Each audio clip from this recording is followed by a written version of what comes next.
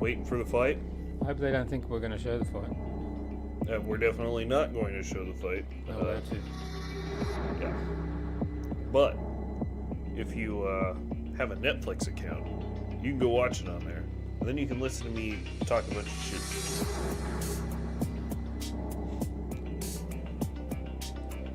shit. I still can't believe the fucking size difference between the two. Like in the picture of them side by side.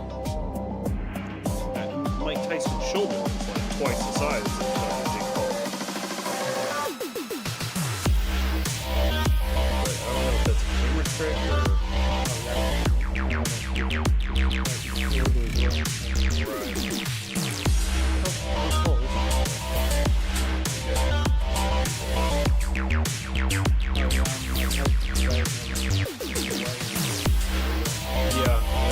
Tyson was only like a pound over, but they're close to 230.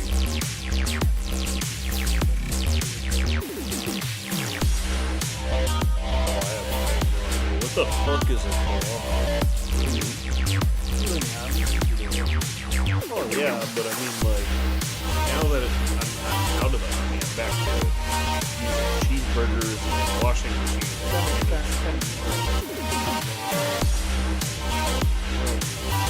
That way you guys can't use our stuff. And then we can make fun of any sport.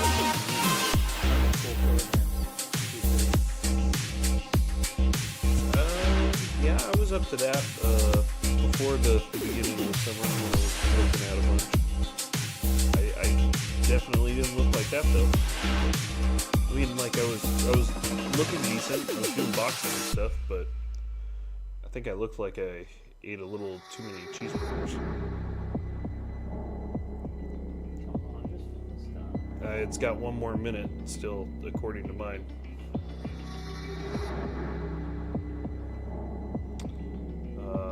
How tall is Jake Paul? Oh, he's almost my height. He's like 6 foot, 6'1". He's 1.85. 185 centimeters. Tyson is 178.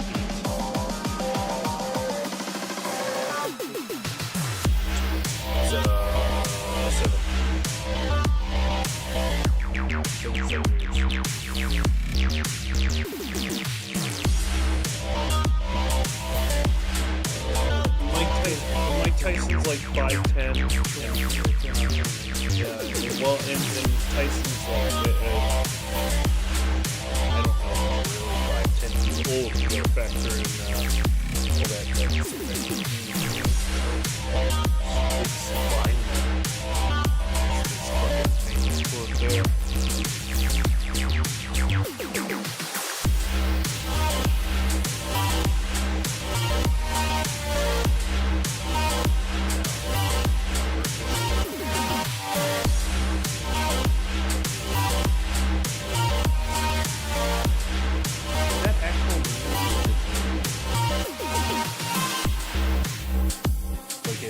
Looks like but I don't think it is.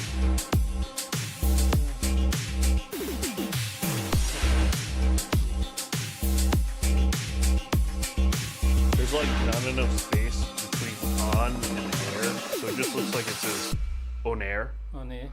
On air. On air. Just on air. It's definitely a Chinese product.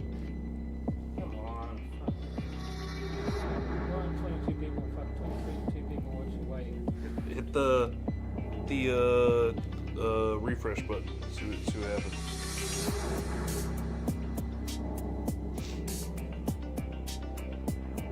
Live now. There we go.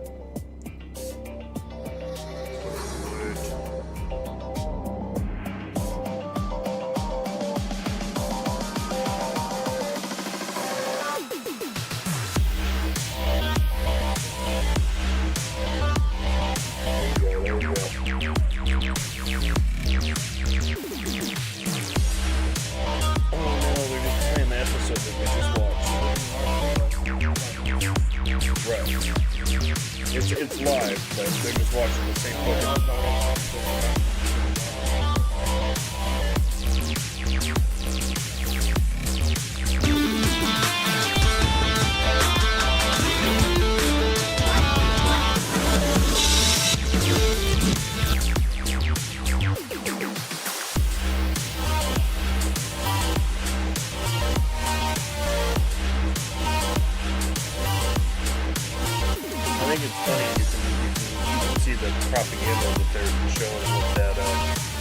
obviously, if the Irish girl won by split decision, she would also have just as many highlights as the Serrano chick.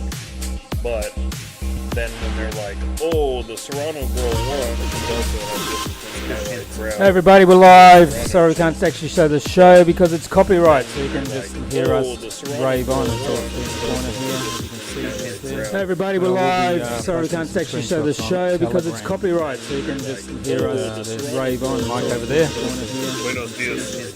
Hey everybody, we're live. Sorry we can't actually show the show because it's copyright, so you can just hear us rave on. Mike over there. Buenos dias. Hey everybody, we're live. Just about to start. Show the show because it's copyright. Arlington, Texas. Rave on. Mike over there. Buenos dias. Everybody we're live. Just about to start. Show the show because it's copyright. They constantly fight Arlington, Dallas, Fort Worth. Everybody we're live. Just about to start. 8 rounds, 2 minutes per round. They're wearing 14-ounce gloves instead of 10-ounce gloves.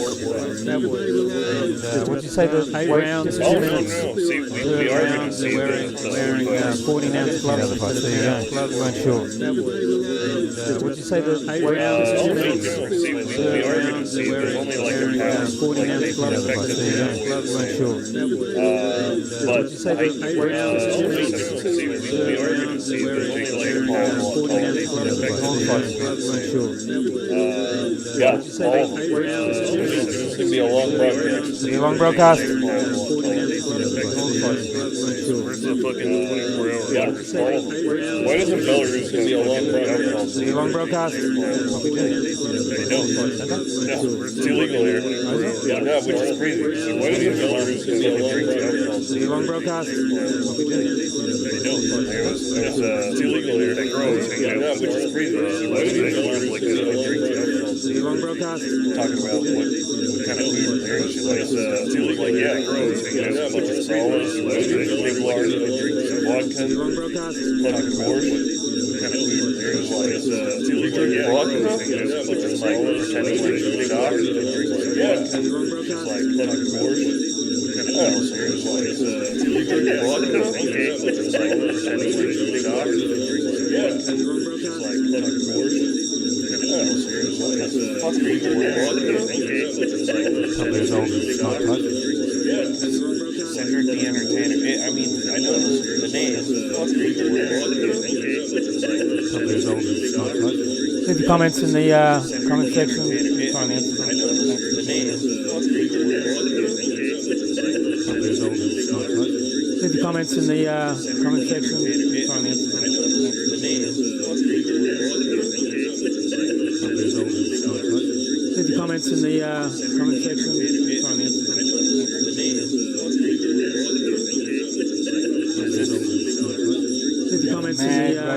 section. Try and answer them.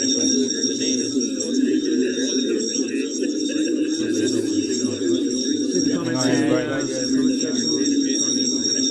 Yeah, I can hear the ringing.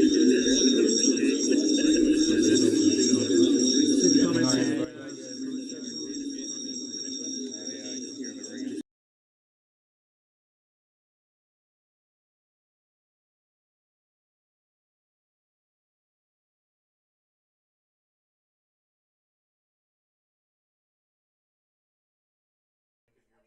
Testing. Yeah, I think so. I think that's better there.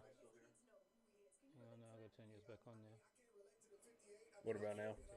Yes. I think maybe one of the other microphones was on. No, I turned them off. Weird. What about now? Thanks, Drew, for that. Sorry about everybody. Thanks for tuning in. So, we have a panel of only black people talking about how they want Mike Tyson to win. Yes. So, fair enough. We're getting you twice. This might. Why are we getting you twice? How they want Mike Tyson to win. Twice. Oh, I know what's wrong. Here. There you go. That's it. Oh, Done. better? Fixed it. I had the laptop connected in. Ah, fair enough. There you go. Sorry, everybody. Double feed. Yes. Double feed. What is she? Who is she? Sibley Skulls? Sibley Skulls. I have no idea who that is. Why are we getting 99%? She looks like an angry lesbian. Okay. You might end up having to refresh it. Technology. I stopped.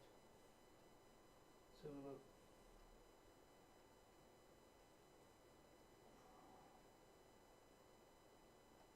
Netflix always has that bug where it'll just sit there at fucking 99%. It's bullshit.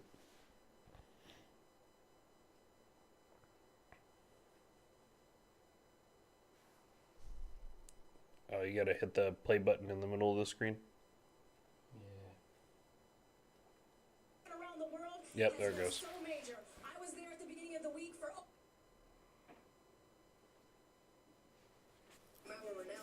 There we go. Hey, at least we got to skip the lesbian. Okay, so everybody, we're just getting everything organized here. She looked like knockoff Pink, but Pink is a dude, so it's a whole different thing there. Yes.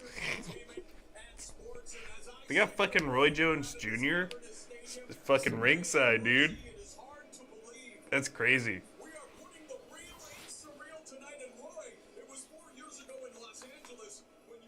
Fucking Roy Jones Jr.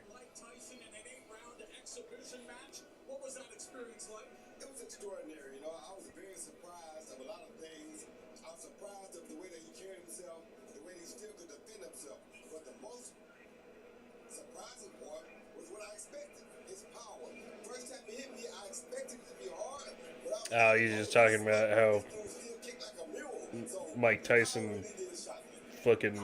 Yeah, he had an exhibition fight with him several months ago. Mm-hmm.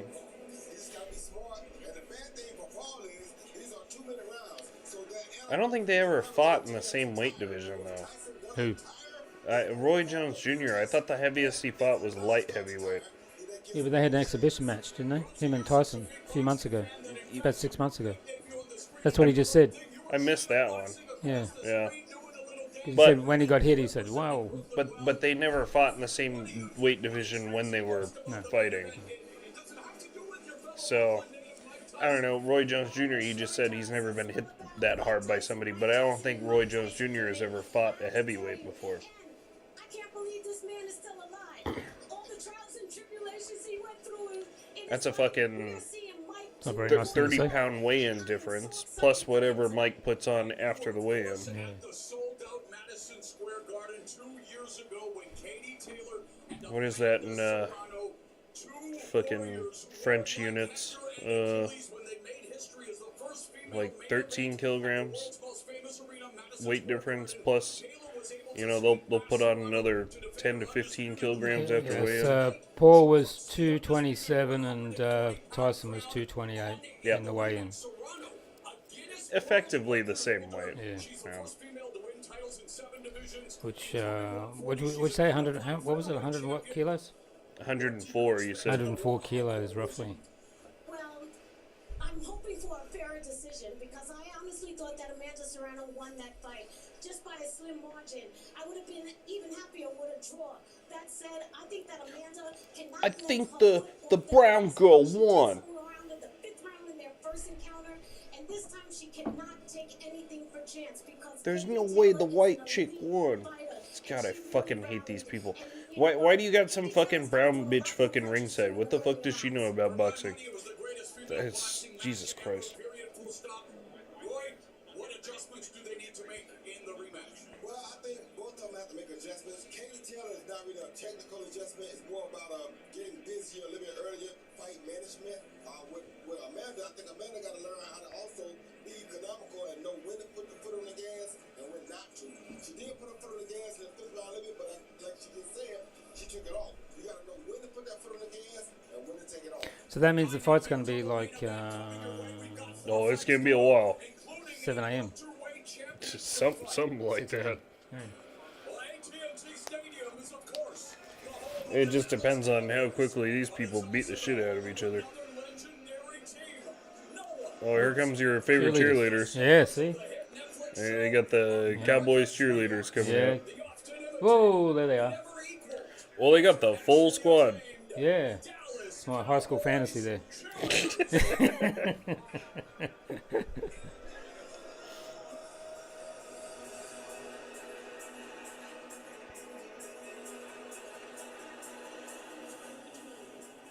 Really? Out of all the songs, they picked Thunder by AC/DC. Like, they haven't ran out to this, like, every fucking NFL week for the last 45 fucking years. You could have had them do something else. Just this one time. You get a copyright now on YouTube. You're getting one already? No, it will be.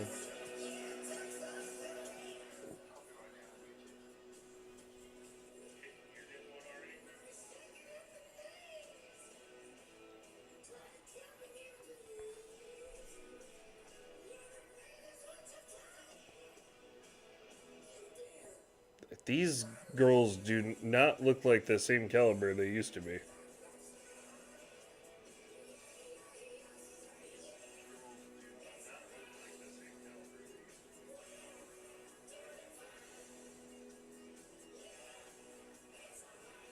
Have you watched that program with them, Dallas cheerleaders getting selected? Yeah, they had like that TV show or whatever. Yeah.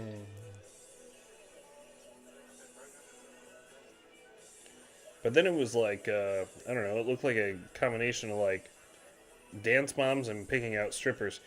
I think the cameraman just fucking fumbled or got kicked.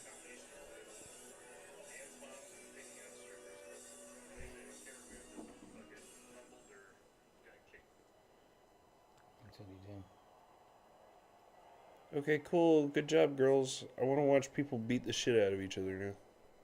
That's coming up. I'm impatient. The Dallas Cowboys cheerleaders, thunderstruck. We are ready to get thunderstruck in the ring tonight. The Lone Star State is known for Friday Night Lights, but tonight... Yeah, those girls are nowhere near as hot as they used to be. Culminating with a heavyweight main attraction, Jake El Gallo Paul versus Iron Mike Tyson. A fight no one saw coming is one the world will be watching. Let us know in the comments who you think's going to win, Jake Paul or Tyson. Although we got some fights up front. No, you're gonna have to tell me what they say if they write anything. Yeah, I will.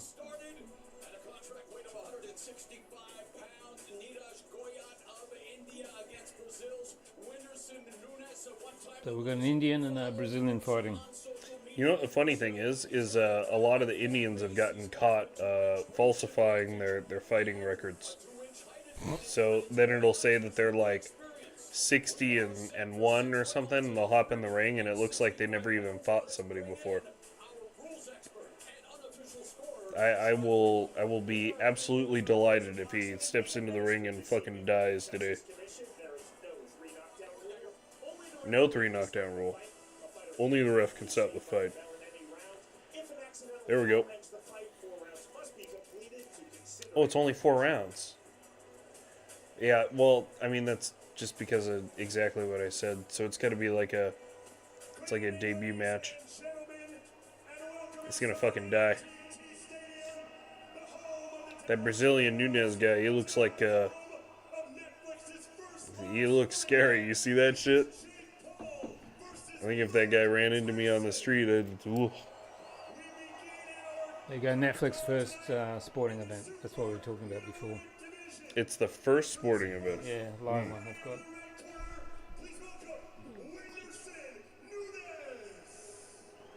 Why didn't they do like HBO or something? Yeah. Maybe HBO just doesn't want to be a part of this. Yeah, maybe.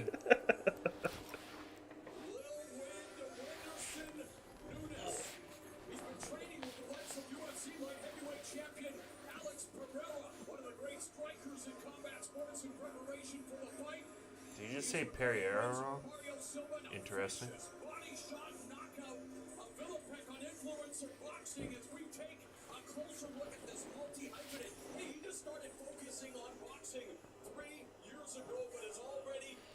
Yeah, that dude looks scary as shit. He's got fucking tattoos under his fucking eyes and...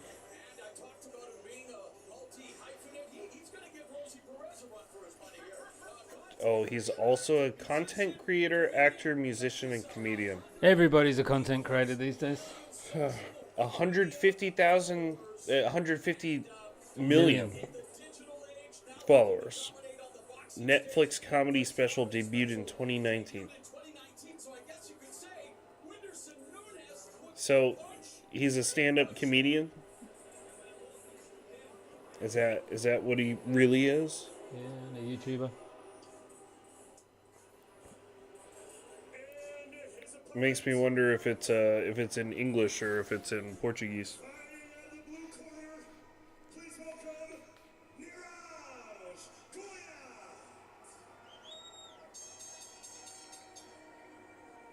But now it sounds like they have two people that really don't actually fighting each other.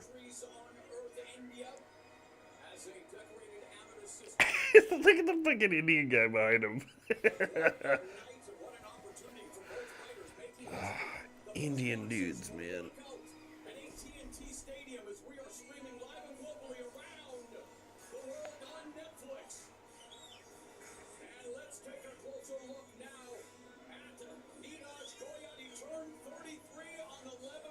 Ah, okay. So this Indian guy, it says that he's signed up to Jake Paul's. Yeah, that's what he's doing. He's making money out of it. Yeah, he's signed up to his promotion company. First world-ranked Indian boxer. He wants to fight Jake Paul In India, yeah. but he's like 90 pounds less than him. That doesn't even make sense. And he's hired by his promotion company. Yep. And that Indian hype man, he's singing? What the fuck is going on here? I don't get any of this. Ugh. Fucking India, dude. As much as I hate Jake Paul, you got somebody 160 pounds trying to fucking fight Jake Paul. He's gonna turn you into dust. It's like fighting a child. If I fought the Indian guy, I would fucking crush him. Jesus.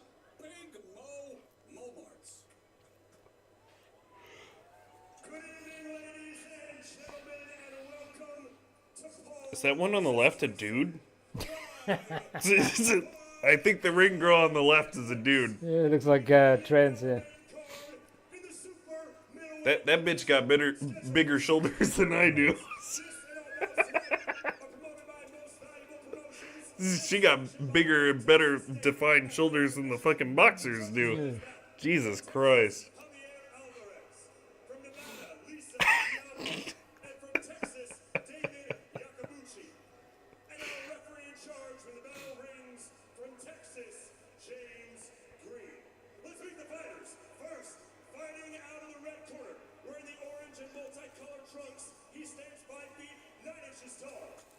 I thought he was just going to say 5 feet.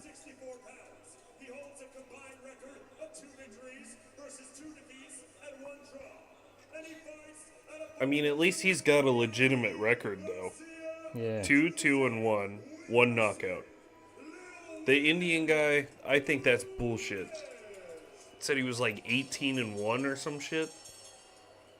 Let's see what it says. Dude, look how soft he looks. He doesn't even have any muscles.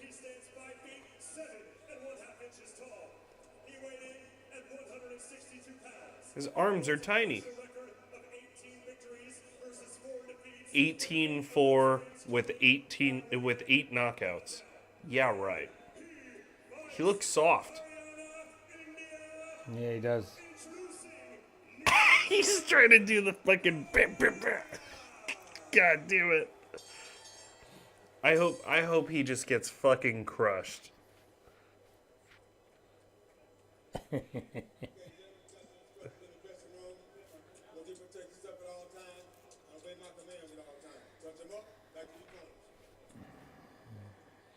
And make sure your followers comment on the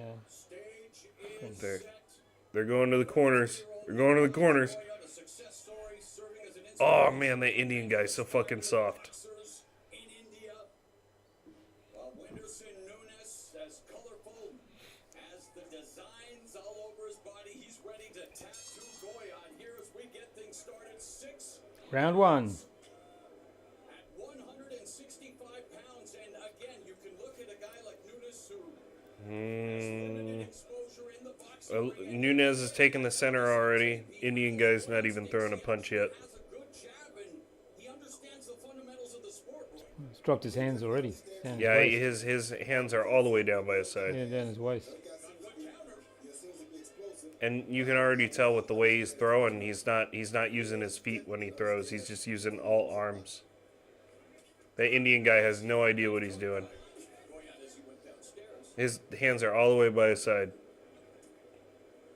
Well, we got to remember, Roy, that Goya has never been stopped. And he was named India's most promising boxer in 2008. So, oh, look at that shot. Nice. Jab to the body and quick escape by Goya. He's not covering himself up at all. No. Has a lot of experience too, and I think he's already gained. Well, He's 18-4-2 hello. with 8 KOs. As Rosie mentioned, never been stopped. And Nunes has been busy on the influencer circuit. The Indian guy's throwing a lot of flurries, but there's not any power behind him. Maybe you do deserve an opportunity to spread your stuff on the largest streaming service here, Rosie. He's not really doing anything. Netflix, oh, an uppercut on the inside, and Goya splitting the peekaboo guard effectively with the combination. It's funny that you put two in front of each other, and look what great fight, great action we get, you know? Goya, well, he wanted to, as we mentioned, take on Jake Paul, but there's He's just dropping his hands. He's walking around the ring. crossed over as well. Rosie, we mentioned his work in acting, but he wants to be the best boxer, and yes, He just keeps on hitting his hands. He's not getting through the guard of Nunes. He's tempting Nunes, but you know what? Well, now he's throwing. Well, Nunes is getting hit. close quarters, Goya attacking the body well, mid-range. Very good, he's very calm. He looks like somebody I know at that. Nunes just isn't being aggressive. Roy Jones Jr. Goya looks very, very confident.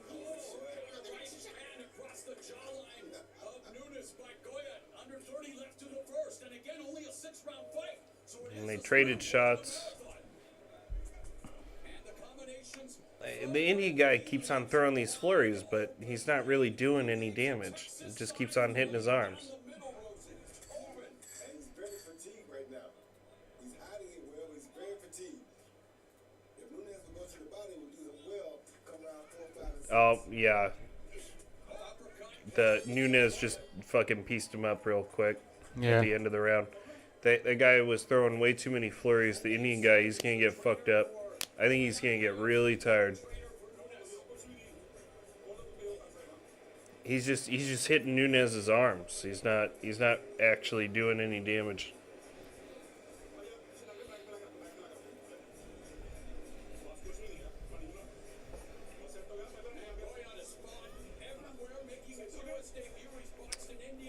They're sitting in the corners. I have no idea what they're saying.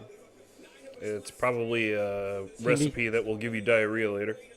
They see Goya going to the body behind that jab, great body work, flipping the punches afterwards, very good head movement. Good right hand down. The one thing the Indian guy is good at, he's slippery with his in and out footwork, but No power behind the fight with punches. no. I think if Nunes chases him down, he's gonna fuck him up. What's your reaction to that, Roy? Good thing, bad thing? I think it's a good thing. Why so? Yep, there we go. If Nunes keeps on getting aggressive, keep stepping forward. Sounds like a good idea. Nunes did tell the press in Brazil that he was too cautious in recent bouts. He was waiting around too much in the first round, and he says that he's out. Now the announcers are saying the same thing, where they said that he was too passive at first. The Indian guy just threw a huge flurry directly into Nunes' arms. Yeah. I don't see him getting through anywhere. He's in the black with orange trunks. Nunes is in the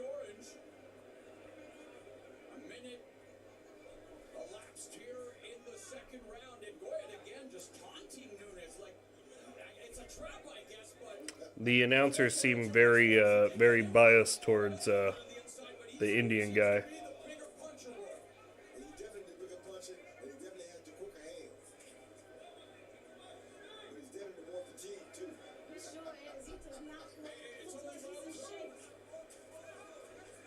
Looks like the Indian's already tired.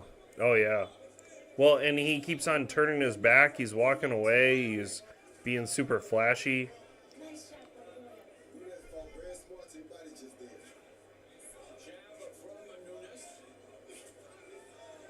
He's not just wasting energy on those punches. He's using a lot of energy on his body movements, and he doesn't block. He's trying to dodge every single thing that comes at him. What kind of fucking... What was that? He's like walking towards him and throwing these tiny little rabbit punches at his chest. I don't even know what the fuck that's supposed to be.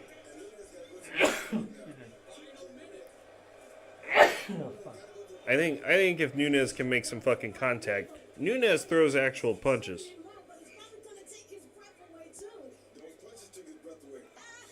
What the fuck is he doing? Keeps on turning away from the fight, lifting his hand to the crowd. And... Man, I hope this guy gets his fucking shit rocked. Quit being a pussy, Nunes. Oh. The Indian guy just got hit with a nice uppercut straight through the guard. And he looks tired. Yeah. What are these rabbit punches that he's just like like you think this is a fucking Bollywood movie or fuck? What's that? It's Squid Games Part 2. Oh, Squid. Oh, they're doing part 2. Yeah. So, pro tip: whenever you flirt with a Korean girl, just talk about Squid Games. They fucking love it.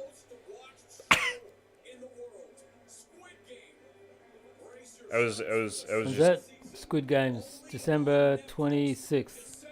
I was just kidding. Don't mention Squid Games to the Korean girls.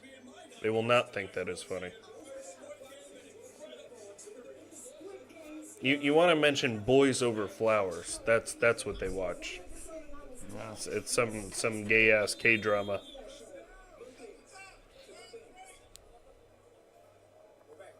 It's fucking awful. Most Korean TV is just fucking awful. Don't let them trick you. I lived there for a year. Alright, got round 2 going. 3. We're on 3. Round 3. Oops. And Nunes is throwing some shots now. Some looping shots. Through some flurries. Alright. Oh, fuck. Goyet fires back. His punches look weak already. Oh. Nunes just smacked him with a lead left hook. Took him off balance with it. Just threw a huge shot to the body. Nunes did. Oh. Nunes just smacked him with 3 good body shots. That left hook to the body is fucking him up now.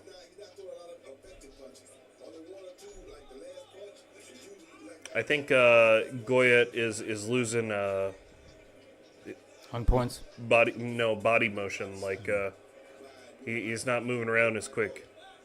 See how he looks all flat-footed now? Yeah. Oh, and he's still looking around and trying to be all fucking flashy. You're gonna take a fucking uppercut and you're not gonna like it. He just walked into the corner. He's throwing flurries, turning his back, walking away. Yeah, he's trying to buy time.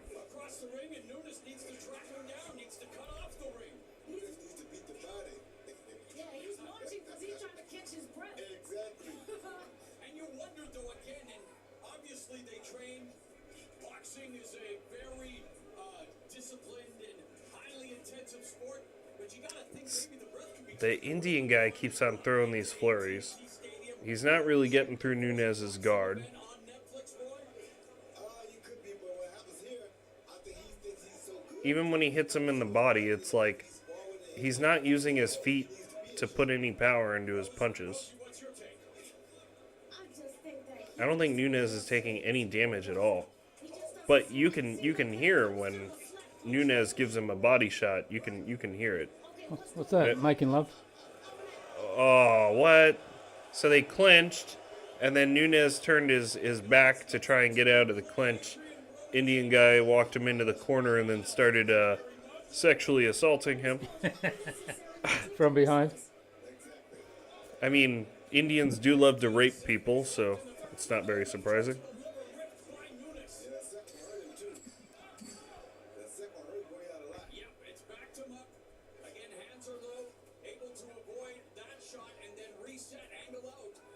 I mean, in a normal bout, you would think that they would take points off for... Doing that. Yeah, I mean, he literally put him into the corner and humped him. Oh, look, the trans woman's in doing the number. Dude, that's gotta be a dude, right? Yeah, it looks like it. It's gotta be a dude. It looks like a lady boy. I think it is.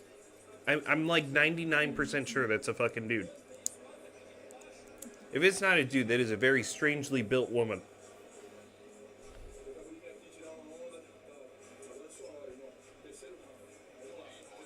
And now that they're in the corner, we were watching the Indian guy the first time, and I was like, wow, I have no idea what they're saying. And, oh, here it is where, yeah, he's literally like fucking raping him in the corner.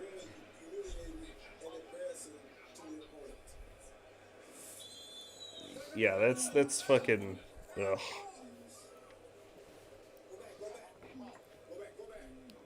I guess he really does belong on, Jake Paul's ticket. Yeah. Fucking queer. Goyat was a participant on Netflix's Ultimate Beast Master in India. We mentioned his appearance in Bollywood films, but this is boxing and laser focus as we look at total punches. They're giving Goyat the punch advantage, but they're counting as rabbit punches. because Nunes, if he can keep his composure, he's probably going to be I think the shots that Nunes has landed have been much more significant. Goyat able to slip the jab and again bob and weave missing. Oh, Oh, so the Indian guy just took a jab and then started coming in through the jab and threw a bunch of flurries, and I'm starting to think Nunes is tired already too.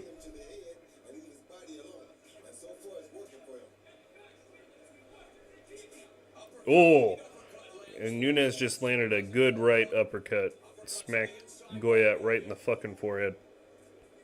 oh. Oh, And there another goes a left one.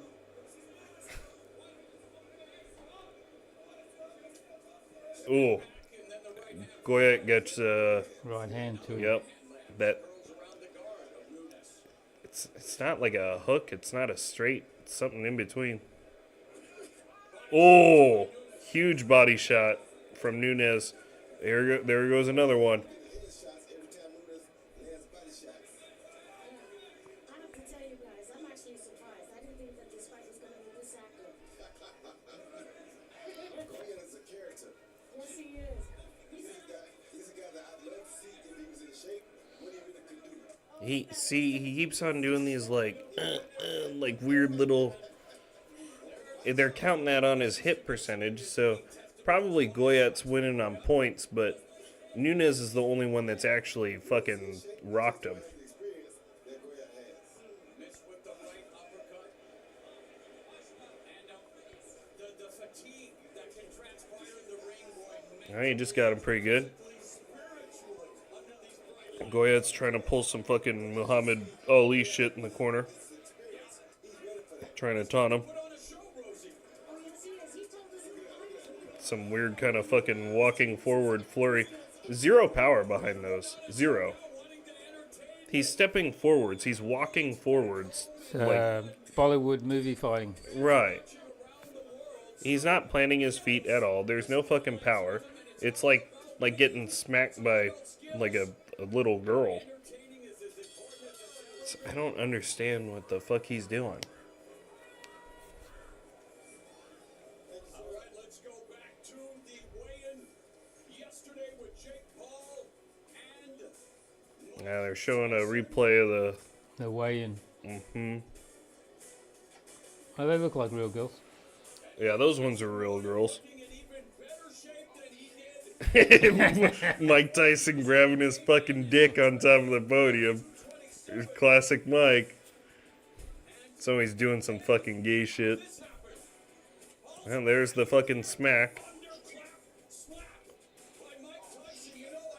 Jake Paul stepped on his fucking foot, and Tyson gave him a good. Slapping. It wasn't just a slap though. It was like a palm strike. It got him pretty fucking good. The taste right out of his mouth, and so those were the headlines today. Let's see what transpires in the main event, and to bring you up to speed of what's going on in this fight as we begin round 5. Total power punches going on. Round 5 starting. 94 for 42%. Nunes 34 at 119, 29%. Goyat is starting to pull away. And Nunes only has 2 rounds to catch up. The announcers are saying that Goya, the Indian guy, is pulling away. On points, I guess, if you want to. Is that why he's leaning with his head out? There's no power behind anything. See that? All those headshots.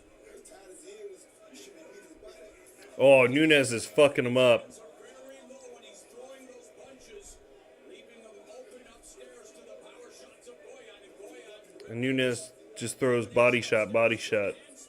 They're like in between a hook and an uppercut. Just these looping shots. Yes, he's getting frustrated. Yeah, he's very frustrated because of Goya's hand speed. Goya's getting patted with those quick hands.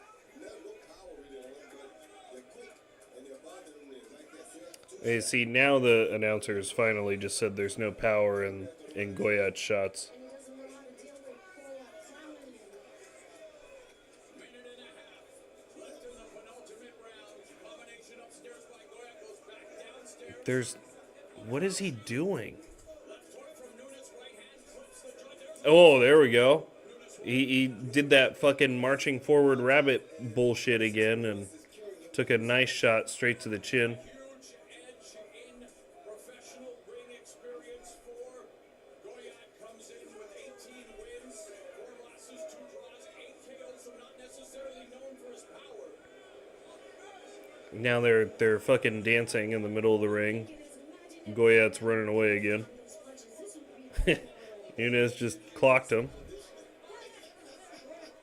Got him with the body again. He's not getting through Nunes' block. He's just not. And when he does, it's with bullshit little rabbit punch flurries. Nunes doesn't bite. Uppercut on the inside. Right hand by Goyat lands upstairs. No. Left hook. So obviously the more pot belongs to Goyat. We'll see in the See, even in the middle of these rabbit punch flurries where he's hitting Nunes just realizes you're not hitting me very hard, and then he starts throwing at him because his arms are busy. Nunes and Goyat misses with the right. Nunes just needs to throw more fucking punches. You know what the thing is about this fight? Is this match is just both of them. They're fucking awful. If that's Well, really it's like the band you have on before the main band, right? well. So- Yeah, but I mean, like when you used to have undercard fights, I mean, I don't know, they weren't so frustrating to watch. Like an undercard fight before would have been like somebody trying to fight Butterbean, you know? Yeah. Like, it would be something fucking awesome. Now it's just, oh, check out this guy from India that lies about how good he is, and then look at our tranny fucking ring girl, Rafaela. Okay.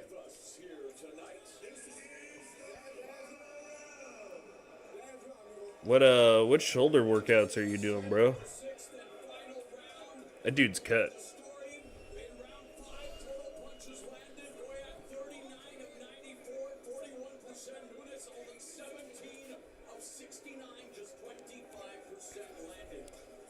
When he went to his corner, he looked like he was ready to blow. Every time that Goyat gets hit by a big shot, then he steps back and he does some, he raises his hand or he looks to the crowd or he'll literally turn his back. He's walking away. He's doing it on purpose to get a break.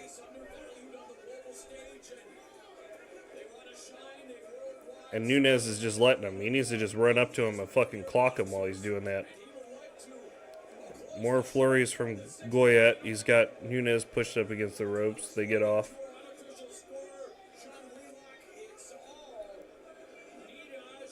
He just pushed Nunes away from him. Pushed him. He does that a lot, doesn't he? Yeah, and then he raises his hand like, yeah, like the whole fucking Rocky thing. I don't fucking know.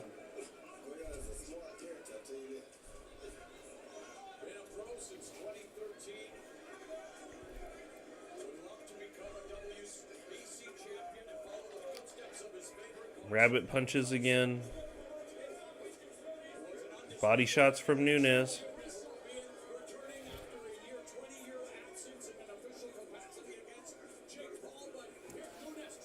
Nunes throws a combination. That guy's walking away, raising his arms again. Nunes chased after him this time, though. He needs to throw some fucking shots. Yeah, good shots by Nunes. Uppercuts. 1 minute.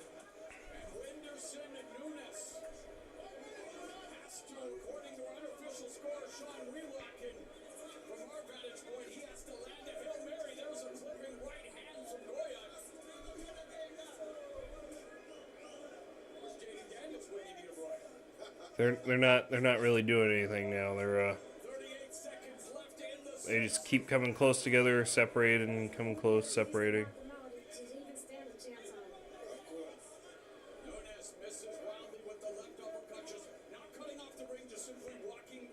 They're just putting their heads up against each other and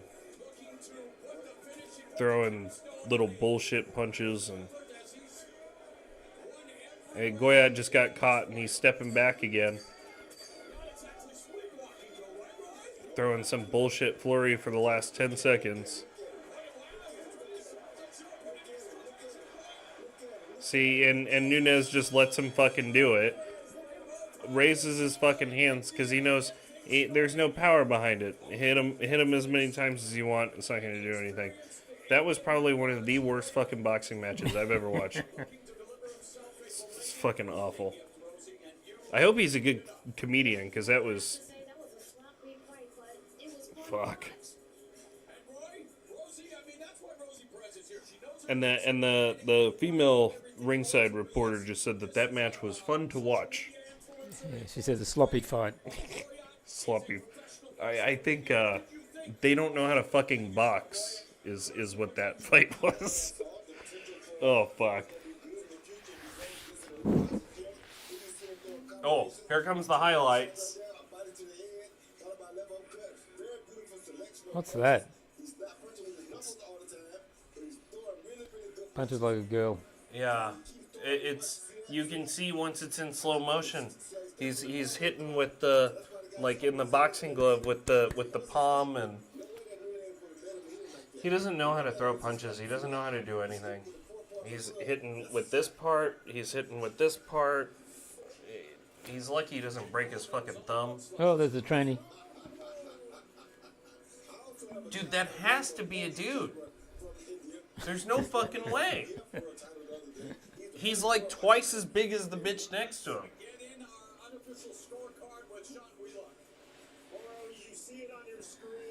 Indian won on points. Yeah, they rated every single round 10 for the Indian guy and 9 for the other guy. Brazilian. Bullshit. Moderate 10 nights for Goya rounds 3, 4, 5, and 6. Witterson Nunes continued to come forward, especially in the second half of this fight, but he came forward without punches. And you saw Goya with the speed, with the power, and with the effective striking throughout. When you look at it, all those punches they're counting, they're not even really punches. It's like he's slapping them. And it appears that our ring announcer, Baden Mo, is ready to deliver the decision. I think in a real fight, like, wouldn't they'd tell him to stop striking like that, wouldn't they? For the official decision, Judge Javier Alvarez sees the contest 59 to 55, while judges Lisa Chiappa and David Yakabuchi see 60 to 54, declaring your winner by unanimous decision, Niraj Goya. They haven't got any damage on their faces. No. Gift in the form of a shutout decision win over 6 rounds. Oh, we're back to the. Oh, I'm the greatest. Oh. MVP is now 19-4-2. Witterson Nunes, the gracious person in defeat, and let's take a look at the final. Oh, they're playing the. Jesus.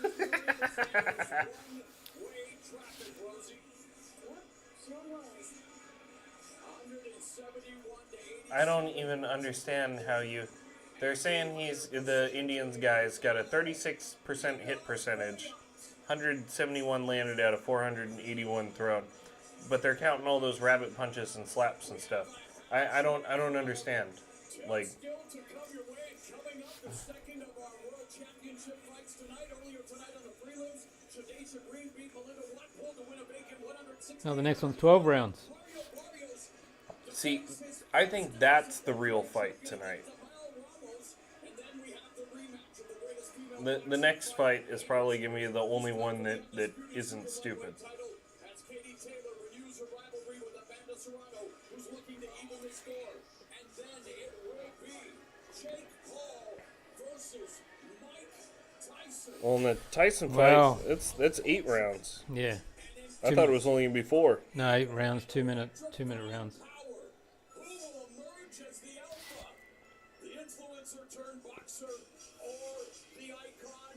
With more, let's go back up to the desk and hear once again. So this is our last live show from the studio. Yep, he's gonna be moving all this shit to a new Moving spot. all this next week to a bigger place. Who the fuck even is that? Who, this woman? Yeah, Well, at least she's a girl. may or may not be. I can never tell with black chicks. They all look pretty masculine to me. You're not fighting tonight, but you look like you're ready to fight. What you doing? I just stay in shape, man. That's a racist panel. Right? Yeah, it's all black people. Yeah. Now Tyson's sitting up at the panel. Well, that's Lennox Lewis. Yeah. I honestly didn't even recognize him because of how old he is compared to when he was fighting. He's struggling to hear, right? Amanda, you don't hear me just to check. You don't hear me. Okay, we'll see if we can get that sorted for you. There's Evander Holyfield. Because Mike's Power had a reputation, right? The what? Evander Holyfield? Is that who that is? Yeah. You should have asked how Mike Tyson feels being in the league. But no, he's powerful. He can take a good shot. So even if you punch him, So all I see is just a black guy wearing sunglasses. They need to zoom in on the ear. That's the only way to tell. I saw that fighting spirit in you. Like, how do we fighters manage that? You know, as we get older, it's like your body doesn't want to do it, but you still got that spirit. do you think you got plastic surgery on the ear, or would you leave that forever? You should leave it. Well, I mean you should, but Yeah. do you think he got it fixed? Probably. Yeah. Fuck. Ugh. Oh. Well, the first fight was very dull. Well, I wouldn't say dull. It wasn't dull. It was just stupid and frustrating. It's one of those things where it's like you watch it and you're angry watching it. Oh, Looks like we're gonna have to refresh again. buffer. I don't know why Netflix always does this shit. Stuck at 99. Try and move the slider to live before you like all the way to the right.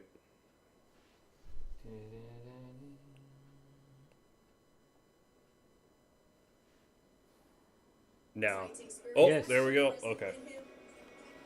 Yeah, I don't know why Netflix does that. I've never watched anything live before, but it does that bug where it gets stuck at See? 99% buffer. Holyfield. No, that wasn't my question. My next up wasn't my question.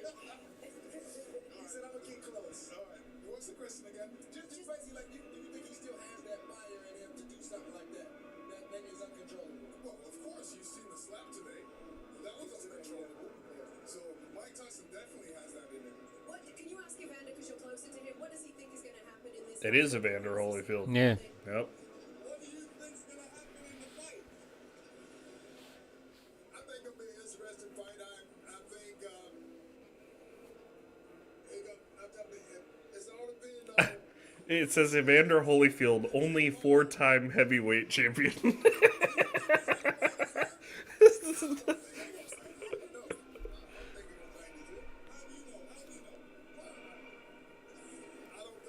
think he old enough to know not to do it. When you talk to Andre, he'll tell you, like, I don't want to be anywhere near a boxing ring. And the further I get away from that, the harder the idea of getting back in. I guess to be fair, though, a lot of the people that are watching this bullshit, they're going to be Jake Paul fans or whatever. They're probably like 20 years old or under. They probably don't even know Roy Jones Jr., Evander Holyfield, none of these guys. And I mean, when I was a kid, it was just constantly like they were in video games. You saw them on TV and random shit. Yeah.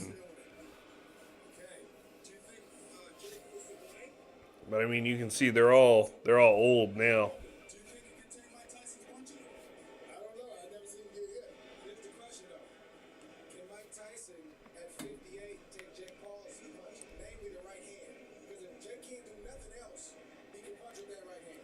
Well, being in the ring with Mike Tyson, I know he can take a punch. For sure. Fucking hell, 2 hours until the fight.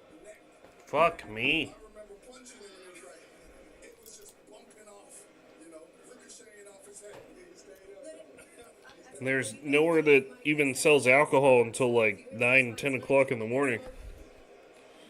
We're just raw dogging it this time. This is fucking awful.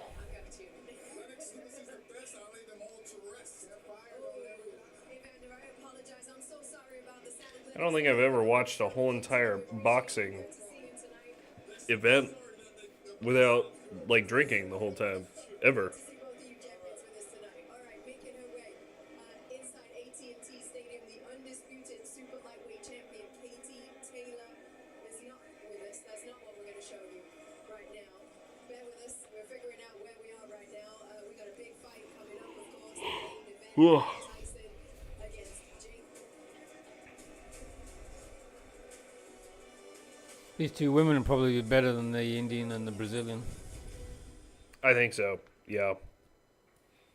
I mean, even when they were showing the last fight, I mean, they were both bleeding out their fucking face. And She ready, Andre? you know what I think is so dangerous about women's boxing, though? You can train them well enough to where they can hurt each other. They're throwing punches. They know how to do it correctly, but they don't have enough body mass and they don't have enough power to actually knock each other out. So they'll just go the whole time, and they're getting bruised. They're breaking each other's fucking nose and shit, and their brains fucking rattling around that whole time. But nobody's gonna go to sleep. Division world champion Amanda Serrano is here too. She is the first undisputed champion. I mean, even the MMA chicks have difficulty knocking each other out, and that's with their feet and all sorts of shit. So Have you seen that on her? I've seen that and I heard it in the fighter meeting a few days ago. She's locked in. She feels like there was an injustice the first time around. Her power almost bailed her out in the first fight. She wants it to bail her out and get her hand raised in this fight. she's currently listening to "Walking on Sunshine" as she walks into the dressing room. Result in the first fight they fought. What a fight that one was as well. Okay, we're ready for our next bout of the evening. She's going for a bottle of water. Riveting TV, folks. Riveting. Jesus. She's wearing a set of pink Beats earphones and a jersey with her own name on it. Number 7. Why the 7? I have no idea. Oh yeah, this will be fun. Two Mexican boxers. We got Mario Barrios and Abel Ramos. Looks like Barrios is 6 foot. Other guy is 5'9". They're both the same weight. Almost the same reach though. So that's interesting. 29-2, 18 knockouts for one. 28-6-2, 22 knockouts for the other. Barrios is the one that's 29-2.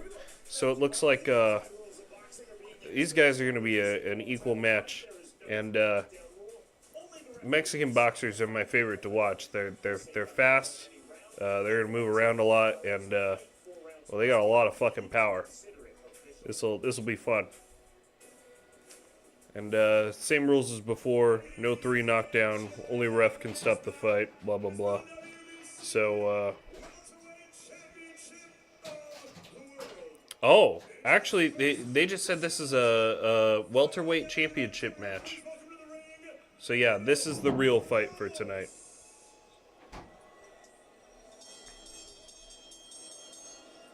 Welterweight championship. The what? No, I'm fine. No, it was like a fucking oven in here when we started. Yeah, I know.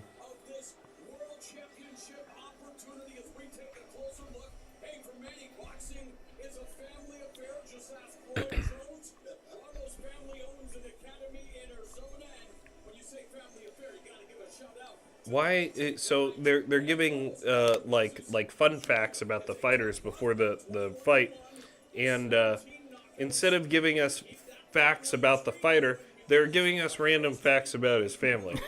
Hey, what the fuck is that? Okay, he fought 5 champions in his pro career. Out of like 5 fun facts, 1 was about the fucking fighter. Who the fuck is running this shit? Fun fact: his brother's training him. Fuck. Is this whole fight being ran by Jake Paul's fucking promotion, or? Yeah, the whole lot. It's like you can tell that whatever they're doing, it's like it's a boxing event ran by people that don't know boxing. They don't know what they're talking about. They don't know what they're doing. They're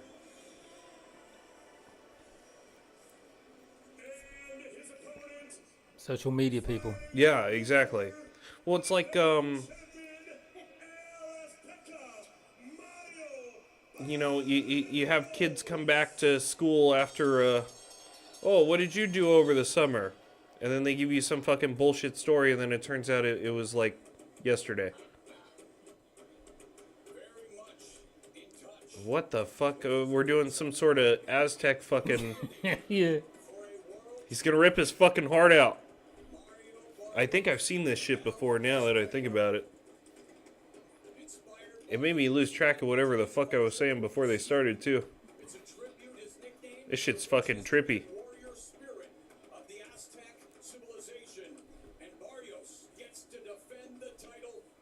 There's some badass fucking costumes.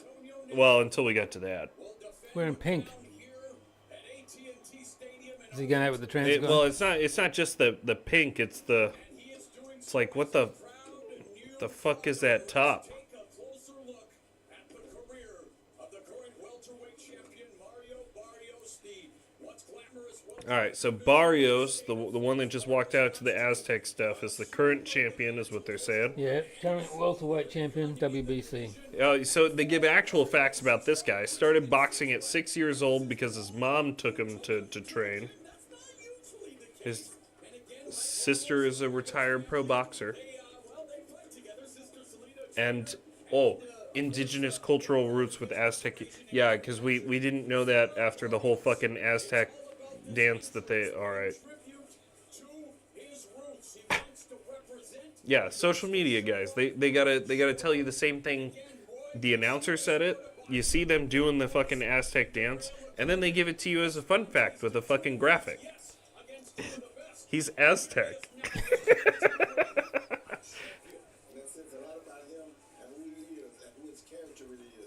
Why is he wearing pink? I don't know why he's wearing pink.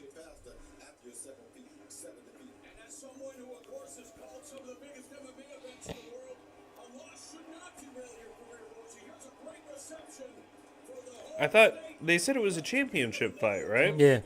So I thought in a championship fight, I thought they were supposed to both wear gold gloves. Here's the belt. Yeah, it's a fucking WBC belt. I thought they were both supposed to wear gold gloves in a championship fight. Did they change that now? I don't know. This guy's wearing pink gloves. Pink gloves, pink everything. Pink and black. Oh, the trans is gone. Yeah, now they got two normal bitches. Well, I mean, minus the fucking silicone titties. God, I hate those things, man. Tupperware titties. Yeah, dude. Fucking awful. You ever put some of those in your hand? Like, as soon as your hand touches it, you're just like, it does not feel right.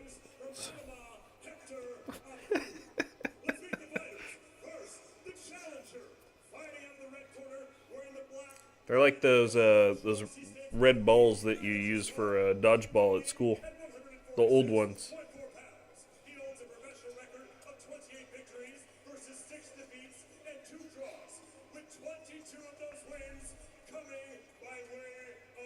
All right, they're introducing him.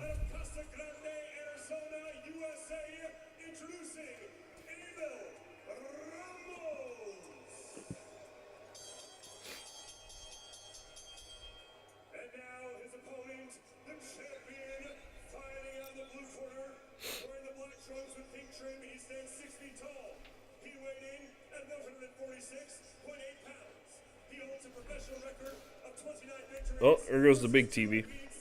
Oh. Oh, now it's back. I don't know how that happened.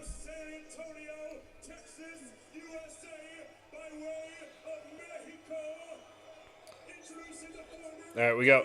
Stadium's pretty packed. Yeah, they actually did the whole stadium. It's full. They said what, 80,000 people? Mm.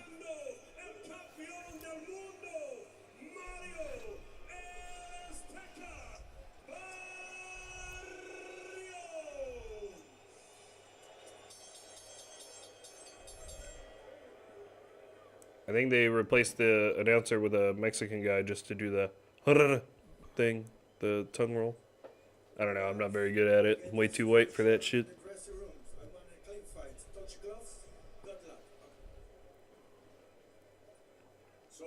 Touch gloves, send him back to the corner. Ooh, I'm excited for this one. These guys are going to beat the absolute dog shit out of each other.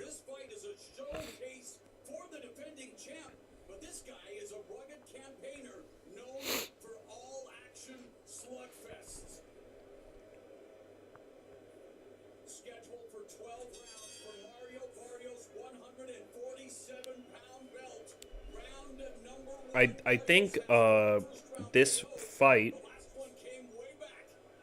they changed the announcer too. You hear that? Did they? I think so. This guy actually knows what he's talking about now.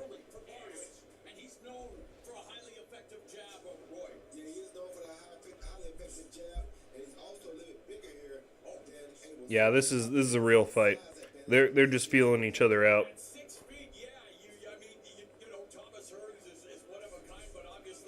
Well, caught him with a jab.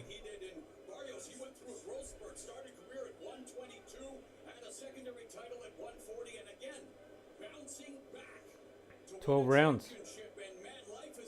Yeah, they're gonna play it nice and slow until Yeah. Ramos is walking Barrios down. Ramos already showed that he didn't come in to lose. He's coming to try to take that belt. That's a beautiful thing to see. And at the end of this fight, Barrio looks like he's trying to. He just keeps on stepping back, jab, stepping back, jab. He's just retreating. Ramos is walking him down constantly. Oh, and Barrios fucking caught him. Got him with a hook. Ramos started to fall down. Of course, he shot from that straight right lead. Not a shot for So Ramos has to figure out how to get in, close the distance without getting fucking popped. And he's not doing a very good job of it. He's getting fucked up every time he walks in there. Trying to remain calm because that punch shook him for sure.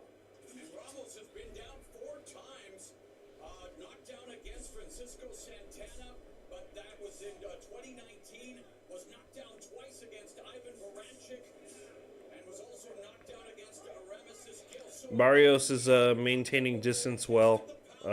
Slippery whenever Ramos tries to come in. he did not go down, but it's all the champion here in the first frame. If he keeps going straight backwards off of that right hand that Barrios is throwing, he's going to go down again. What do you think about the state of the welterweight division? You know, last year I had called Terrence Crawford against Errol Spence Jr. one of the most anticipated fights in a while. They're doing some dancing, some light trading. I think once they get done feeling each other out, this is going to get a lot more fun. There was a low blow by Ramos. To make sure people remember his name as a champion. They kept going because it was to the outside of the thigh, but it was definitely below the belt. Ref tried to wave him down, but they just ignored it.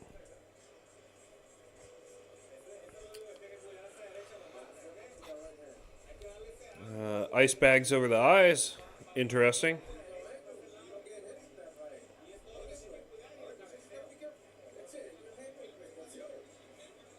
Now they're talking about a homemade tortilla recipe.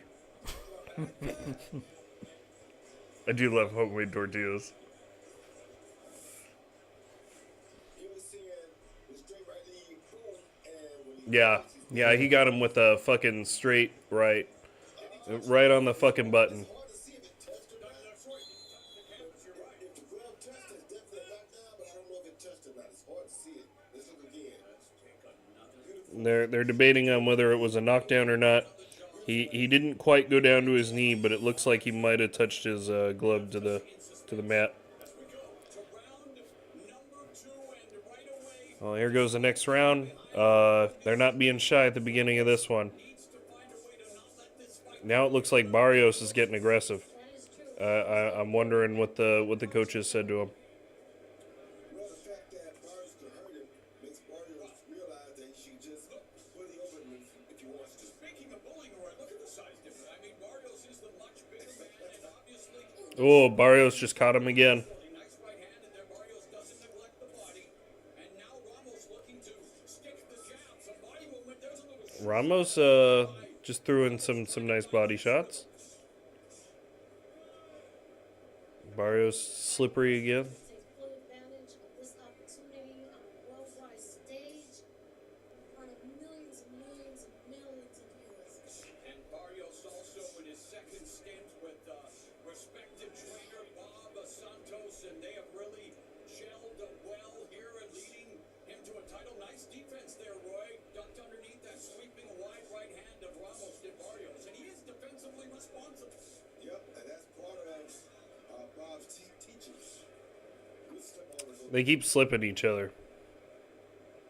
They're both moving around quite a bit. Oh, Barrios just got him with a nice combo. Like it's filled with candy as we reach the midway point of the second stanza. The jab of Ramos, more of a rangefinder. There's an effective jab to the body by Barrios, and then the lead right cross, Rosie. So Barrios finding the rhythm, finding the target. Yes, he's finding the smart. Yeah, I don't know. What do you think? I think Barrios looks a lot stronger than Ramos. Yeah, the pink guy. Yeah. weight class. You really should go to it because if you can't or you don't, He's better at maintaining distance. He's a lot more slippery. you see this big size. Even when he does get hit, you see how he's just brushing it off. When a welterweight championship fight The way he's angling his body, he's not getting any. Ooh, he got hit that time though. Tyson Took a good body shot. begins to really use the jab effectively, painting Ramos up and down, changing levels with it. Half minute left now in the round. Ramos is landing some good body shots in this round, though. Chamo, nice counter left by Ramos. They said the announcer said nice left, but oh, yep. Knocked him down. All right, so Ramos just got knocked down. Took another straight right. It's the same punch that got him last time, and that was after the announcers were just praising him for the shot that he did. But the shot that he threw, it hit Barrios's arm. It didn't even get through the fucking guard. And then after he stood up at the end of the round, it looked like Ramos was scared to go back in there again.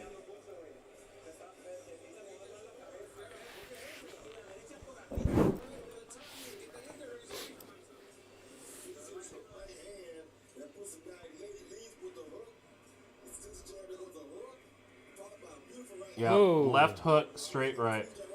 That straight right's exactly what fucked him up the first round. That was an awesome shot. Yeah. Big shot. That left hook didn't really land though. That was all from the straight right.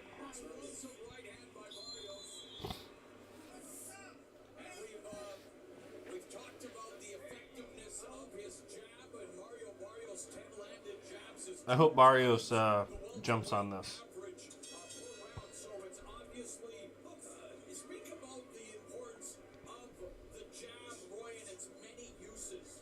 It's a point when you know how to use it and you know what you're using it for. Some guys use it to The strange thing is use it to stab to the body. Ramos doesn't back up as much as Barrios does. Even though he's been knocked down twice. For you, or which one is necessary against that certain opponent.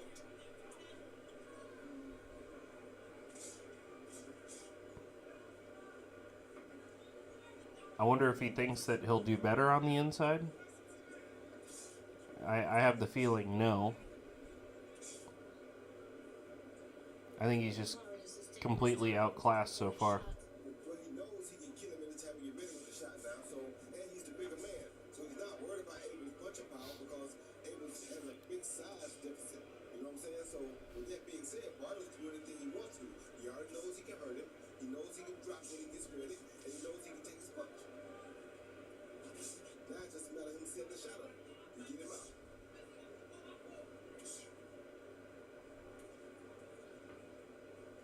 See, Ramos is trying to walk Barrios down again, but Barrios is in complete control. But the size is what already is taking him out of the fight, in my opinion.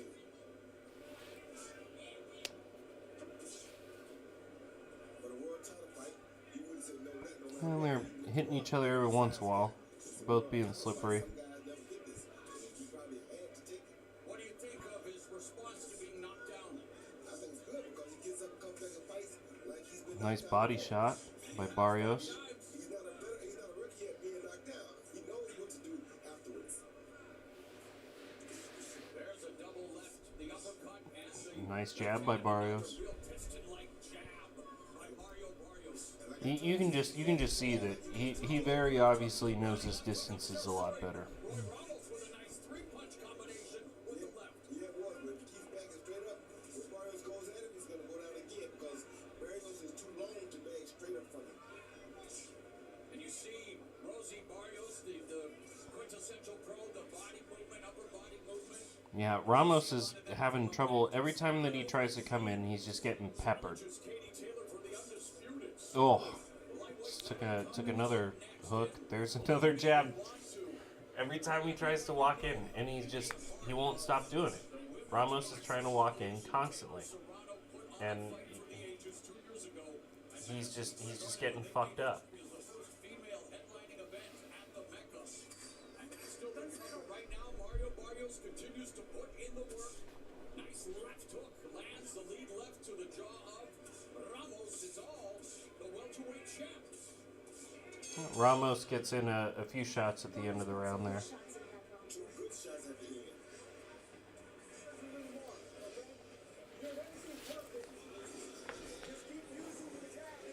end. Looks like Barrios isn't really affected by those shots that he took.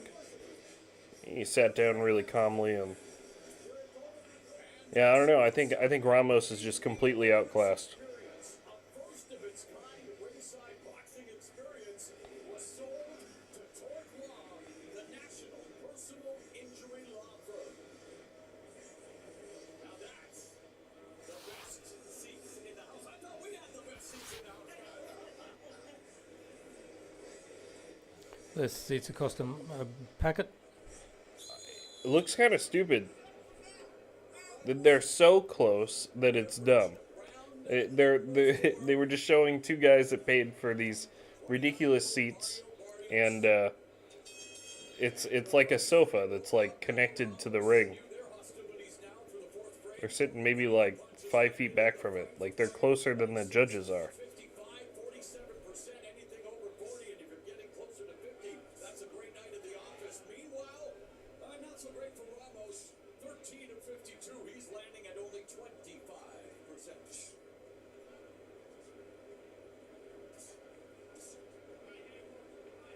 Mario learned a lot from his two big losses against Tank and Keith Thurman. And boy, he did give Tank Davis a tough fight. What did they say the Indian guy was, his hit rate was at? Like 36%. 36%. And then now you see the real champion, his hit percentage is at 30%. He was frustrated, and you wondered what was going to happen, but then he responds and he's Because they're not counting bullshit this time. a former champion. Sure, your Dennis who lost better days may be behind him, but what a fighter he was. And for Mario Barrios now, making the first full title defense of his welterweight crown, he wants to put on a show. He wants to make a statement here tonight in Texas. So far, he's been doing just that.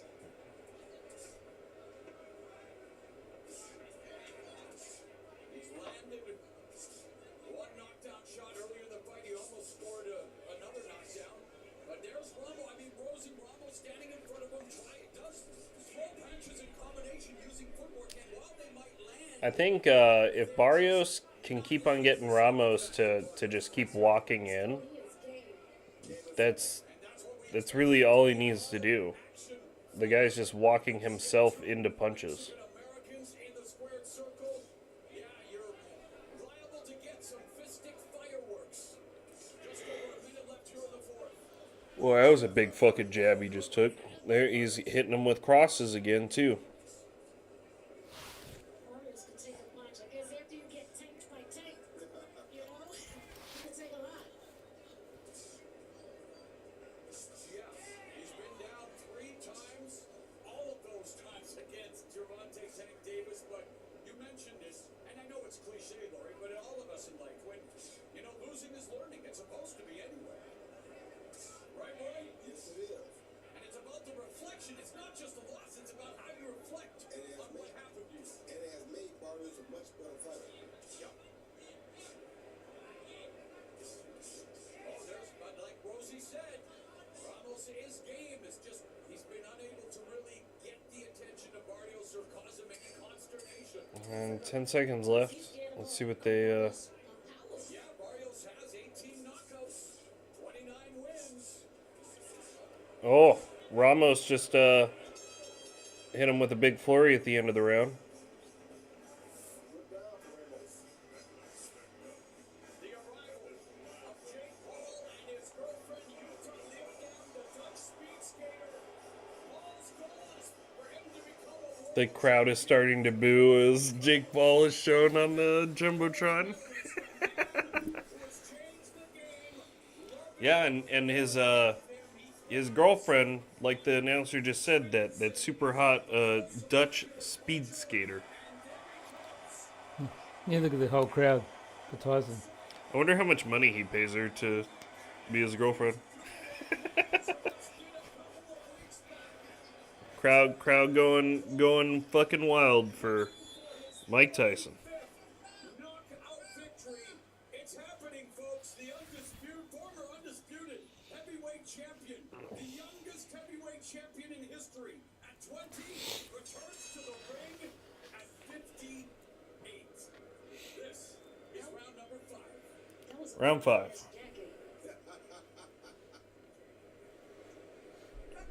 Slow start, dancing around each other.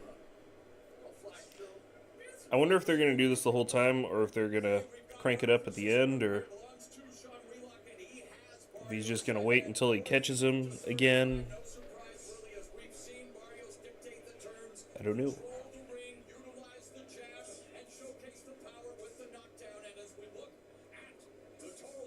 What? The Yushanka?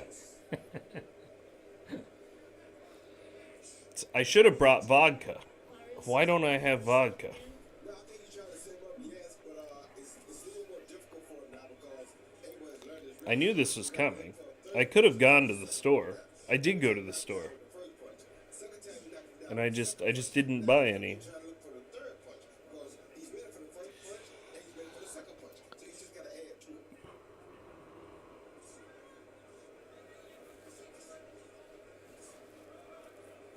And usually when you throw two, he won't expect that third one because he got dropped by two the second time. Right. So if you add a third one to it, you'll surprise him.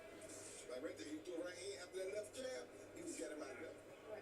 You know, I wouldn't be in this seat if it wasn't Ramos might be starting to find a little something. Looks like he's connecting a little more. home in Austin, Texas, and it's amazing, guys, the amount And people came out of the woodwork when you found out that you were calling Mike Tyson. Barrios is trying to keep him further away now. Oh my God, my phone is blowing up. Been blowing up. Still blowing up. Barrios would love to blow up Ramos. Ramos would love to do the same thing. And again, Roy, when you look at Ramos's activity, The random black chick announcer is talking about how her phone is going off constantly. Very professional from the MVP Productions team. He's hitting Barrios, but it has no real effect because he's so much smaller than Barrios. So if he was Barrios' size, we might have a good fight here for a minute. But as you see, the bigger man Barrios. Oh, Ramos just got a nice right hand into there.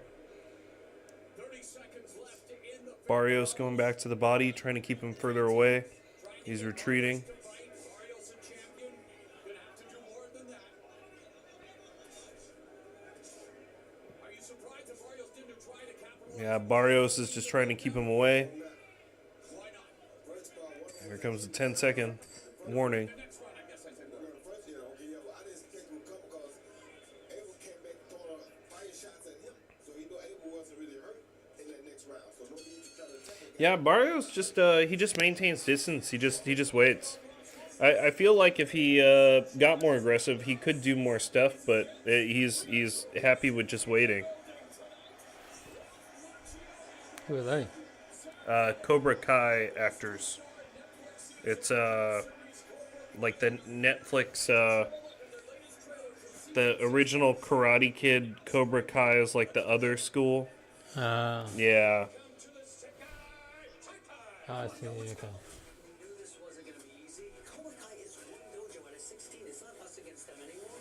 You know, it's just like I don't know what it is, like for the last few years, ever since like Stranger Things started, everybody just keeps on trying to cash out on the 80s You know, like, let's make this look like it was in the 80s, or let's reboot this 80s shit, or... So, I don't know, just making money off of, you know, like, 40 to 50-something-year-olds' nostalgia.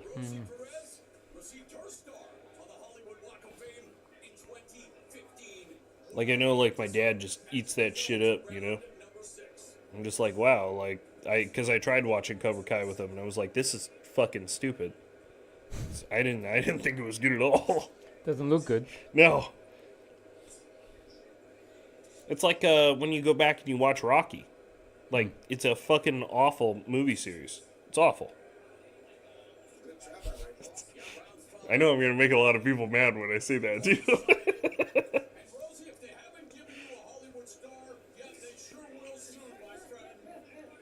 But the newer Rocky spin-off, the Apollo Creed movies, those were actually decent.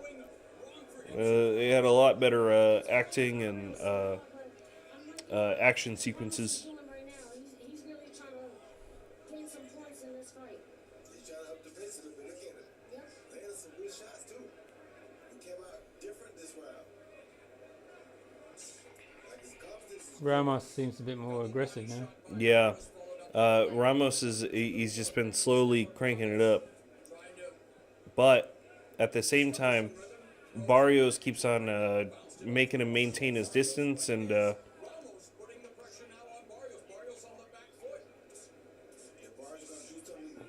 yeah, I see it, the way Barrios those shots. Oh shit! Barrios just got rocked, fucking rocked. Yeah. Took a huge hook, then another shot on the way down. He looks like he's good after he stands up, though.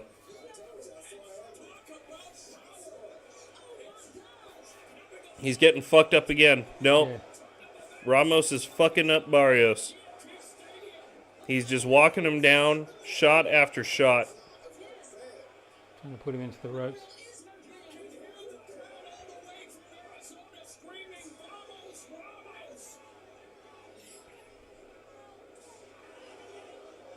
It looks like they're settling back down, but Ramos is getting some shots in.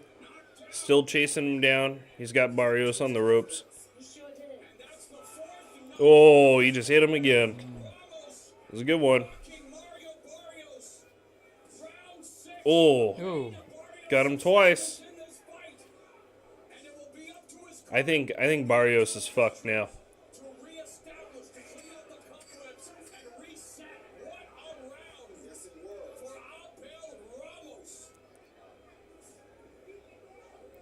Oh, Ramos just fucking tagged him. Wow. All right, Barrios better hope he recovers good on that break, because he was just getting his fucking ass beat that whole round. Fantastic. This is what I was waiting for. This is a fucking fight.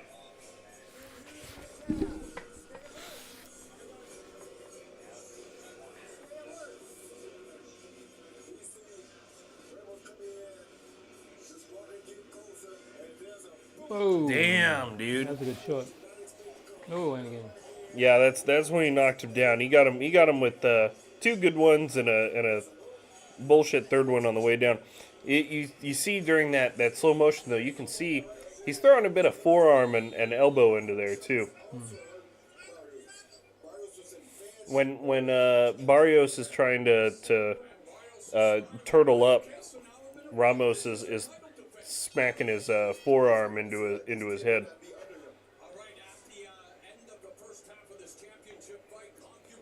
It looks like Barrios is coming out and he's trying to maintain distance. He's trying to keep Ramos away from him immediately. I think, Ramos has the same thought. He's trying to find a way to get into there without getting fucked up. If he can do that again, I think he's going to do some damage again. Let's see if he can work his way into there. Oh, he's throwing some fucking heat again.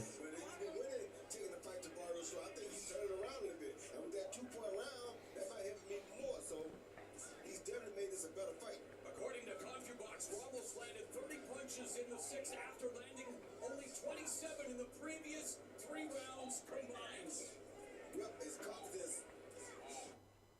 Oh, Oh, we're buffering. buffer.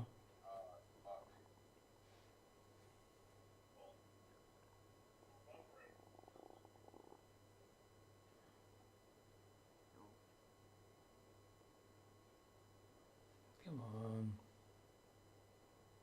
We're at 99% fucking Netflix.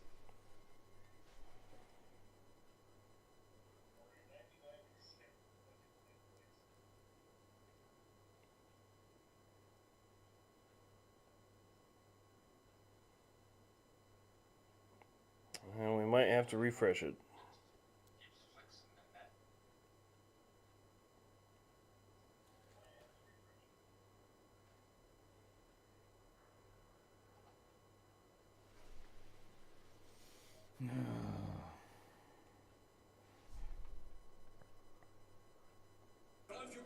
Alright, we're back. Oh, we're not live anymore though. Hey? It's back to where we lost connection.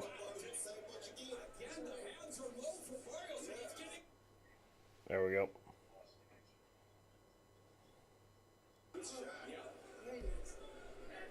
Why is he landing it as frequently as he is, Roy? Because Barrios going straight backwards like that. I just said the same thing earlier about Abel not to go straight back off of Barrios' right hand. Now Barrios is doing the same thing. Beautiful combination of Barrios left hook to the body, right hand. It looks like That's the best we've seen of him in this round, Rosie. Yeah, he's recovering nicely, but still. Barrios is still trying to maintain distance, Well, no, Barrios throwing some flurries. very cautious because he's getting too much confidence almost. If he runs into another straight right hand like that, he's going to have problems. He did with Barrios again, though, splitting that peekaboo guard with the 1-2, and there's another 1-2 Ooh. from Ramos.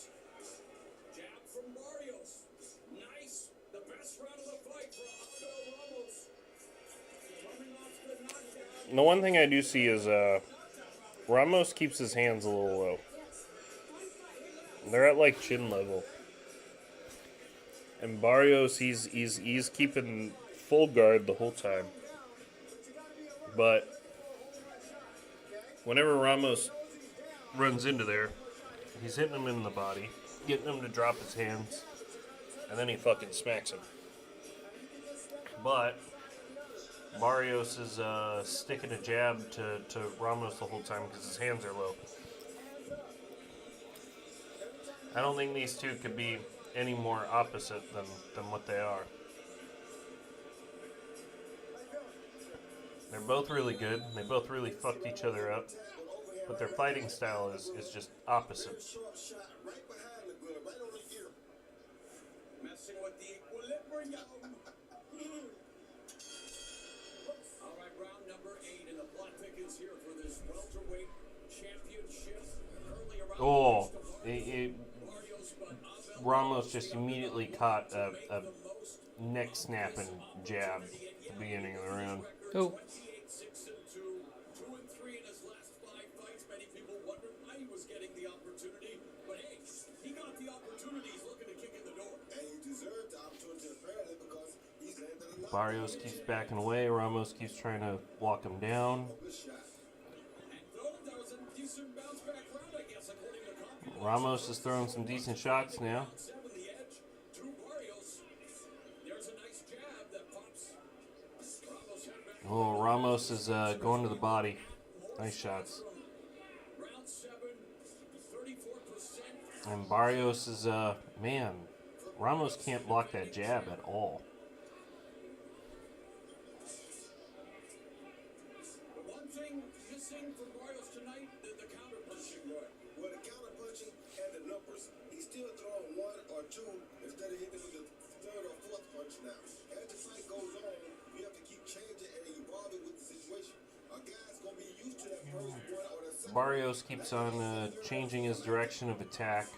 Rosie Barrios on the ropes and tasting it from Ramos, but they're trying to exchange. They wanted to turn this into. Ramos wants to turn it into. What was that, Ramos? Stopped halfway through throwing a punch. Decided, never mind. Barrios tags Ramos again. Ramos gets him back. Man, these guys are just beating the shit out of each other.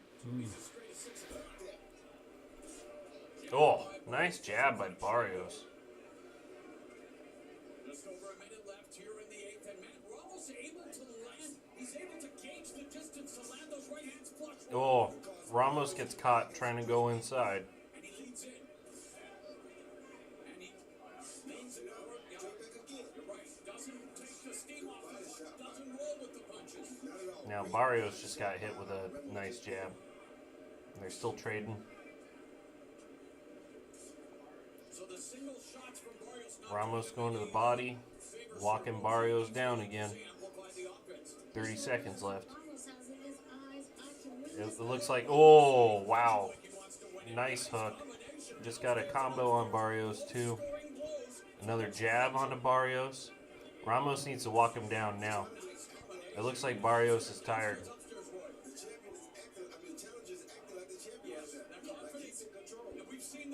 He's not moving the same way he was before. Ramos gets tagged with a couple jabs. Ooh. And now Ramos is walking in, throwing combos. He's still walking him down. Ah, bell rings.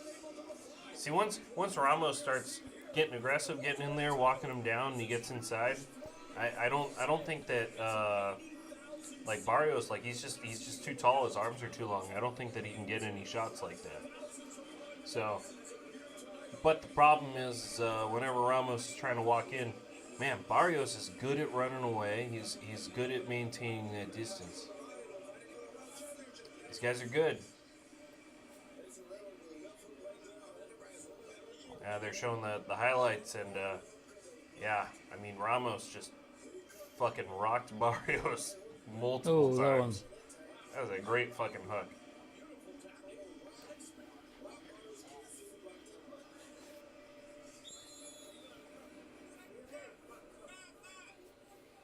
Now they're talking about the correct temperature to cook a flank steak at. This is round number 9. It is scheduled. I do love flank steaks. And fold the tortilla correctly. It's grandma's carne asada recipe. And it is a seesaw affair with round 9 underway. It looks like they're scoring them very closely. There's only 2 points separating them. Yeah, Ramos is caught up.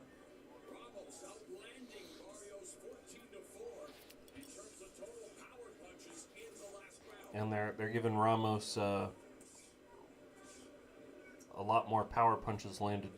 It's the second round that they've given us that stat, and he's landed way more. Barrios is more consistent, but when Ramos fucking pieces him up, he's giving it to him good.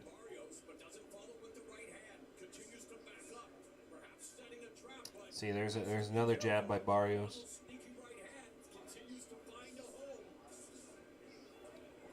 Ramos goes to the body. People who are not boxing fanatics like myself, how can you explain to the audience how difficult it is to recompose yourself after you get knocked down? It's very difficult to pull yourself back together, but because both of these guys have been knocked down several times, they're used to it. So both of these guys were able to recover. Ramos is walking him down into the corner, going to the body, and they're trading jabs, and looks like Barrios got back out. We're seeing a power surge from Ramos in the last 3 rounds. He has outlanded the champion. And Ramos is throwing flurries again. Barrios returns.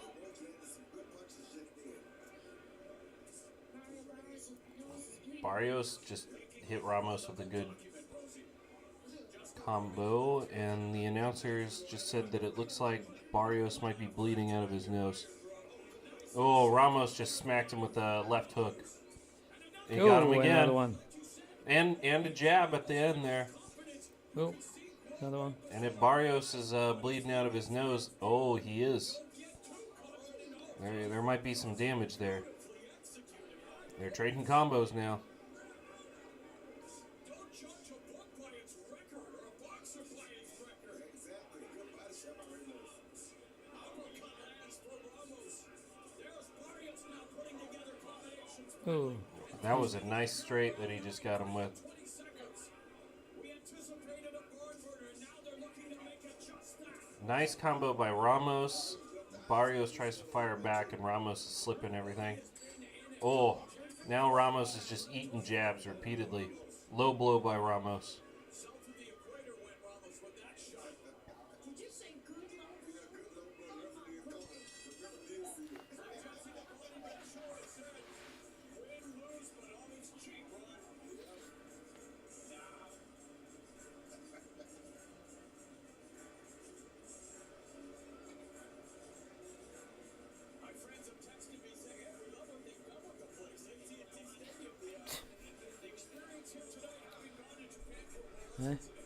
Now we're My friends have, discussing my friends have texted me saying how wonderful the stadium is looking.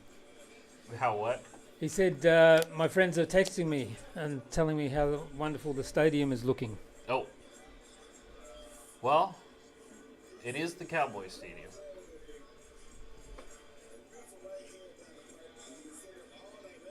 Oh, man. Some of these highlights are fucking brutal. These guys are beating the shit out of each other.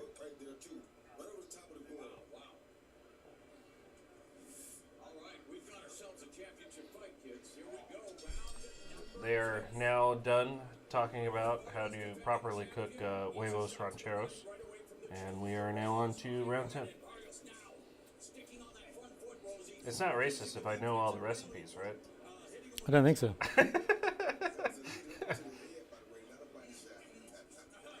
Oh. Barrios throws a combo while Ramos is trying to walk him down again.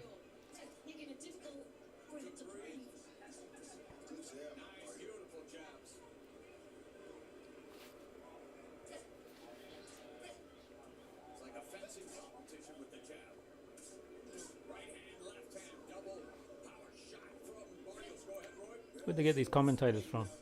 I don't know. They're fucking awful.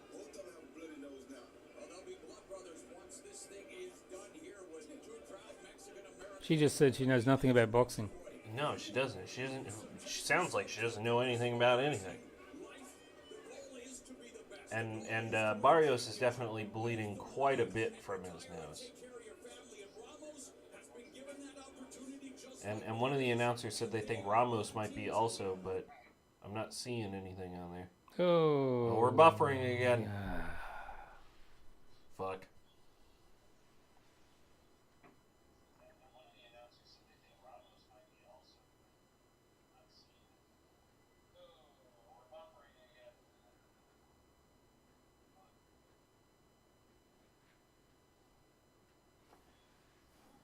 Nope, there it goes.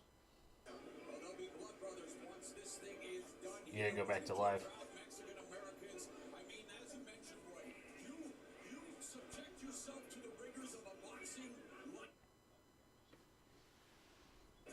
There we go. It's probably just too many people watching this shit. yeah. Yeah, Barrios just stuck Ramos with a huge fucking right hook. That was real big. Ramos is walking in with a lead uppercut to the body. And Ramos is throwing big jabs again.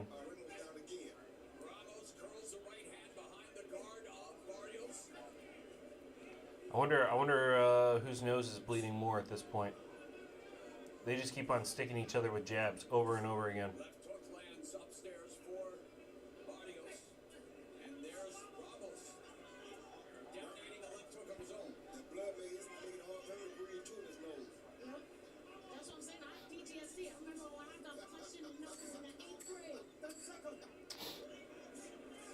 I don't think that woman knows what she's doing at all. Did you hear what she said?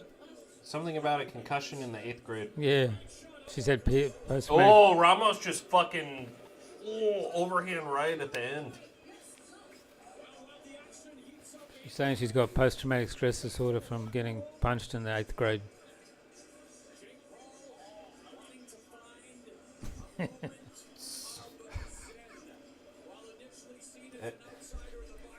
Like, There's Jake Paul. ah, Jesus Christ. He looks like a pussy.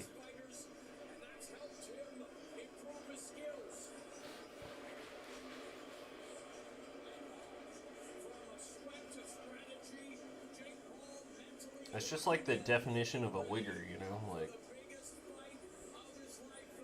ugh.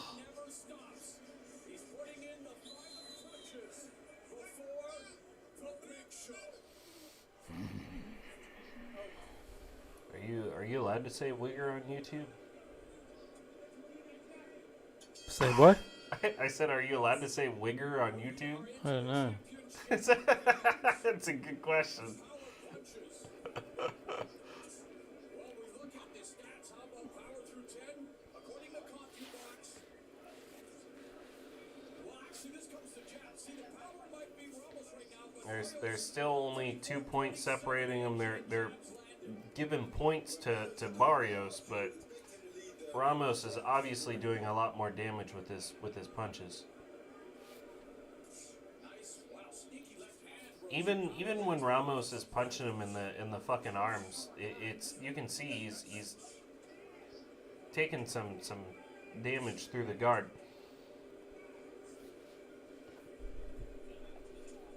But I think the bigger story here is even when they're not throwing flurries, they're constantly hitting each other in the nose with jabs, both of them.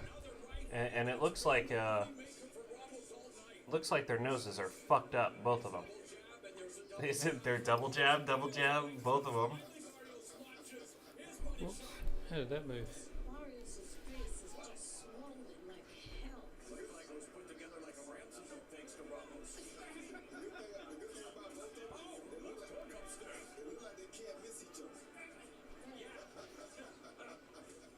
Which probably is giving their trainers moments of pause. Now they're throwing flurries at each other again. Jabs, flurries. Yeah, Barrios has got a lot of blood coming out of his nose. I can't see if his mouth is open. How did that move? The what? I moved my chair back because I was tired of leaning back, so now I'm like leaning forward a bit. Camera move.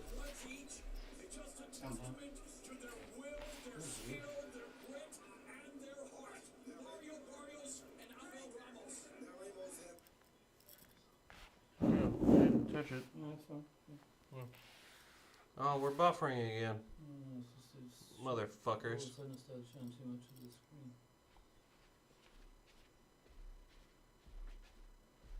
We're buffering. There it goes.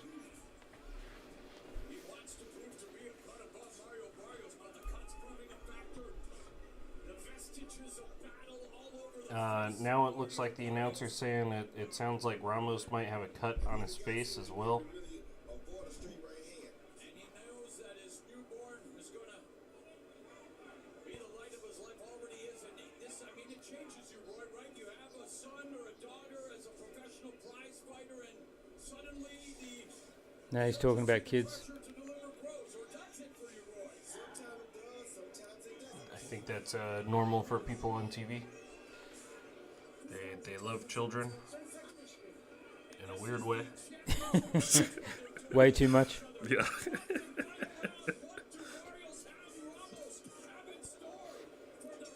Yeah, flurries at the end of the Oh, look at round the blood. again, and Blood pissing Yeah. from his face.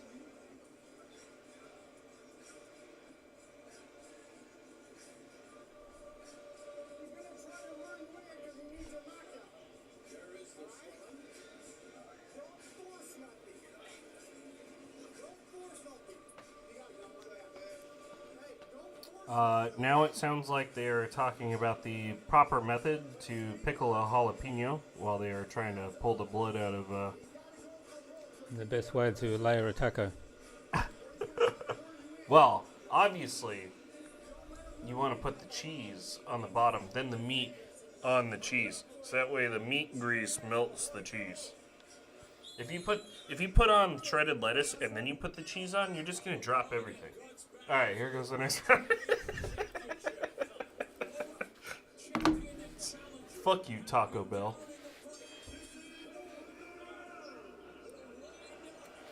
Last round. Here we go, final round. They gave each other a nice fist bump, double fist bump before they started. Jabs being fired immediately. It looks like Barrios is trying to crank it up. This is a close fight. I think whoever wins this round is probably going to win the fight. It'll stick with the judges.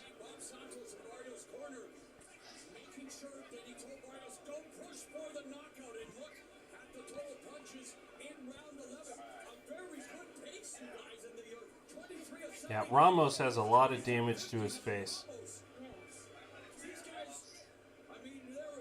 And Barrios is Bleeding fucking from the nose. fountain from the nose, yeah. They fucked each other up pretty nice. But that eye for Ramos, that does not look good.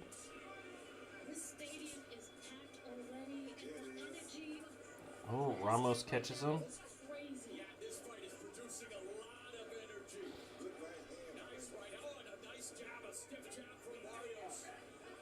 Low blow. Hit him in the thigh. This is where your legacies are made. Roy Jones Jr. This is a hell of a fight. I mean, a hell of a fight. Oh, wow. Ooh. Ramos just caught him a few times. Left hook by Barrios. Barrios now moving to his left, ducks underneath the punch from Ramos. Ramos now a southpaw. It looks like they're getting a little tired. Some flurries going again, but definitely not as much power as they had at the beginning of the round. You could hear the thuds from the punches here sitting ringside. I don't know how it sounds at home, but my He's getting him with that jab again. Line for over 1,500 punches.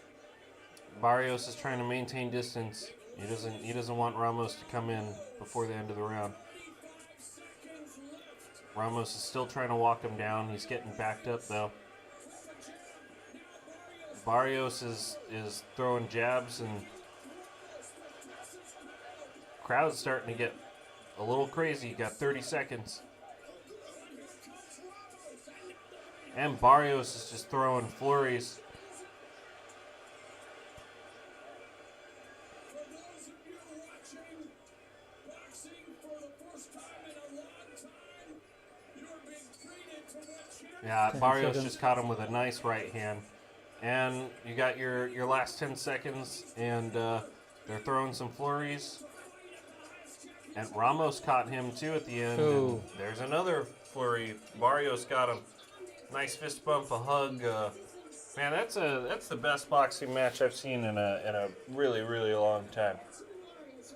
That was fantastic. I'm interested to see not just how they score it, but I might look up the scorecard later and see how they scored the rounds, because that was a real big back and forth. You see, they're both being lifted up. It looks like they're both confident that they might have won. We're trying to pull all the blood out of Barrios' nose.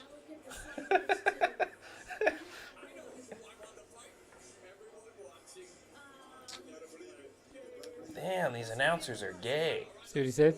He said, "Do you know who won the fight?" Everybody watching. Everybody watching. I love you.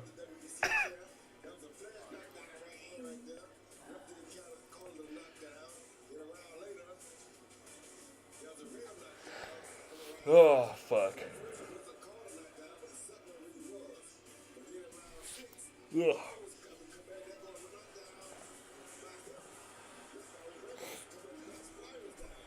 Dude, you know the one bad thing about the Burger King here? They don't even got those Burger King breakfast burritos. McDonald's doesn't have breakfast here either. They have breakfast. Do they? Yeah. The Mac Buy. Yeah. They have breakfast, but they're, like, I don't know. It's totally different. Like, you know, like when you get a breakfast burrito from, like, Burger King, or we got Macca's or whatever. You got your bacon, your cheese, your eggs. And They have bacon, egg, muffins here. yeah. Do they? Yeah.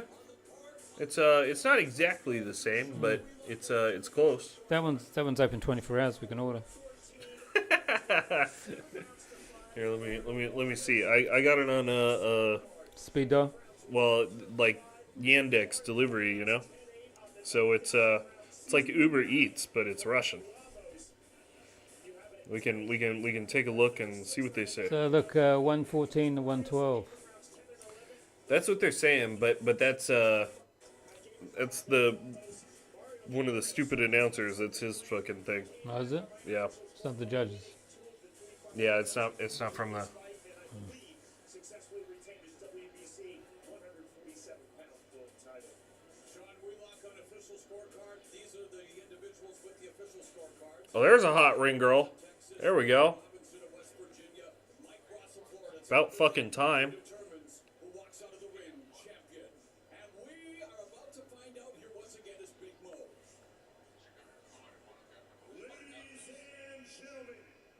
After 12 full rounds, we go to the judges' scorecards for the official decision. Judge Javier Alvarez sees the contest 114 to 112 Ramos. First judge goes towards Ramos. Sees the contest 116 to 110 Barrios. Second judge to Barrios. Finally, Judge Doug Robinson sees the contest 113 to 113, a draw.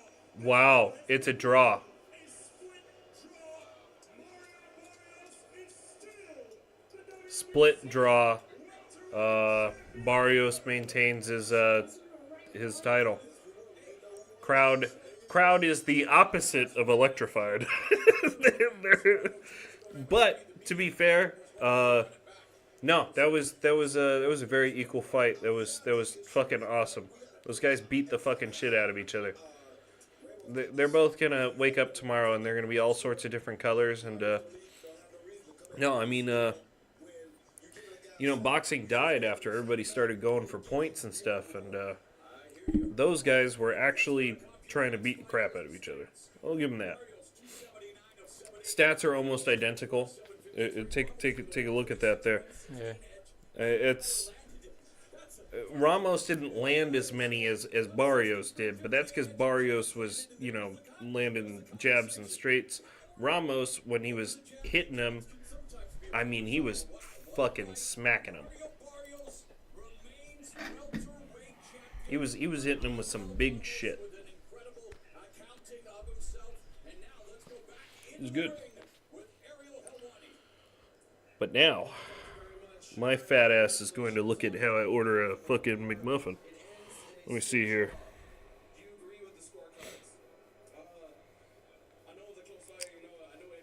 Fuck, they might be closed until like. No, that one over there is open 24 hours. Well, let's see what they say on Yandex.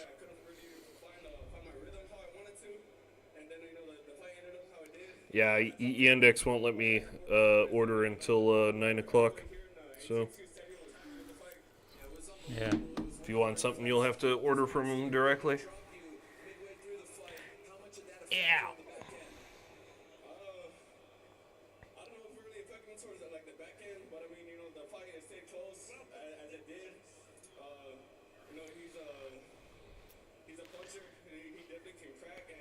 Burger King sell beer. Maybe they can bring you beer. No, they don't. They don't deliver beer. It's really sad. Also, I've been going out with that girl and eating way too much sushi, too much rice, too many carbs. I gotta cut some carb weight. I need to drink a bottle of vodka to dehydrate myself. I'll look way better the next morning after the bottle of vodka.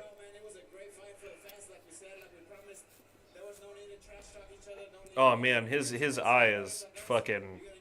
That is not gonna feel good tomorrow. He is not gonna be able to see out of that left eye.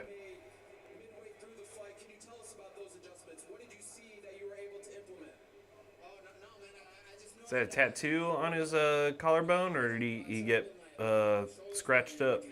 Scratched up.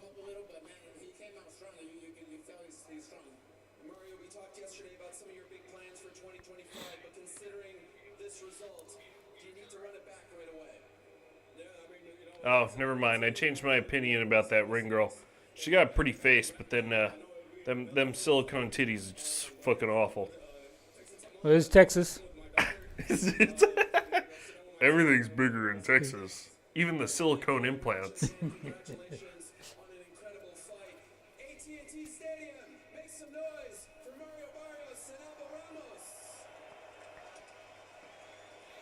Congratulations, guys, on the big fat fucking nothing burger y'all just came up with.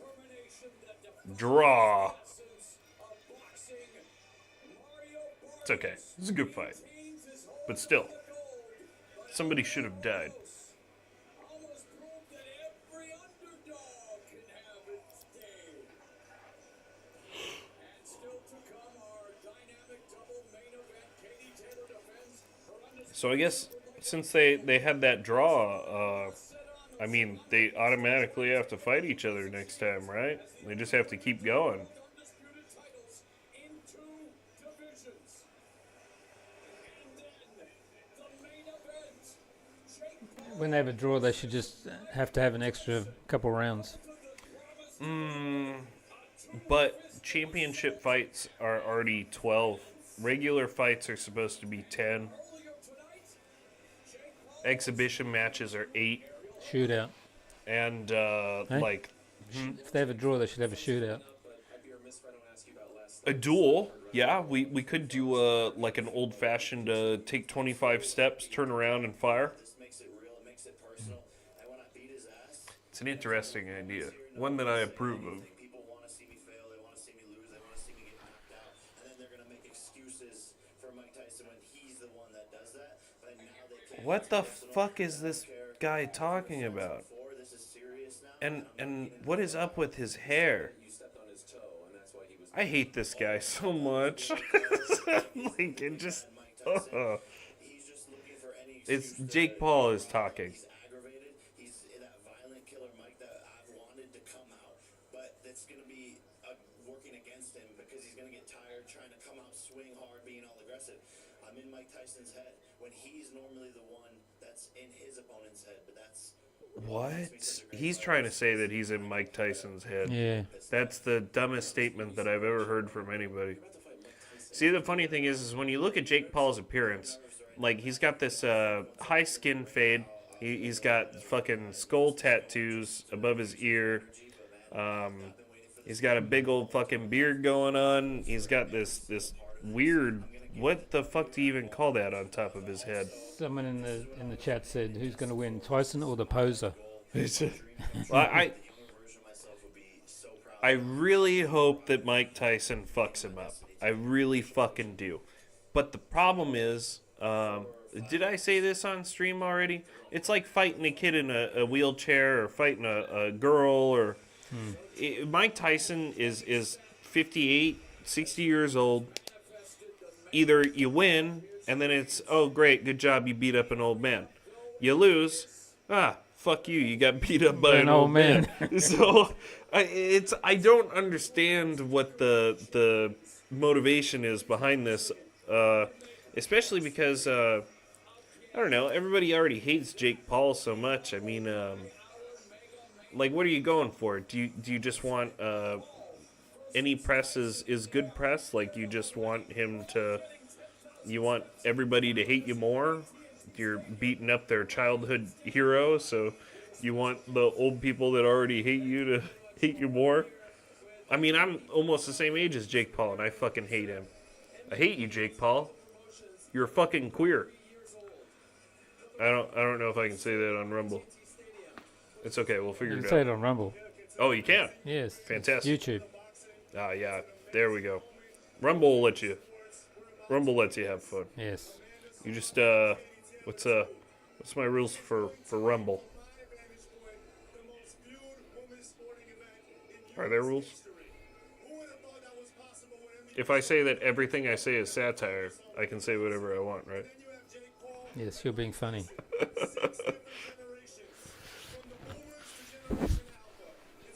Generation Alpha, who's that? That's like 12-year-olds. Oh, is that the new one? Yeah. The iPad kids. The fucking the kids that'll beat the shit out of each other on the playground, and they do like the Fortnite dance on top of the kid they just beat up.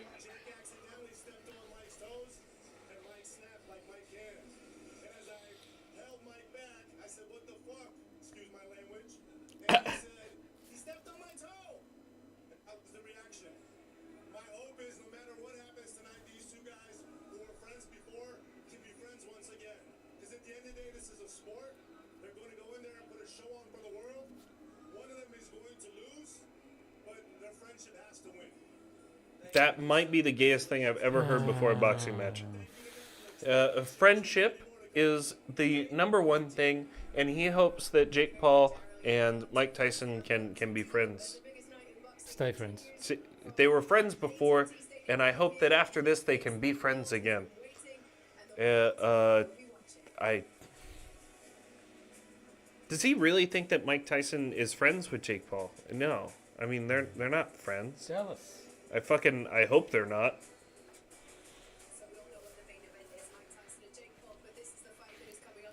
I don't think Tyson would hang out with Paul unless They weren't padded top. it's a weighted vest. Is it? Mm-hmm.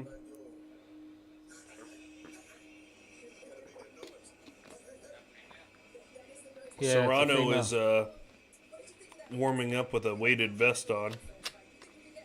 She doesn't look serious at all. Look at her face. She was like smirking, smiling. With the label "Believe in Yourself." Speaking of women's boxing, did you see that Algerian boxer or whatever, the one that they were saying was a guy before the match in the they Olympics? did a test and it is a guy. Yeah, well, it turns out not only does he have XY chromosome, like it's a dude, but he has underdeveloped testicles that are inside, and he has a micropenis. Yeah. That's so they released that. So that dude was definitely fighting chicks as a dude. According to science, YouTube. Yeah, well, what is it they always say? Trust the science, believe in the science. You're not allowed to believe in God, but you have to believe in science. Stupid motherfuckers.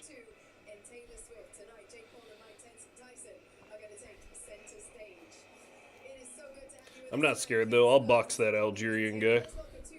Let's do that on the next Mike Tyson Jake Paul card. Jerry. Was that the coach? That's the owner of the Cowboys. Oh.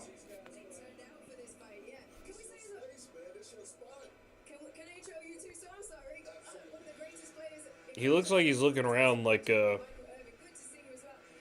look at all these black people around me. He's probably used to sitting in the owner's box. Probably doesn't get too many of them in there unless they're serving him food.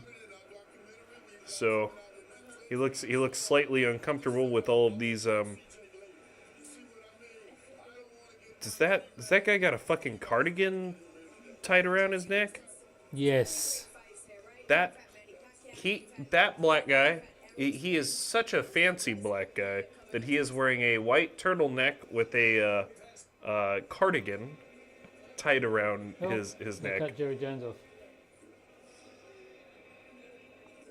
Jerry Jones does not seem to have any power from his microphone.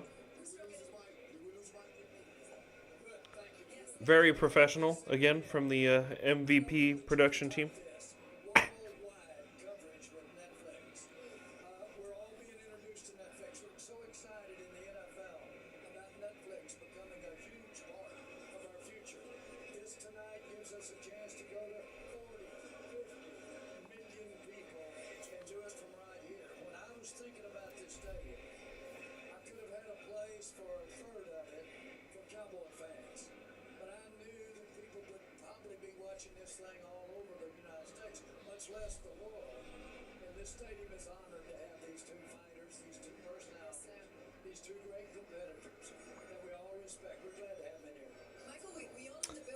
Well, it seems that he's just sucking Netflix's cock, and he's very excited about the worldwide Netflix broadcast.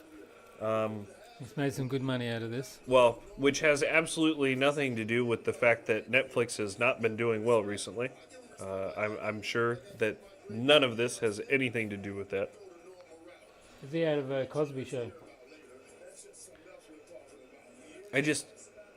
Oh man, it's like you put on a white turtleneck, you put on a fucking cardigan, or like you tie it around your neck, you put on some glasses, I don't know. It's like dressing a monkey in a suit. I just don't get it. Like, I know what you are.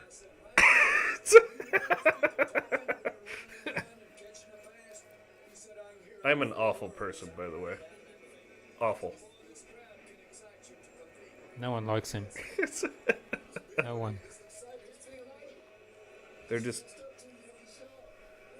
Well, actually, that's the funny thing is they keep on putting him on the outside of the group, and then he's like, I'm a smart, educated, well-dressed black man, and you're ignoring me, so I'm gonna start shouting into the microphone. Yes, sir, it is 58 years old. Are we feeling confident that Mike Tyson still got one more big fight? How happy would you be if he gets that one big performance here in your stadium, Jerry? Let me say this. I've seen what happens to him when he walks in that ring. That ain't Mike outside the ring no more. He becomes something else. You ever try to walk past that old man at Walmart? I suspect you got that old man script. I don't. So now the black guys are trying to tell Jerry Jones about a Walmart experience, and I don't think Jones knows what they're talking about at all. Yeah, what's a Walmart? Right? I don't think he's ever stepped foot in a Walmart. It's like, I don't know, it's like, see, that's the thing, is like when you have a panel like this, like you've got 3 black people that are running the panel, and then when they keep on having these guests on, you got a fucking 4th guy that they're bringing on, and it sounds like you got a bunch of people fucking talking at like a fucking black cookout. Like, they don't know anything about boxing. They probably don't even know very much about the guy that they're fucking interviewing. I know I don't, but that's because I fucking hate American football, but... Oh, great. Now they're doing a fucking... Promo again? Yeah, man. I don't know, they really might be friends, because look at all these stupid fucking promos and shit that they did. These are dumb as shit. Versus the baddest man on the planet, Mike Tyson. Why are they here? Demanding our attention at all. Let me guess, you've never gotten punched in the mouth. Or for that matter, experienced the thrill of returning the favor. Because the truth is, it's hard to walk away from either sensation. What I do for a living, people avoid their entire life. Take this duo as an example. Katie Taylor and Amanda Serrano. 2 of the greatest to ever do it. Who threw down for the ages in an Oh, Serrano is Puerto Rican. That's probably why. So, do you know anything about Puerto Ricans and the history of boxing? No. So, I had to learn this against my will, because when I was in the Army, I was doing a 24-hour staff duty, and the staff sergeant that was on staff duty with me, Puerto Rican guy. And he spends the whole entire 24 hours telling me about the history of boxing in Puerto Rico, showing me all these fucking videos and shit. And, like, I was like, you know, interested at first, because I like boxing. And this guy, like, is such an annoying asshole that, like, maybe 30 minutes into it, I'm bored already. And he does this for the whole fucking 24-hour shift. It was awful. Well, it turns out, in Puerto Rico, like, that's like the island sport. That's their main sport. So every Puerto Rican boxer that you see, the whole entire island knows exactly who they are. They've all met them. They know them like personally. Every person will say, "Oh, I know this guy. I know this guy." So whenever you have a Puerto Rican boxer, if they're in a fight, it seems like every time that there's even a close-ish bout, it can be not that close. They'll sit there and they'll bitch about how, oh, well, the Puerto Rican won just because they're Puerto Rican. So, because they're so big in the boxing community, I think that's why they're trying to, when you see all the highlights of the fight that Taylor and Serrano had before, they were only showing Serrano piecing up Taylor in all the highlights that they were showing. But the Irish woman won. So obviously she must have had some highlights at some point, but they just weren't showing them. So I don't know. I guess that just goes to the classic. We'll cater to the people of color instead of the white person. And also, as a mostly Irish person myself, I would like to throw out that it's very funny that as an Irish person, we were never treated as white people, and we were always fucked up by the British, and that's why, we ended up in America. And then I just so happened to exist at the one time that not only is it not cool to be Irish, but now it's not cool to be white either. So now I've just never had any benefits ever. There was one window of time when people forgot about hating the Irish, and then people started to hate white people. Very short window.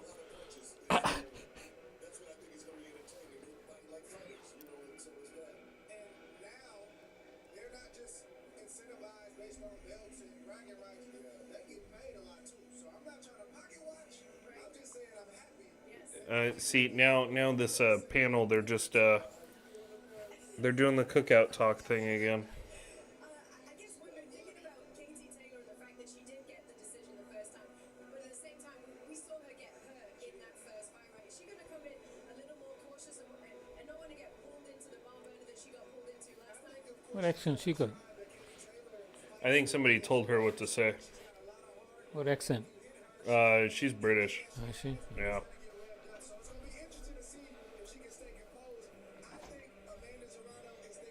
That's why she doesn't know anything about what's going on, because she's like posh or whatever, right? And then also at the same time she can't keep up with the like hood rat guys that are like doing like the cookout talk, because she doesn't know anything about Black American culture. So this is just a total mismatch for putting her on the panel.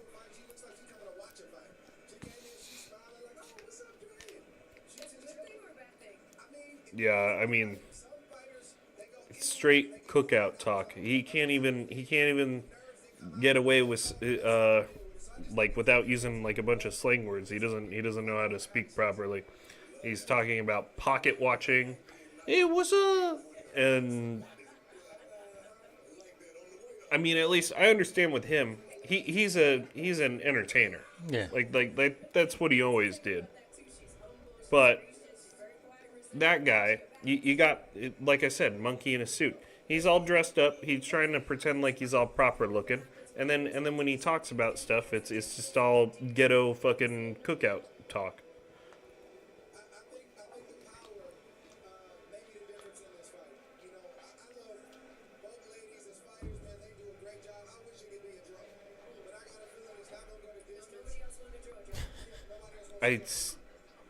You can see the look of distaste on my face. It's like nauseating to listen to. Yeah.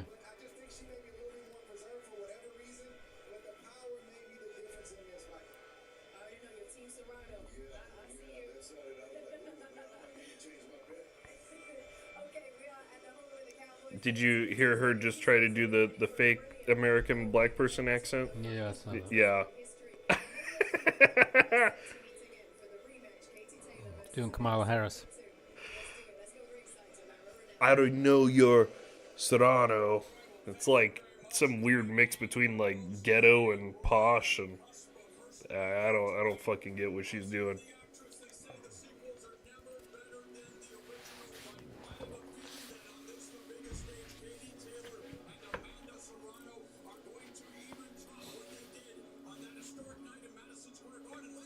Where have they got an actress? That was the girl that you said, she said that she has no idea what she's talking about. Yeah.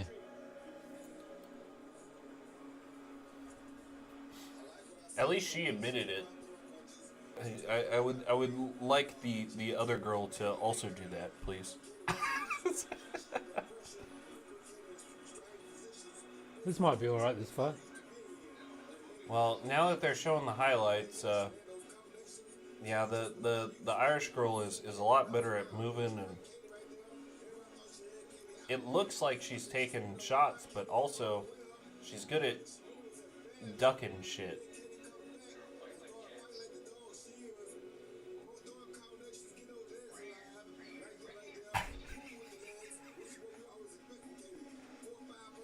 Just cooking lunch in sunny Tasmania. Is that a real place? Tasmania, Yeah. down the bottom of Australia, that island. It looks like a woman's. Are you implying that Australia is also a real place? Yes, Oh, I come from there. that sounds awful. I've been there. I've been there. I've been there.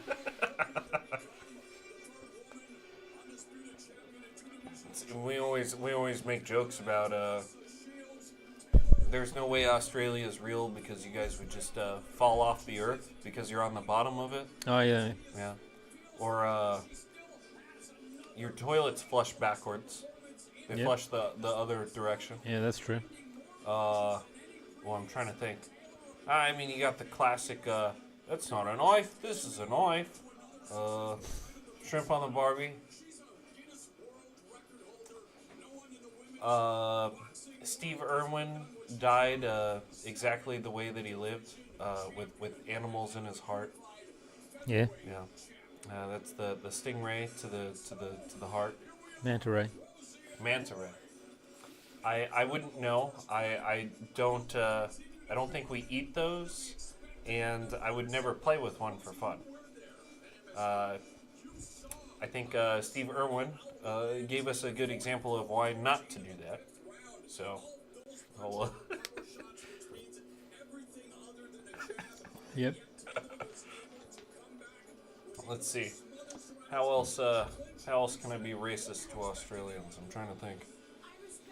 It's Serrano and I expect confirmation from Taylor. So this is why no. All I can think about is maybe Abos. Who? Abos, Aboriginals. Oh yeah. You can't say that anymore. No. Well, they're an easy target, aren't they?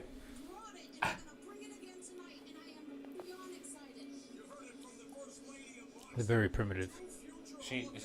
Well, I mean, like, they don't even look like Neanderthal. Like, how do you even describe what they look like? They're just like their own thing.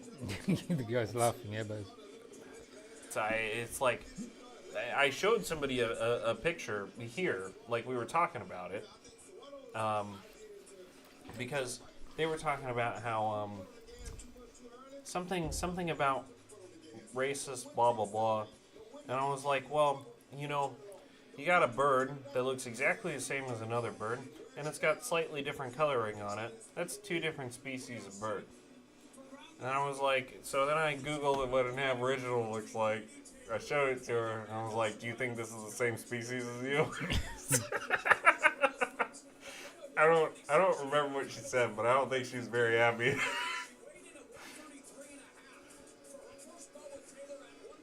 And they got almost identical stats. Serrano is half-inch taller. Her reach is a half-inch shorter.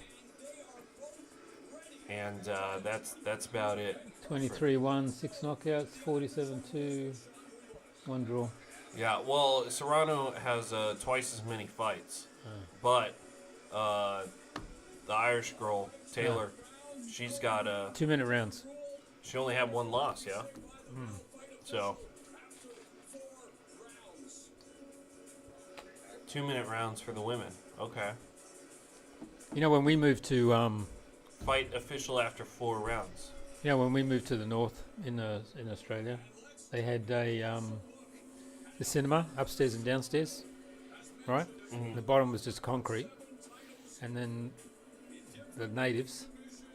Uh-oh. No, they used to sit there and watch the movies, but they would just cook kangaroos there on an open fire. Really? Yeah, we'll watch it at the cinema.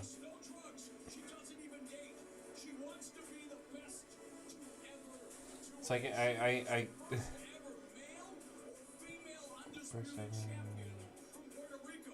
If you know about Puerto Rico's pugilistic history, you know oh, now the announcers are talking about how Serrano was the first undisputed champion from Puerto Rico in the male or female divisions, and I was just talking about the history from there.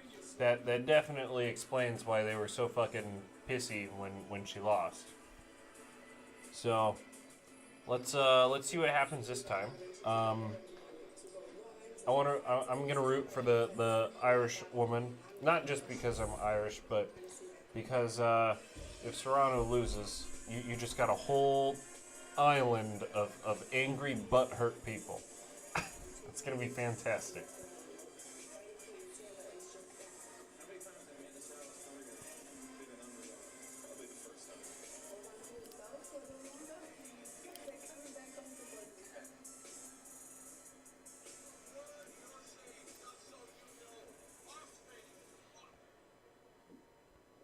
And now, ladies and gentlemen, it is time for the rematch. All right, we're doing the ring walk.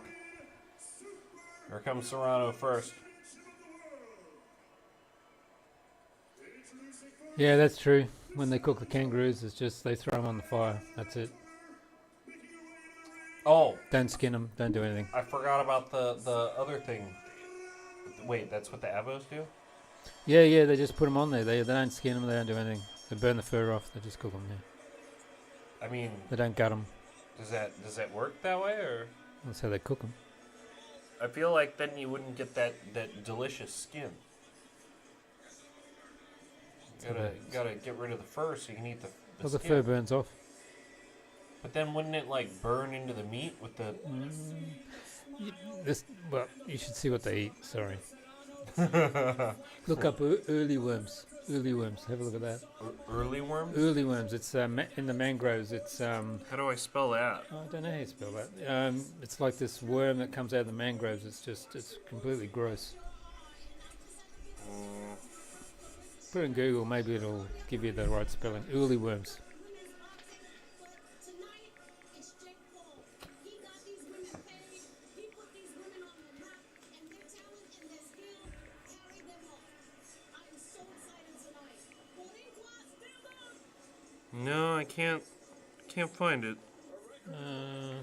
My phone's being used. Here, give me your phone. It looks for like curly worms and all sorts of shit.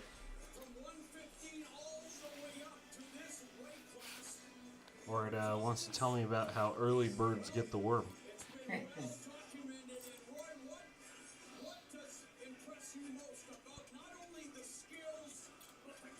I feel like this is gonna have some sort of fucked up Australian spelling.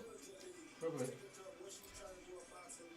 But I remember the other thing to be racist about Australians. They lost a whole entire war to emus. Yeah, the emu wars. The emu wars. You guys got overrun by emus. There's too many of them. The government tried to cull them. They wanted to lessen the population.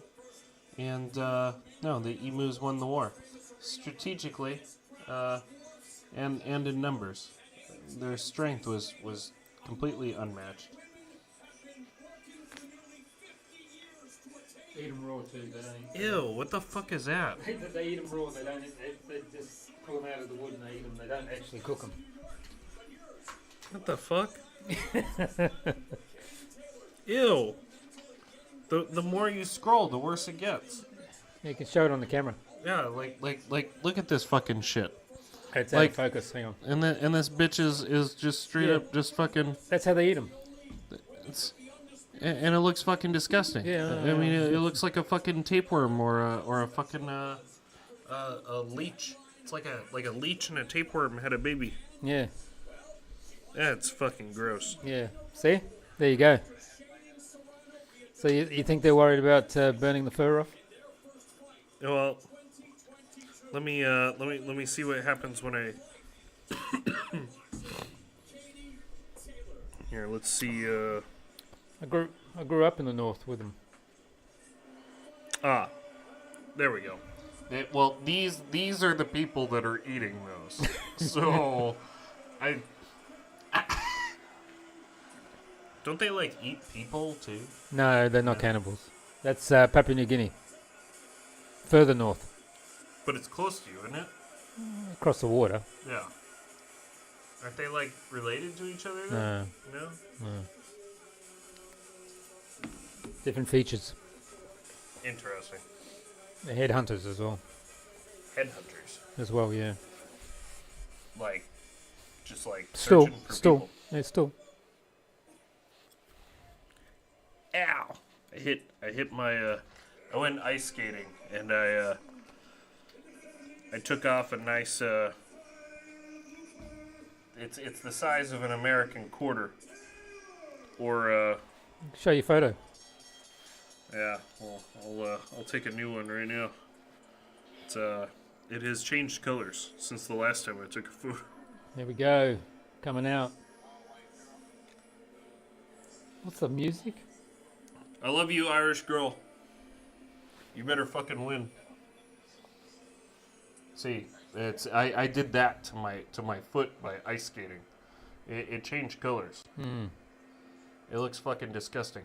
It almost looks like a peace sign. I don't know why it's a different color in different spots, but it fucking hurts. I woke up and my foot was stuck to my blanket.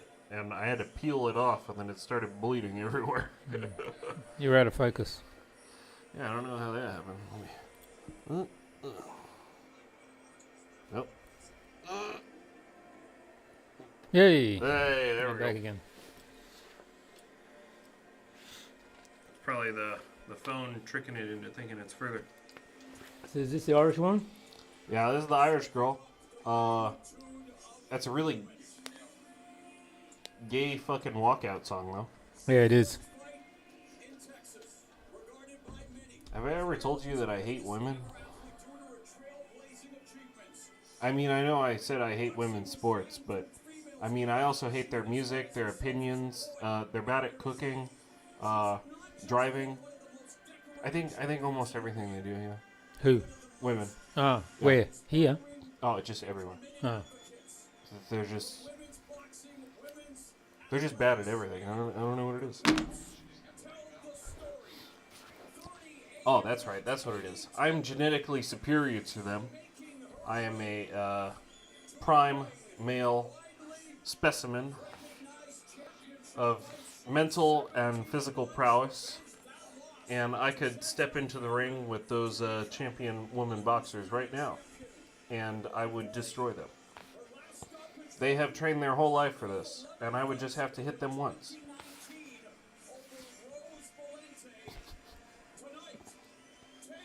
This has been proven repeatedly as well, so...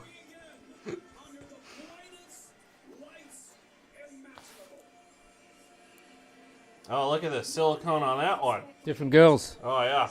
That one was... Real Texan. Yeah, those are some fucking milk jugs right there. But definitely plastic. It is a special night for boxing. It is a special night for women's boxing.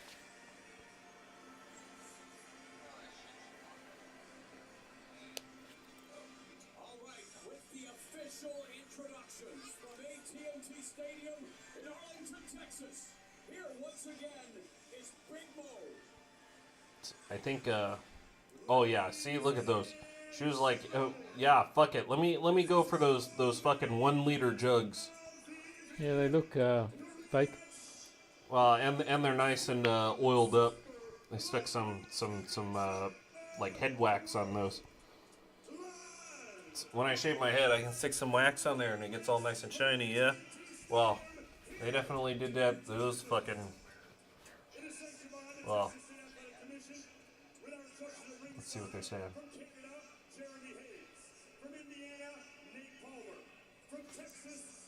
And our timekeepers, Panera Perez and Arthur White. And our referee in charge when the bell rings from Texas, Sean Shorley. Let's meet the fighters. First, the challenger, fighting out of the red corner, wearing the all-black She weighed in at 137.4 pounds. She owns a professional record of 47 victories, opposite just 2 defeats and 1 draw, with 31 of those wins coming by way of knockout.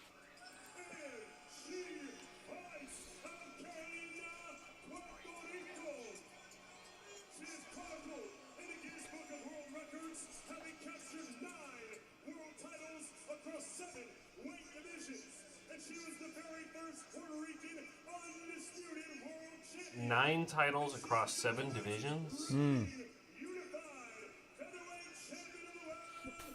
Damas y caballeros, presentando a la campeona unificada del mundo, Amanda, the real deal, Serrano.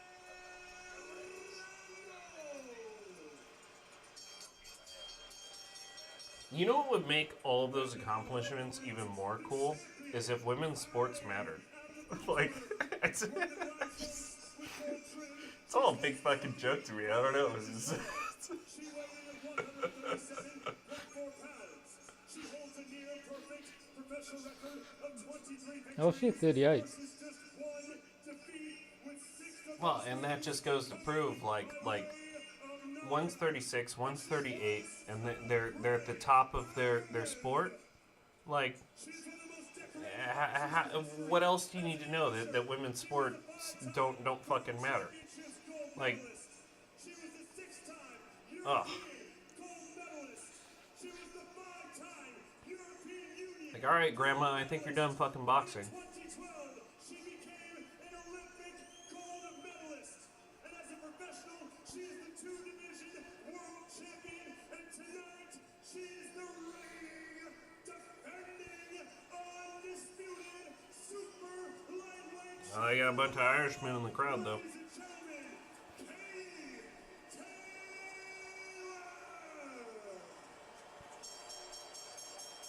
The crowd loves her.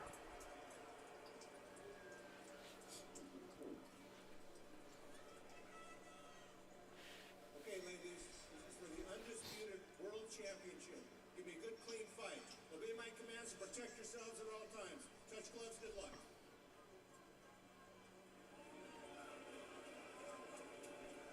Katie Taylor has already cemented her legacy as one of the best after she wants to close this rivalry with another win over Amanda Serrano. Here we go.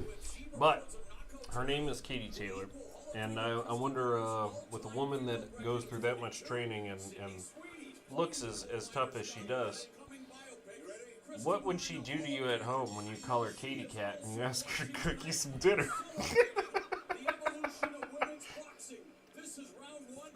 This is great. This should be 4 rounds of women's jokes. Classic 2 years ago, and if you look at what the strategy should be, Roy, many people say for Taylor it's about the lateral movement. It's about fighting off the back foot, establishing the jab. For Serrano, as she did in the first fight, outworked, outlanded.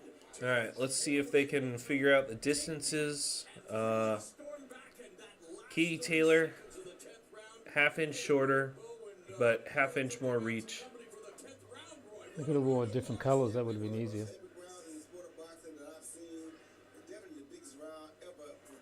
Well, they're both wearing black, but you just have to say the white one or the brown one.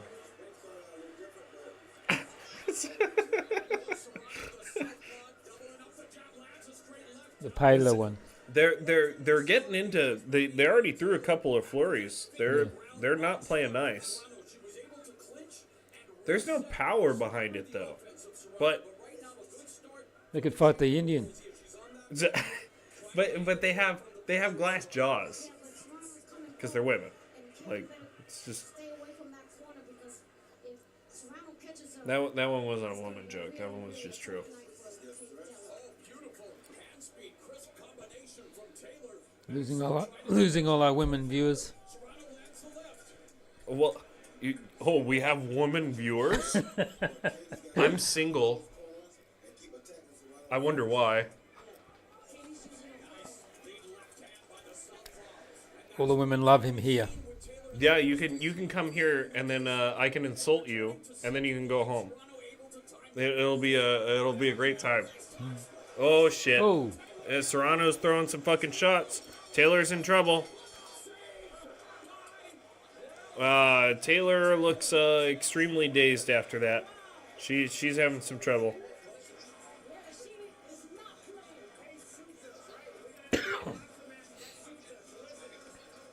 Her cornerman was really slow with the stool. Made it look like she was more out of it than she really is.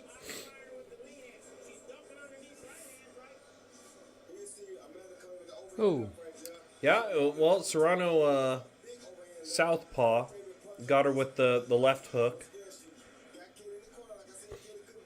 yeah. Yep, and she timed it. They were both swinging at the same time. Whoever made contact first there was going to do damage. High drama from the jump here at AT&T Stadium in Arlington, Texas. And the cameraman sucks fucking ass. That's what they just showed in the highlight. Brown and Serrano. You know what? Katie better close the door because Serrano is bringing a By the presenters, they just got someone off the street to be cameraman. Yeah, I don't understand. Oh, buffer. We're buffering. Oh, Oh, we're having trouble playing Netflix. Oh, just exit and refresh again. Damn. motherfuckers.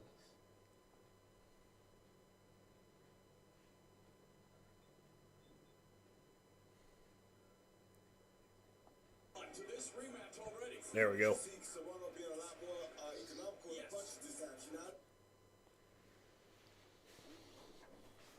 Going back to live. And Buffering. buffering. Netflix, fix your servers. That's okay. It's just the women's match anyways. I'm sorry. They make it too easy. Are the women viewers sure that you don't you don't want to go out on a date?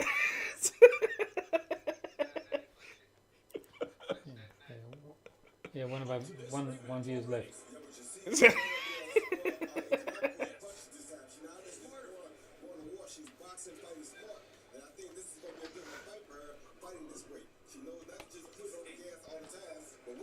Ugh. Tyson fight after this fight. Yeah. Stay tuned. And yet she's brought her power all the way up to 140. That's right, because she is a true champion. Oh, it was saying score only made official after 4 rounds. But they're fighting 10 rounds. Yeah. Serrano, the challenger, starting the way she envisioned. Hey, everybody out there, hit the thumbs up for us. Thanks.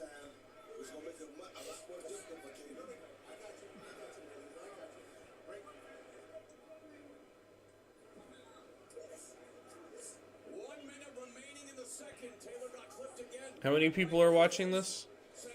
I want to know statistically how many women am I insulting right now? 175 on Rumble. Oh. So I guess based on the content of our channel, there's at least 2 women listening. I'm going to continue making fun of you.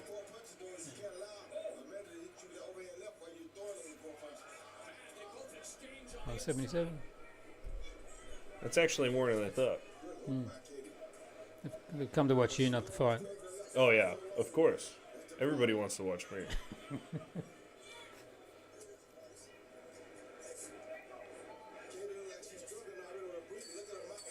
Oh, we're getting nasty in the clinch. What is the ref doing? He Is should have she, broke them bleeding? up. The Puerto Rican? Yeah, they're fighting a little dirty with each other.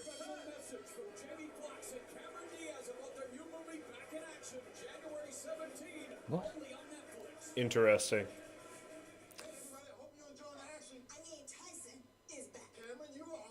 God, she looks awful.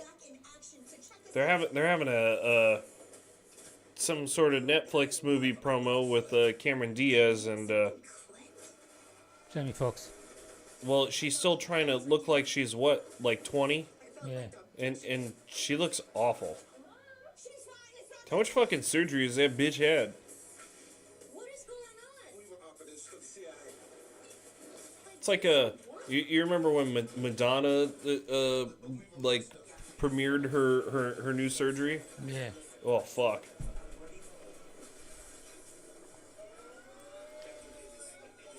Oh yeah. It's reminding me of that. Plus they use all the fucking filters and all that shit, and they edit everything. And did they really almost skip the first 3 or 4 seconds just to fucking show us Cameron Diaz's stupid face? Yeah, of course. Jesus Christ. See, even Cameron Diaz doesn't care about women's boxing. No, Puerto Ricans ahead on points. Well, yeah. Well, she's ahead on points, and she fucked up Katie Taylor already.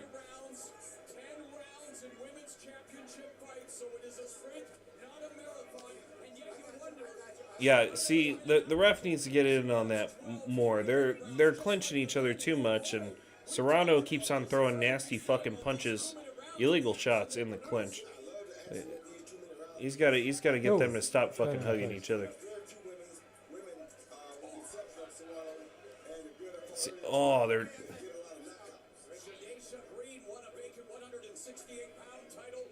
These clinches are getting out of control. Katie is clinching too much. Katie Taylor is being smart by clinching Serrano because Serrano is delivering power punches.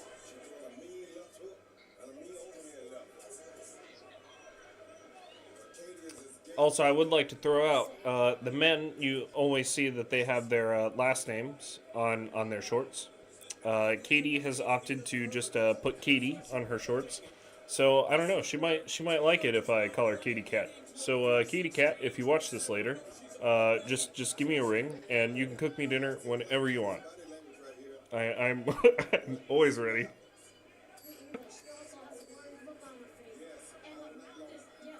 It looks like you're not very good at boxing, though. I'm sorry, Katie.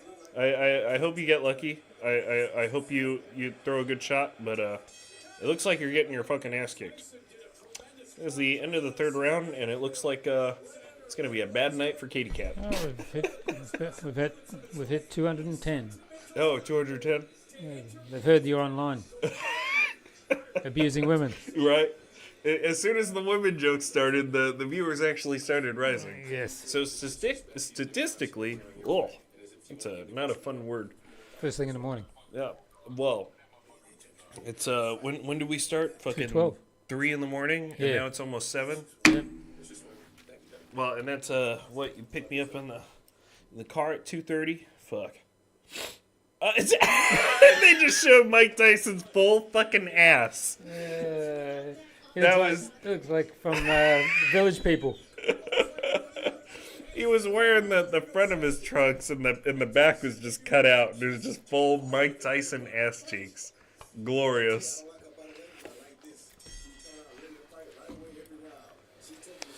But yeah, a little bit of sexism first thing in the morning to get us some viewers. For you, it will be a late night sexism, so it's twice as much fun. Yeah. I'm sure you guys are already drinking. My alcohol has worn off from last night, and I forgot to go to the liquor store. So I am currently making fun of Katie Cat while sober.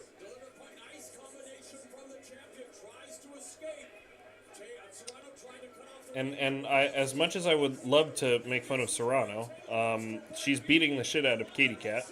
So, what are you gonna do? Oh. Yeah, they're trading shots. Yeah. But the ref needs to break up these clinches that they're doing. They shouldn't be throwing so many shots while they're in the clinch.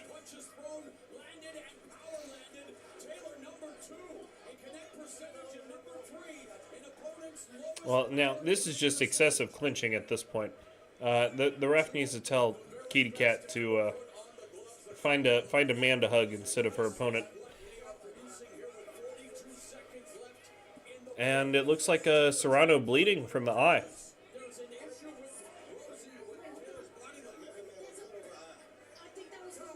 Oh, they're talking shit to each other. Headbutt. Headbutt. I don't think it was an intentional headbutt. They didn't take a point. There's no deduction. Yeah, and the other announcer just said it too. They're both making contact with the head. Because they keep clinching. It's Katie keeps on dropping her face into into her chest. I mean, like, she straight up stuck her face like into Serrano's tits, and then like raised up.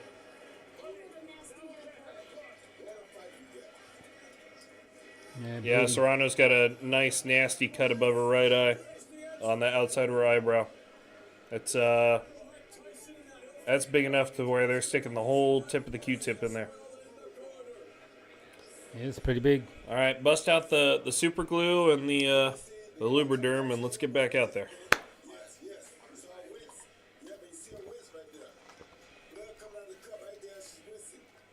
Yeah, actually, that cut really did come from the head.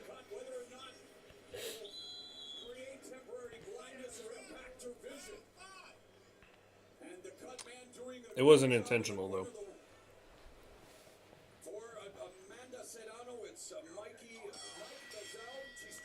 That guy is really struggling to say Serrano properly. They got the whitest announcer they could for the... This is round 5. We're almost halfway there. These women's title fights fly by because of the time and because of the action. That... Katie Taylor looking to just try to keep Serrano off her. This is what she's got to do. Utilize the footwork, the lateral movement. Exactly. And use her combinations like that. It seems like Katie's starting to figure it out now, though. She's walking down Katie Taylor. Serrano has scored knockouts in 6 of the 7. Serrano keeps on coming towards her. Katie keeps on backing away. She's starting to try and hit more different directions. Serrano even went in for the clinch that time instead of Katie.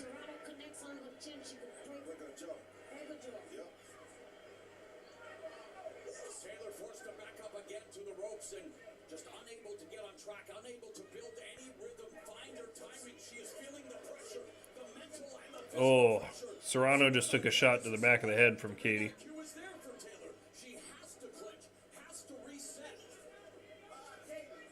Very smart by Katie. Well, Serrano just came in and put her fucking head down and just got stuck there, and now the ref is trying to tell Katie not to push her head down, but and she just took another headbutt from Katie.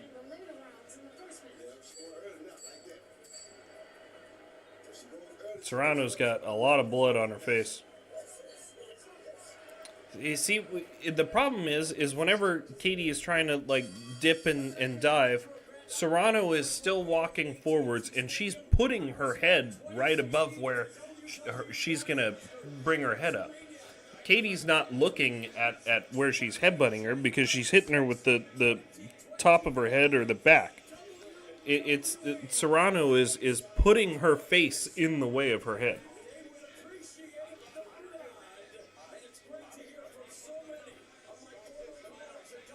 And that is a nice fucking cut she's got on her eyebrow. It's hard to tell if it's it's much bigger than it was last round. Yeah. We might be looking at a doctor stoppage at some point. That is getting big.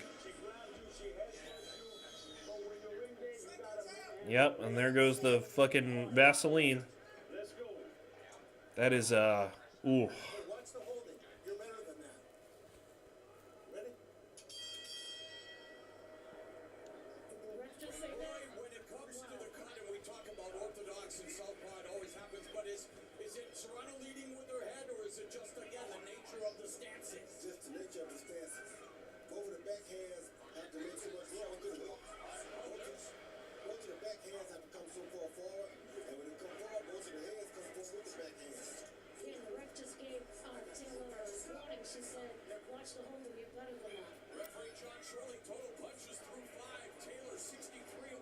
I don't know. It looked like Serrano got off to a good start, but Katie definitely started pulling it together. I wonder how their first fight went. Oh, Katie just smacked her in that cut with a left hand. Oh, Katie just fucked her up. Oh, Oh, yeah, she's look at bleeding that. everywhere. They might have to get the doctor to look at it. Yeah, it's bigger. Hell yeah. Yeah, doctor's coming out. Oh. Might get a doctor stoppage. Where's the doctor? They can't find the doctor. Whoa.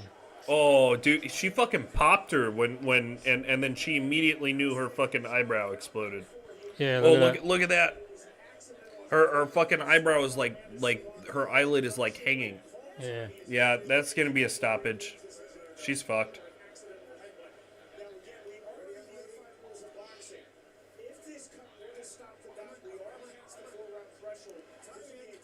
Oh, they let it keep going. No way. That is an awful decision. If she gets popped in that again, that's you're looking at fucking serious permanent damage. Like her eyelid was already starting to look funky. Oh, Oh, got she her. just got hit in it again. She can't protect that eye.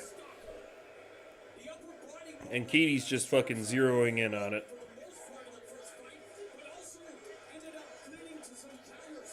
They're fighting in the clinch. They got out of it this time.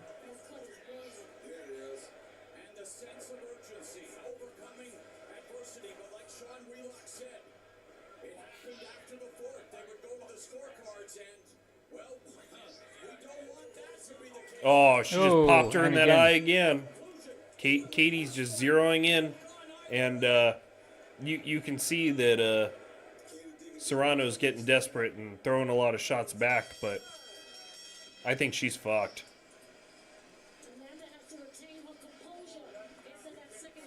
All right, I'll tell you what, Katie Cat, I changed my mind. You come here, I'll cook you dinner.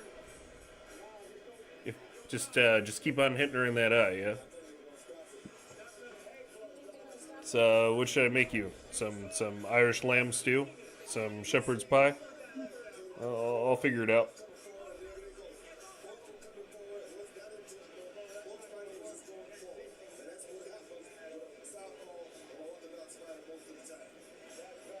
Yeah, that eye is fucked. Oh. Why won't her team stop it?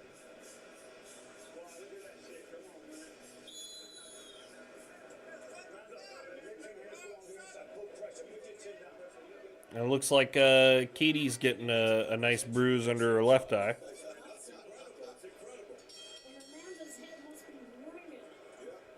Katie immediately takes the center of the ring. They're throwing flurries. Katie throws huge flurry. She keeps on. Oh. Popped her in the eye twice, 3 times, 4 times. Got her again. Yeah. She cannot protect that eye. She's just getting fucked. She just got hit 3 more times in that eye. There's blood everywhere.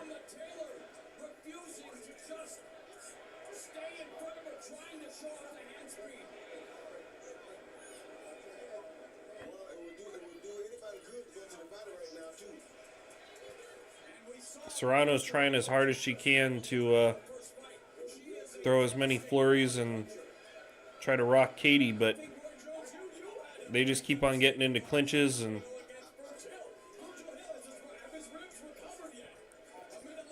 every time they get into in an exchange, Katie is popping her right in that fucking cut.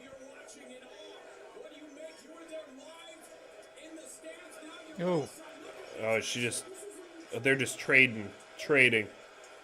Toe to toe. Yeah. And the ref isn't breaking up the clinch fast enough.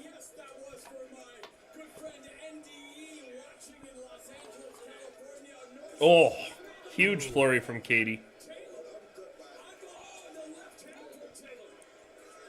I wouldn't be surprised if they bring the doctor out again after this round. There is blood everywhere. Taylor's capitalizing on that headbutt cut, not only with her fist, but also with her head. Oh, and again. The announcer chick has no idea what she's talking about, saying that Katie is trying to headbutt her again, when it was never intentional in the first place. And I already have the feeling that Katie is going to win, and then they're going to blame the whole thing on headbutting. They always have some sort of excuse, don't they? Katie's got the other chick's blood all over her face.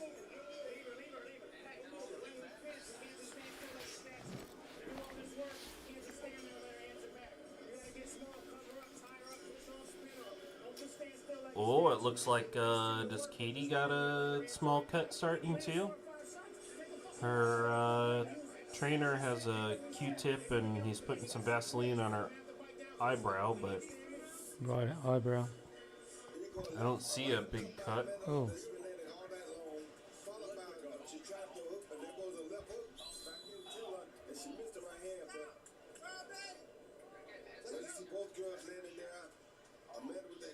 I mean, these girls are throwing super fast fucking punches. Well, Rock's MMA trainer for Katie Taylor agreeing with us, and we talked about it. 2 rounds to go. He wants her to clinch, not to get in the firefight, not to Round stay 8. in front Round of her. 8. Easier said than done against a inexorable machine like Serrano, who got tagged with the left hook by Taylor. Total punches in round 7. Taylor. Oh, big exchange. Both sides hit. Serrano's pushing up Katie against the ropes. She's walking her down. She's holding the back of her head and then attacking the body.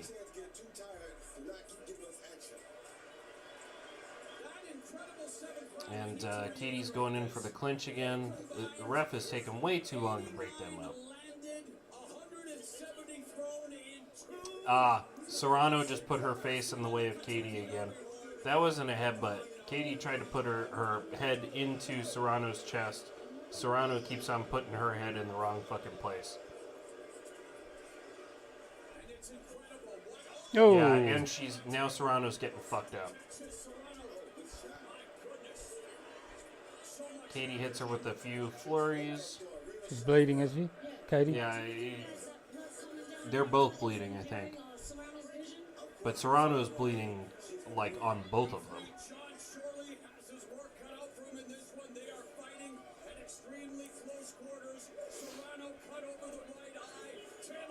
Oh. They're toe-to-toe just trading.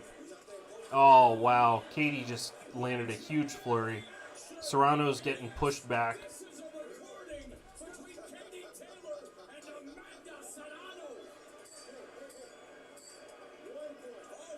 What? So Katie went in for a normal clinch.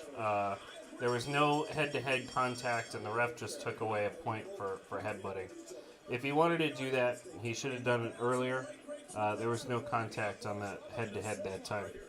And also, every time that there's been head-to-head contact, like I said, I think it's from Serrano putting her head in the way. I don't think it's intentional. It doesn't even look like... Oh, dude, they gotta end this. Look at them splitting that fucking eye open, dude. That thing is huge.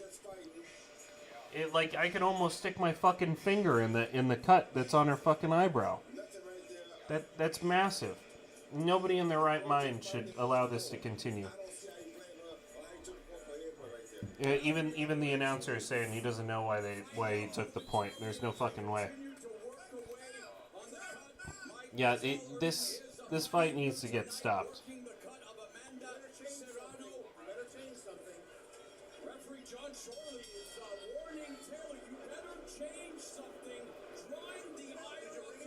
Yeah, now the crowd is pissed off at the referee.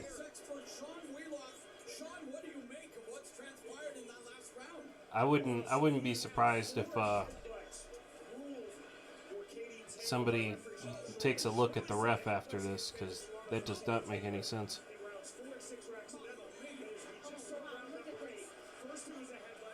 See, they're both putting their heads up against each other. They're trading flurries.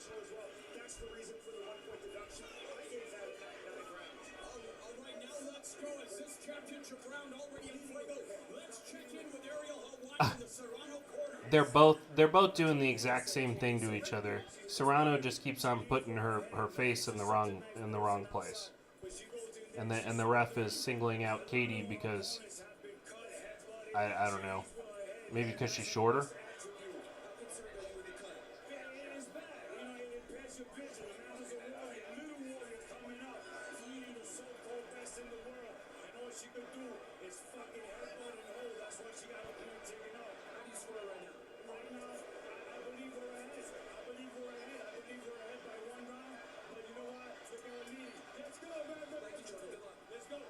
Showcase of raw power, speed, and technique. 30 seconds to go. Serrano's coach just said that, oh, Katie can only headbutt and hold, and no, Katie is beating the absolute piss out of Serrano in this round. They're throwing flurries, and Katie is connecting hard. Katie's just giving up the sticking move. She's just going toe-to-toe with Serrano. Yeah, Katie is leaving it all out.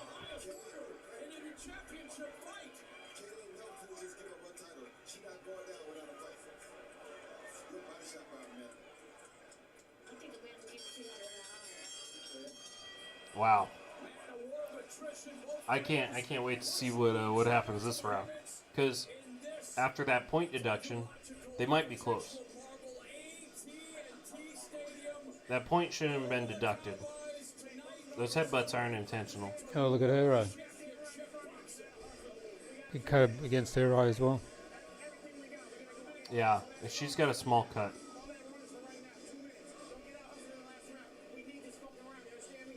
Katie's got a small cut on her right eye. Above her, looks like close to her eyebrow. Oh, TV's gonna turn on. Oh, shit.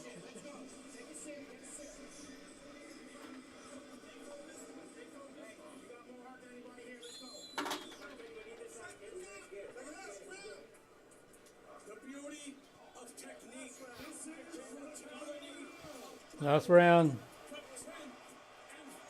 Serrano's trainers are taking a long time to get out of the ring.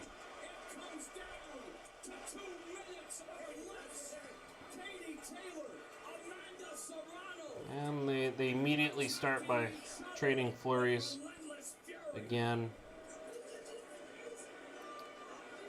Katie's throwing 3-4-piece combos. Serrano's landing 1 or 2 every once in a while. Now they're both just swinging.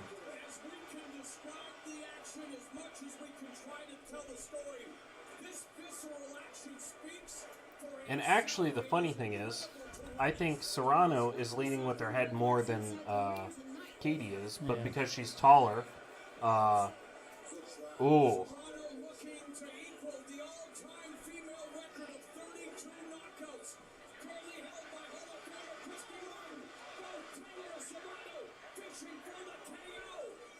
Yeah, Katie's throwing some huge fucking combos.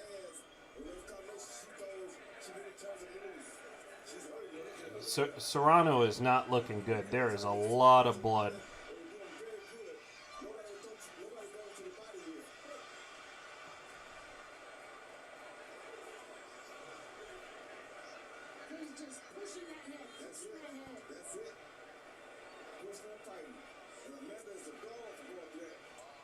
Oh, They're both rocking each other.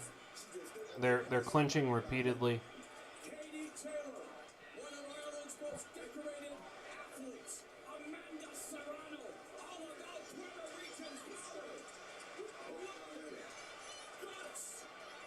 We're about to get the 10-second warning. Let's see what they do.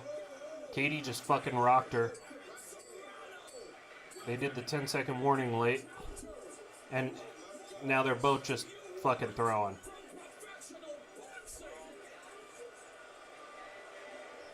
and they're falling on each other. Yeah, that's it. Ended with a clinch. They both put their hands up. And they hug it out. Well, I think Katie definitely won that. I think Serrano had a good start, and then Katie really fucked her up. But that point deduction, that's going to be an issue. Also, I don't even know how you fucking like score something like that, you know?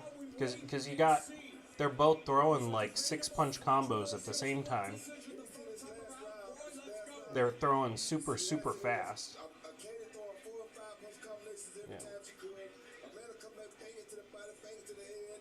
But then Katie would run off with bing, bing, 2 more good punches. But Amanda throwing some And you see when Katie is trying to duck down,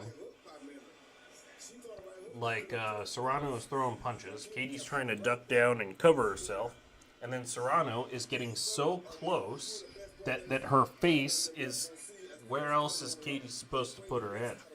So, but I will say Katie did excessively clinch. It was a lot.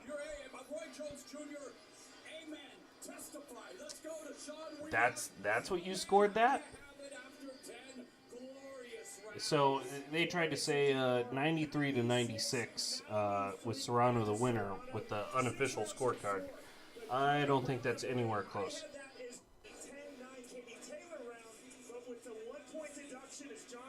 First on the hard warning, and then on the second, which Shorely deemed 2 intentional headbutts by Katie Taylor versus Amanda Serrano in round number 8. That goes from a 10-9 to a 9-9 for Katie Taylor. I still have, regardless of round number 8 and the 1-point deduction, Amanda Serrano winning this fight. We have witnessed a celebration of the warrior spirit that inspires fans and fighters alike, and it's up to Jeremy Hayes of Canada, Nate Palmer of Indiana, and Jesse Reyes of Texas to determine who leads undisputed Where are you streaming it from? champion at 140. Will Sedano join Taylor and Clarissa Shields as the only undisputed champions in 2 divisions? I know we're waiting on. Yeah, and you can see from the look on Serrano's face. I think she knows she lost. Not only does she have that cut on her eye, but her other eye that's already turning black. Ladies and gentlemen, another round Here we go. of applause for these 2. Katie's got a bloody nose and a cut above her eye. We go to the judges' scorecards. We're going to the scorecard. All 3 judges see the contest Unanimous decision. 5 to 94. 95-94. Winner by unanimous decision. And still And Katie wins. See, there we go. I don't know what that other guy was fucking watching. So, all 3 judges, 1 point difference, which means if the referee didn't take away that point, actually should be a 2-point difference.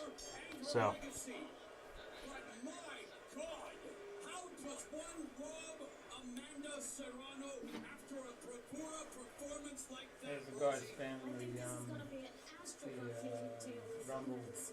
I thought Amanda Serrano won the fight not just because she's a and of course now all of the announcers are complaining about how the white girl won. So, I think that they're already trying to set it up to make it look like, oh, it was close. No, it wasn't. I don't think so.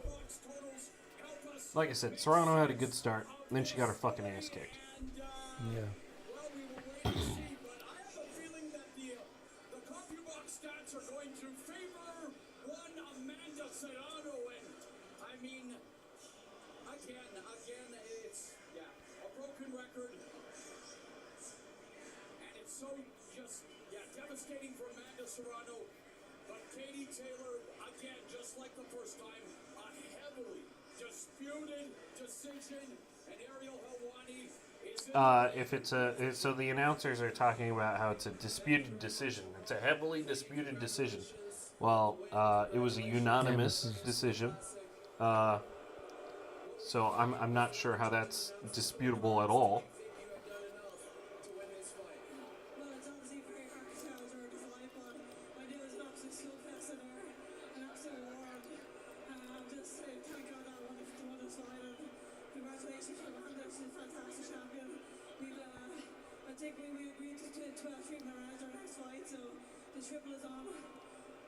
Obviously, this crowd not agreeing with the decision. The broadcast Well, team is she is doing the post-fight interview, and as inspiring as her words may be, I have no idea what she's saying. I don't understand her at all.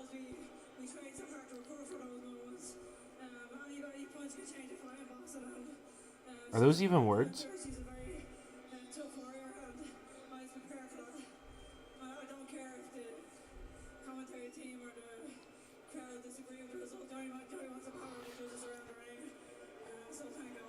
Obviously, the cut was very significant. Her team said that you were fighting dirty.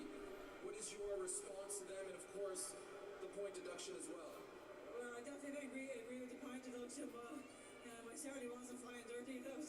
Sometimes it just it gets rough in there, and you have to prepare for those moments. They're already accusing her of fighting dirty and other crap during the post-fight interview.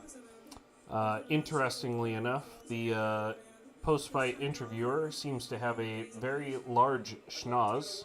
I would like to see his early life section on Wikipedia. Show these two great warriors the respect that they deserve. And there's the cut right over there. Amanda, another supreme. What kind of Sam person do you think the interviewer is? To the judges' scorecards. Listen, I knew if I went to the judges, it was going to be a little shady, but listen, I came here, I chose to be great, I went up 3 divisions. I lost in 2. She said the judges were shady. To be great tonight, and I went up 3 divisions. I am the featherweight champion. Coming up soon, the Tyson fight, everybody. I want to be great. Only I fight the best. And listen, it is what it is. I'm a featherweight, man. She's already making excuses. She came up 3 weight divisions. Okay, well that was your choice. You decided to fight at a higher weight than you normally do. Now And look, They heard she kept headbutting me, but we knew that from the very beginning, from the first fight. That's what they do. She's been not only my fight, she did it with Chantel Cameron. Listen, I'm a Boricua. I'm a die in this ring no matter what. No matter how many cuts I have in my face, I'm a die to the very end. okay, so she just keeps on complaining, saying that oh, Katie headbutted this other girl, and she headbutted me in my first fight. I would like to know if the other girl is also left-handed. I think that would probably answer the question. Yeah. Also, does that other girl stick her face directly into the path of her head? yeah. I know both of those things are true for Serrano. Use her head dirty, but it is what it is. I'm a champion. No matter what. See, like they showed that as a headbutt, but really what happened was they both got their arms stuck together, and then they made contact, and that's just poor timing that they're showing on this one. It's not intentional. I'm on Netflix. But listen, I want to say happy birthday to my And now they're advertising for Netflix. She doesn't care that she lost. She's on Netflix. Yeah, she's happy. But like I did to my daddy, we're champions and we're going to keep fighting. Absolutely, he has to be proud of you. What you did Well, now she's gonna go home. She's gonna go turn on a movie. Probably 16 candles. Open up a pint of ice cream and start binge shopping on Amazon to make herself feel better. Well, have fun with that, Serrano. You lost. and it's got to do what he has to do because when you're getting headbutted repeatedly and now they're just using the microphone to complain about headbutts. Still, her trainers are. the first time she ever got cut was the first fight with Katie Taylor. If you look at Katie Taylor's fights, you'll see a lot of her opponents have gone out with grotesque swelling in their head. Look at the way Chantel Cameron looked. Cuts in their face. She fought Nina Ment. They stopped the fight on cuts, headbutt. So that's nothing new. That's what they do. They lead with their head. And Katie's a beautiful person, but has an extremely huge head. He said Katie is a beautiful person, but she has an extremely huge Huge head. head. Yeah, an MMA fight. I don't know if that's going to happen, but I think the world would love to see you two in a ring or a cage one more time. Final word, Jordan. Mind you, we're coming up 3 divisions from 126 pounds. They say that Amanda's not a 126 pounder, but try fighting at 114, 118, 122, 126, and Okay, so it turns out that the difference between their weight divisions from the three divisions is like 10 pounds. And they're sitting there bitching about that. Dude, it's 10 pounds. What is that? Like fucking 3 kilograms? That's bullshit. If you just drink a little bit less water and you take a big shit, you can drop two women's weight divisions. Is that really what they're fucking bitching about? This symphony of violence, the beauty and brutality that makes this sport so amazing. Highlight of the night, presented by Celsius. Live fit. Roy, take it away. Well, right there, Amanda Hurt was very bad that first round to open it up. And Katie started throwing the combinations. The thing to me was Katie was throwing a few more punches, but most of Amanda's punches had real devastation on them. That was the headbutt that caused the gun.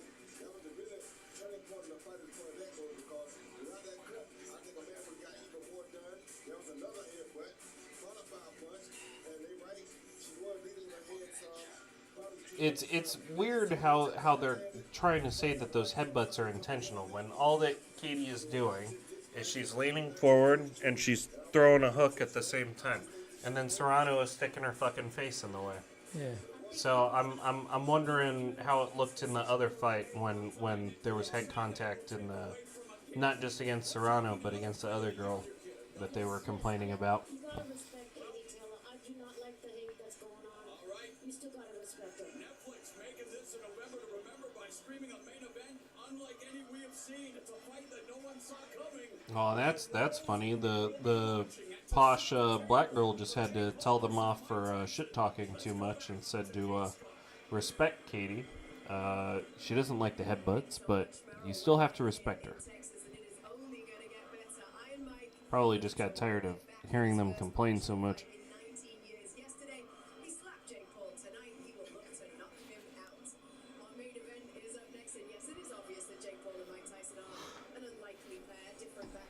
Alright, well, now, finally, we're getting to the real deal. The real fight. So, let's hope some cool shit happens. Now we gotta watch some gay fucking... Gay promos. Yeah, I hate these fucking promos. All over the world of sport. Like, what if you just decided one day you wanted to be a professional boxer? And didn't listen to anyone when they told you how crazy that was. This is the opportunity of a lifetime to fight one of the two most famous boxers to ever live. It is ambitious. Yeah, and this is part of what I was saying earlier too, is the way that Jake Paul makes like his persona.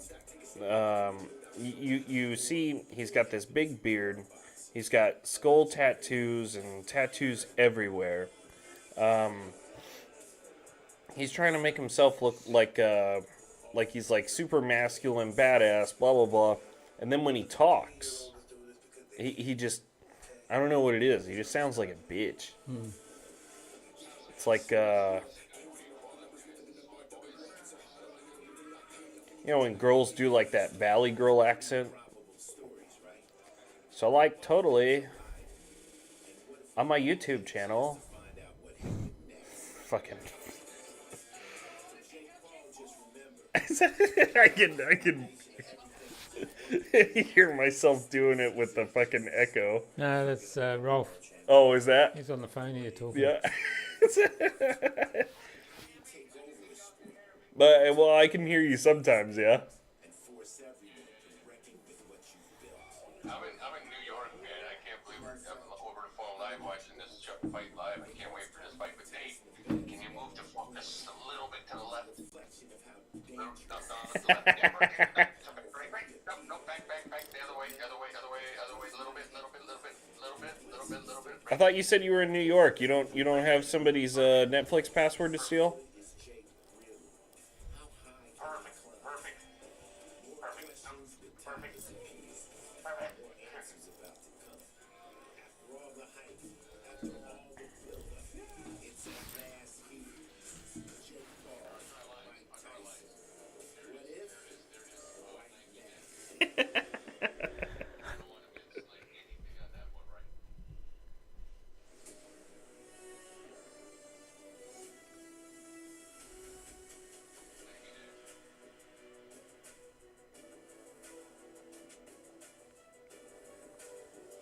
Well, here we go. I think that's the last bullshit promo we got to watch. It looks like we're getting into the ring, and we're going to fucking do it. Paul versus Tyson. Live from fucking Minsk.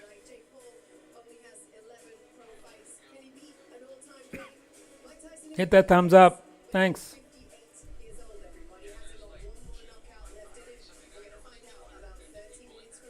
Yeah. She said 13 minutes from now. Oh, Fuck 13 me. minutes. Really, still?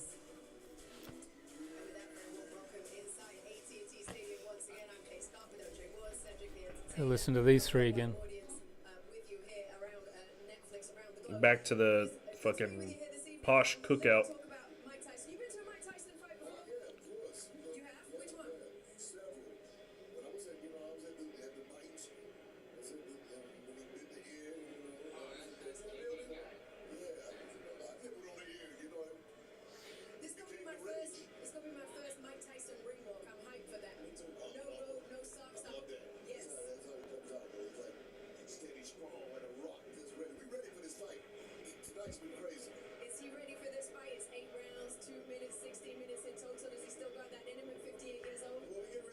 Ugh. This is I'll show you. I was talking to some girls before I moved to Belarus, and I re-downloaded Snapchat recently because my friend wanted to send me something on there, and now I keep on having these old stories pop up, like from these girls that I used to talk to. It says, "Oh, Lindsay or Ashley or blah blah blah uploaded a new story," and it looks like whoever I was talking to before ate the person that I was talking to. They just ate them, like hate. Ate them for food. The girl is like twice as big as she was before. Oh, I see what you mean. Yeah, like all of them are. They look like fucking Goodyear blimps. It's I'm sorry, Katie Cat. Are they American? The what? Are they American? Oh yeah. But I'm sure Katie Cat will not appreciate my misogyny. She probably won't take me up on my. I'll still cook her dinner if she comes here. She won the fight. Also, just for everybody to know, where we're moving to the new studio, there'll be another setting up a second studio there, and they'll be having a whatever podcast with Belarusian girls here. Forgot about that. Yep, they're going to be doing that. But you got to speak Russian for that one, yeah? Yeah, we're going to try and do subtitles at least, English subtitles. I gotta try and hop on that show and ask them some stupid fucking questions sometime. Yeah. Whenever you get some English speaking girls on there, I'll just ask them some dumb shit. Yeah, he said he knows a lot, so that'll be we're looking at some shows like that. The trick is I'll have to show up drunk though. That's the best way to do it. You turn up with a bottle of wine. Well, if you do that, all the girls here they'll just drink it with you. So it's everybody will be like, I don't drink, and then as soon as you order wine, they're like, oh, I want some wine. I thought you don't drink. Well, but I like wine. He's got a room for them to have a few drinks and get ready as well. Fair enough. That does sound fun. Maybe I can just skip the show and I could just be waiting in the drinking room, and I can show them how to drink before they go on the show. So that way, when they go on the show, they just don't remember what they're saying. Exactly. They'll go on the show and they'll tell all their secrets. Is that fucking Shaq? Yeah. It is Shaq. See, but the thing I noticed here, the girls here, they're very good at hiding the stuff that you don't want to know for a while, you know, like. Well behaved. And you get them drunk, and then they'll start just blah blah blah blah blah blah blah blah blah, and they'll just like start listing like every fucking awful thing about themselves that you can think of. So, if that's his tactic, yeah, I mean, If he gives them free drinks before they get on the show, oh, you're gonna hear some fucking shit from those girls.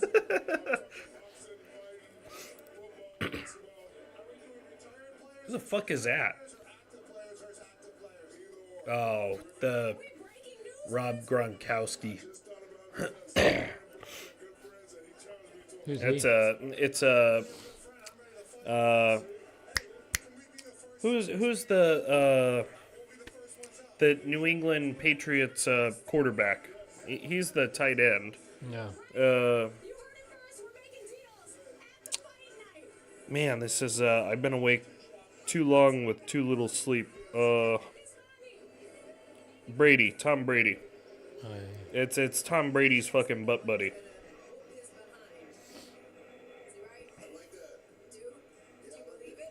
Are you allowed to say butt buddy on YouTube? Yeah. I feel like that one should be not allowed for some reason. No, you said it's not for kids. It's what? It's not for kids, this stream. Well, yeah. 18 plus.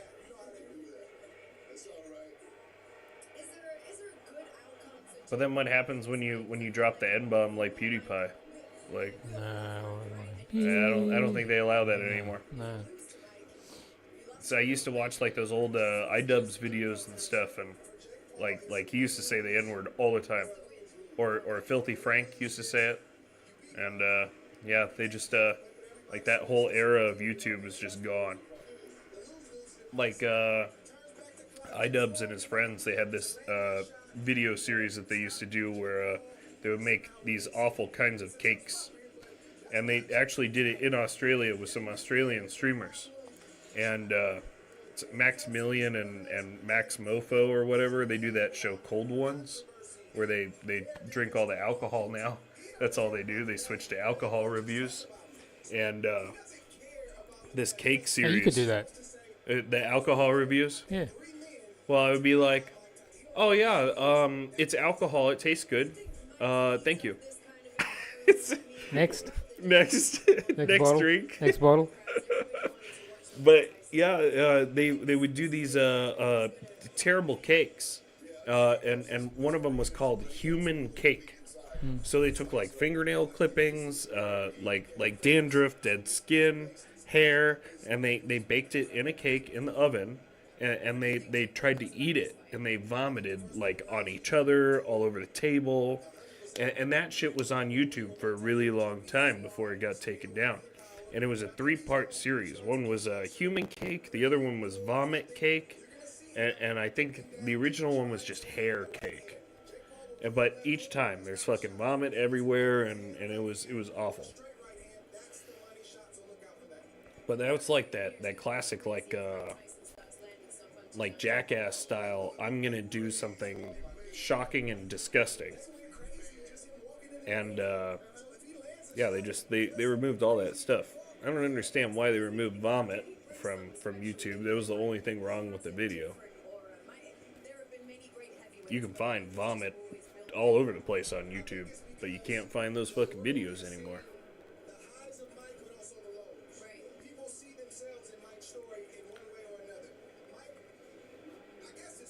These announcers figure out some sort of way to Dribble on. well, yeah, but they're not really talking about anything. Like, they're trying to make themselves sound smart, and then they're just not really talking about it. Went to the same school as Kamala Harris. Is that... I mean... Say nothing. Say a lot of words.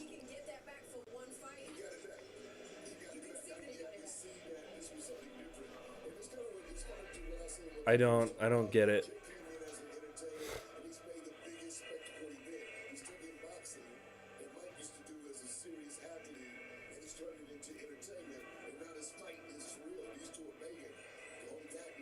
He took boxing and he turned it into entertainment. Boxing was always entertainment. It's a spectator sport, you stupid fuck. Ugh. They're acting like he's the first person to make it so boxing is big. Like, people used to fucking pay how much money for HBO pay-per-view? It's always on the radio. Like, you're not the first motherfucker to do this just because you got it on fucking Netflix. Why does everybody act like they're the first fucking person to do something? They've been broadcasting fucking baseball on the radio since, like, what, the fucking 20s, 30s? Fuck me. So, I don't understand why everybody thinks they're so fucking special.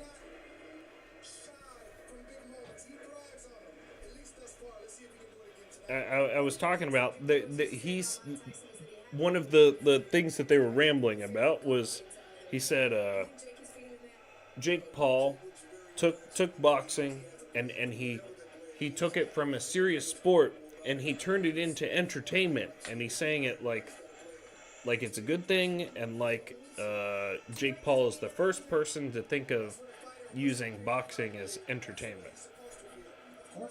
He's saying it like he did some sort of accomplishment. Like he's the first person that made it so people want to watch boxing. That's why it's been a sport for God knows how long. Hundreds of years. Right.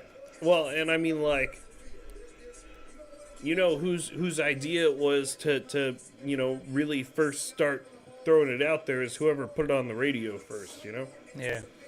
But after that, I mean, you can't say he's the first person to do something. Like, when they put it on VR goggles, is that person going to be the first person to make it so that way it's a spectator sport?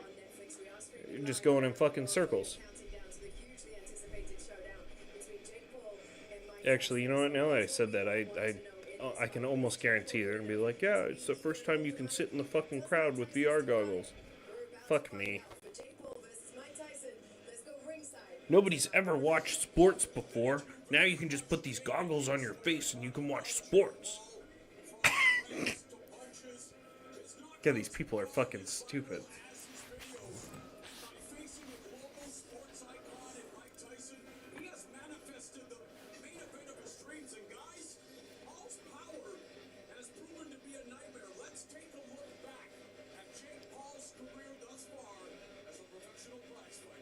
Roy Jones Jr. is trying to keep a straight face while they're saying that Jake Paul's power has been a huge problem.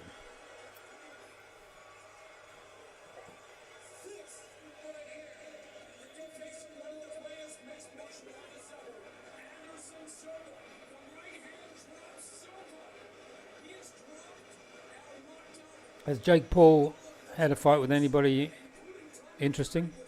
No. I think he only fought one like pro-ish boxer, and he lost. That's his one loss that's on his record.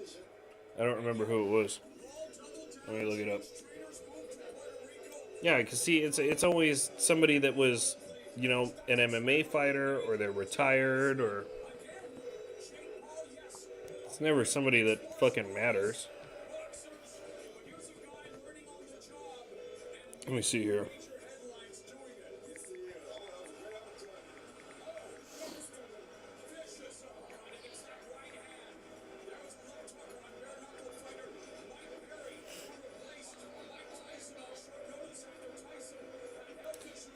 The only fight that Jake Paul lost was against Tommy Fury, which is Tyson Fury's brother. And Tommy Fury, he wasn't even good. Like, Tyson Fury was really good, champion boxer. But his brother, not so much.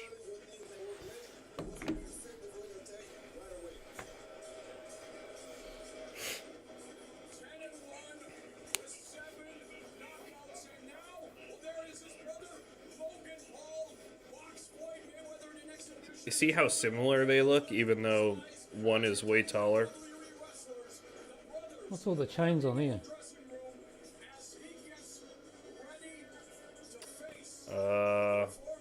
That's allowed? I guess.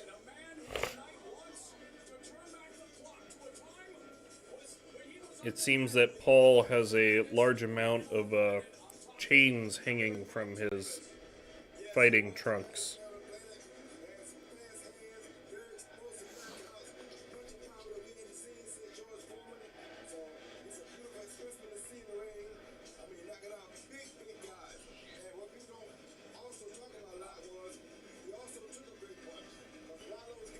I mean, I think it's just a tactic to hide from people seeing your hip movement, your leg movement. Like when people wear like those battle skirt looking things, because they're not exactly kilts, because they got shorts under them. But when you move around with those, you know, like it distracts the eye while it's moving, and you know any bit of movement to try and take your opponent's eye away, I guess would work. But I don't know, chains. It seems a little odd. They looked like they were metal, yeah. Yeah. So, no, I don't know how that's allowed.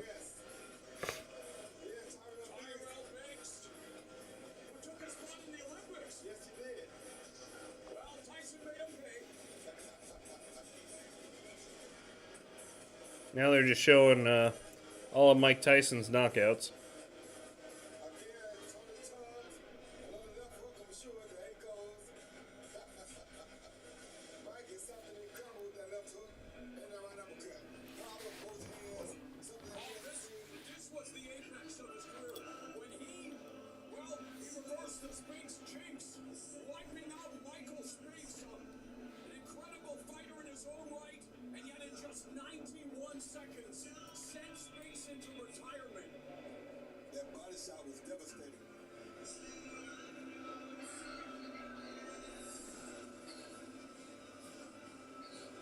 Yep, just more Mike Tyson knockouts, of course.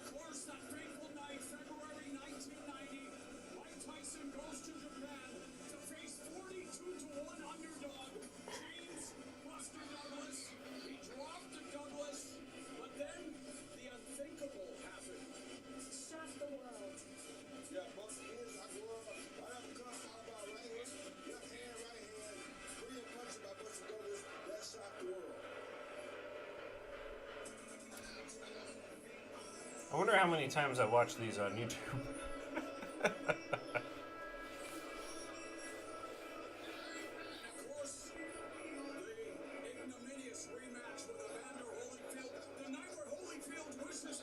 They're showing the night Holyfield got his fucking ear bit off.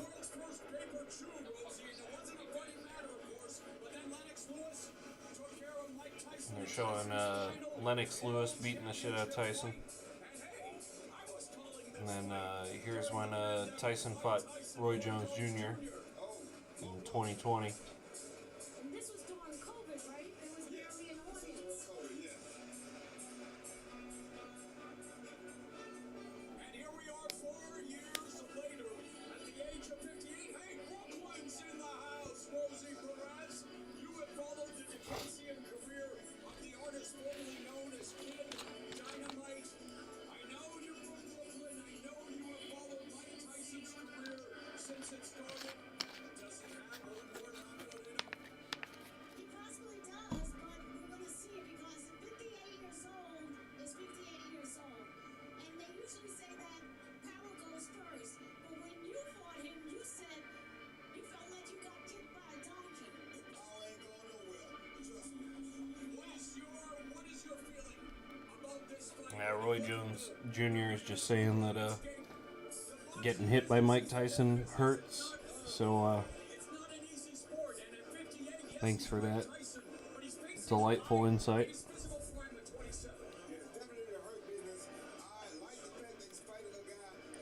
Come on, let's do it. What are they stalling for? It's been way longer than what they said it would be for the start. But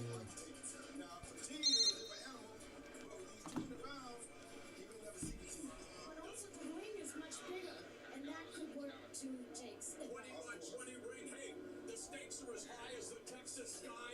AT&T Center Electric is Thomas Edison's basement. Let's go. Yeah, we can't show any of the fight because of copyright. Oh, same girls, different girls.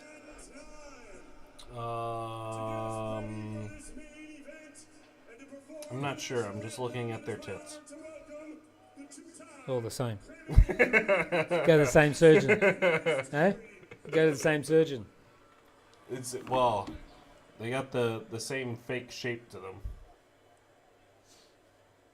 There we go. I think the left was lugging around a little more though. Wait, now they're doing the national anthem?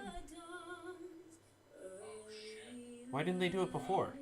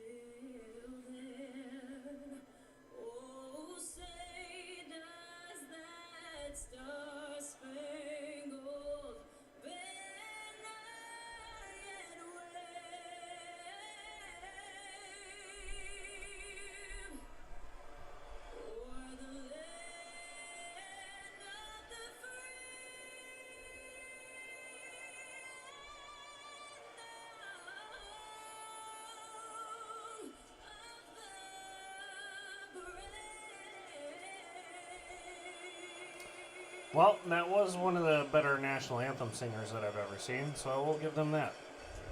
I have seen some very awful singers in my time, and she was not one of them.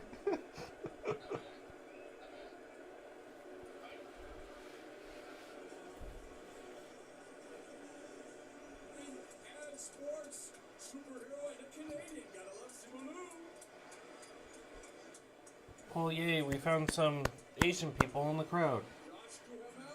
Who the fuck is this? I said Josh Guamil. I don't. Am I supposed to know who these people are?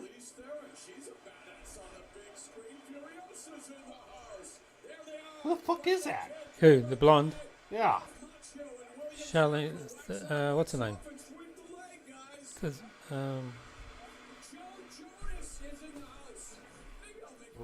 Joe Jonas?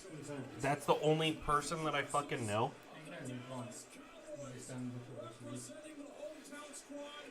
Alright, Shaq. Oh, there's fucking Shaq. I do love Shaq. Fucking DJ Diesel. You know Shaq's a fucking DJ, right? Yeah, he does DJ shit. Like dubstep and... Oh, Charlie Theron. Charlie's, Yeah, that's who the blonde was. Yeah. There we go. I don't think I've watched much stuff with her in it, to be honest. 27 versus 58. 6'1" versus 5'10". 227 pounds. 228 pounds. 76-inch reach. 71-inch reach. Jake Paul is 10-1. Mike Tyson 50-6 with 44 knockouts. And I would also like to point out that Mike Tyson fought real boxers the whole time. Yeah. So, yeah. At a point in time when boxing was extremely popular and they had a lot of talent in the ranks. 14-ounce gloves, 2-minute rounds.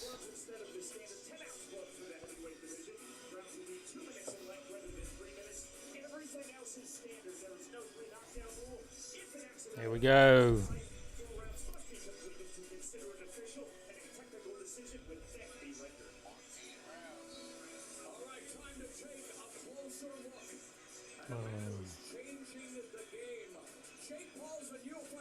Now they're saying that Jake Paul has KO'd or knocked down every opponent I don't think that fun fact matters when your opponents are not boxers. Most followed boxer in the world across social media. I don't think that fun fact matters when you're not a boxer. Advocate. Ooh. For fighter pay and women's boxing. Fighter pay, yes. Women's boxing, no. I'm going to have to disagree with you there. First pro fight was in 2020. Okay. So he's been pro for 4 years.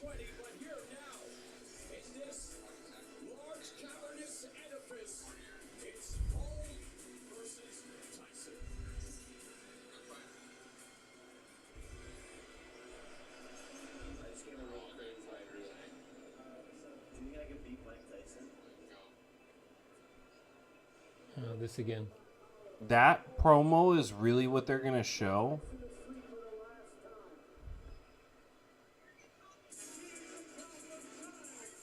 It's some dumbass promo that starts off with him like meditating on like his fucking Hampton lawn or wherever the fuck he lives. Talking about ayahuasca. Yeah, talking about doing ayahuasca. They didn't have the audio in it on that one though. And then it's him knocking everybody out. Nobody cheered at the end of his promo. Nobody cheered.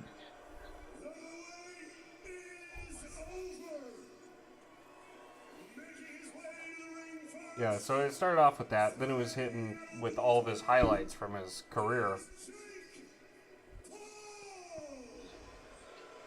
They're all booing him. They're booing him. Oh, he's coming in the car. What the fuck even is that? Oh, that's, is that one of the Cyclone trucks?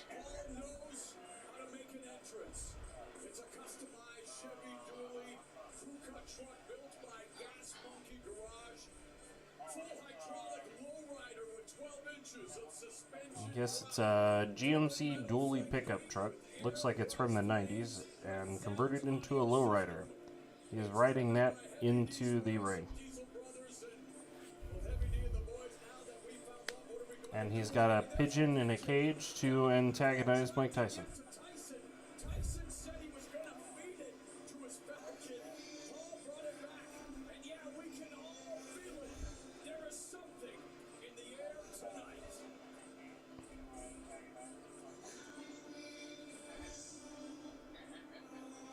What the fuck is this gay shit?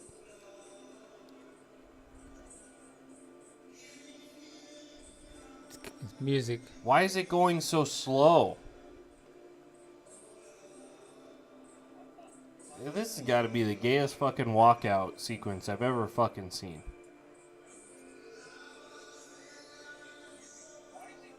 And look at all these people fucking recording it.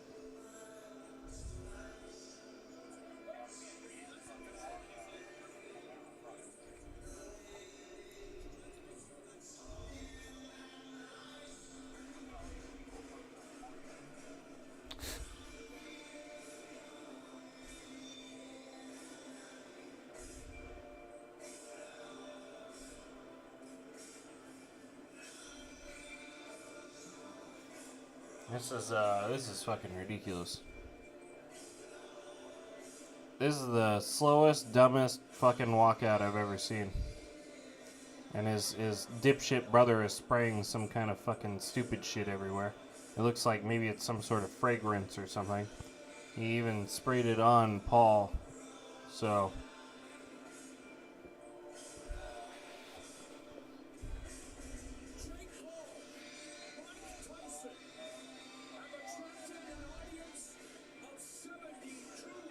his brother's still spraying whatever the fuck this shit is.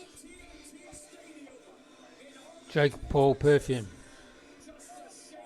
It is Jake Paul's. No, I mean, I would assume it's one of the Paul's fucking perfume. What the fuck is he wearing? This has got to be the weirdest fucking jacket that I've ever seen. More chains on it. It looks like a fucking marching band jacket. Looks like something Michael Jackson wore. Yeah, or Michael Jackson, or somebody in like a really gay civil war. Civil War. Like Civil War that's coming up.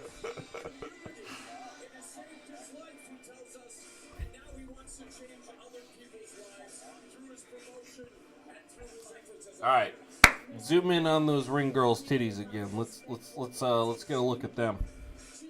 That's the only thing I really care about right now until they start fighting.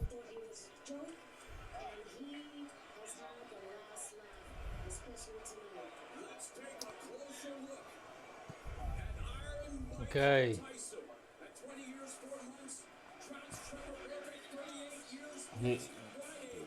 Tyson, youngest heavyweight champion of all time. 20 years, 4 months old. Undisputed heavyweight champ for 3 years, 87 to 90.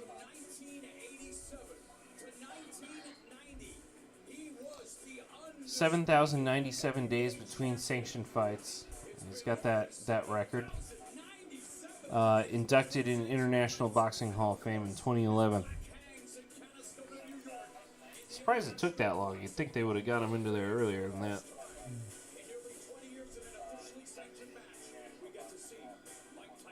They still might have been upset about the whole rape thing, but I don't know what that has to do with boxing.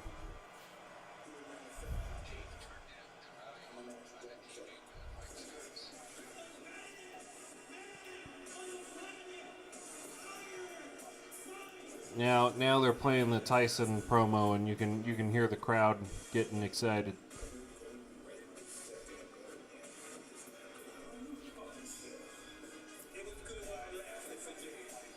Ha! They put the Jake Paul slap into the promo. Now the crowd's going fucking nuts.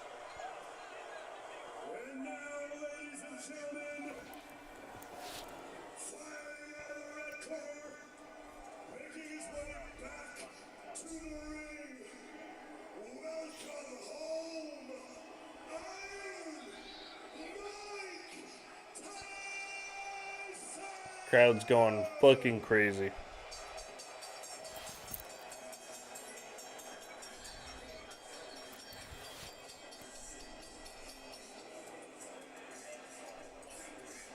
And now here he is doing a classic walkout.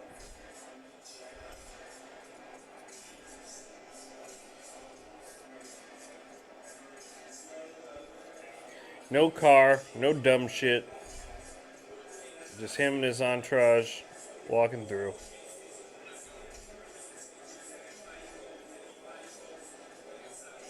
Looking serious. He's got 1,000-yard stare is what he's doing. He's looking through your soul.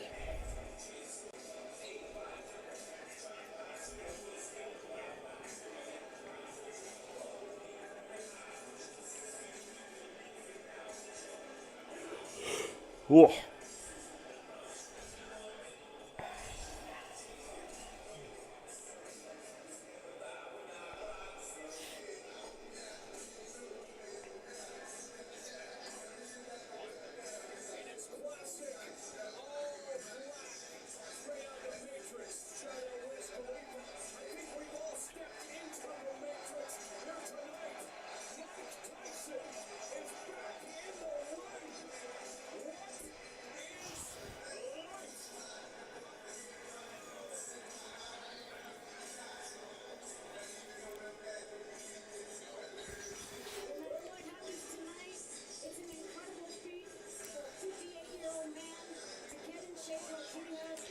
All right, everybody's in there. They're all standing together. Let's get this fucking show going.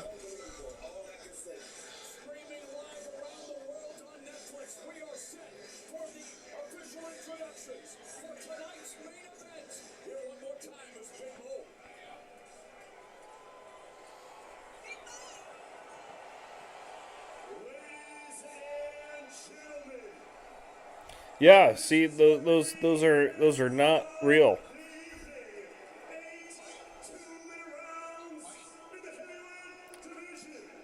That blonde, that is she could hurt somebody with those things.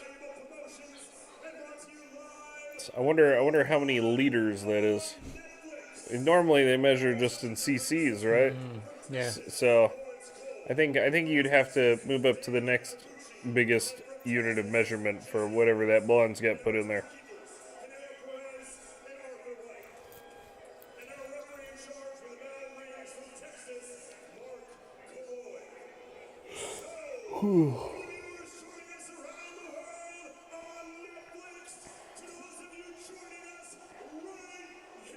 I think each one is bigger than her face.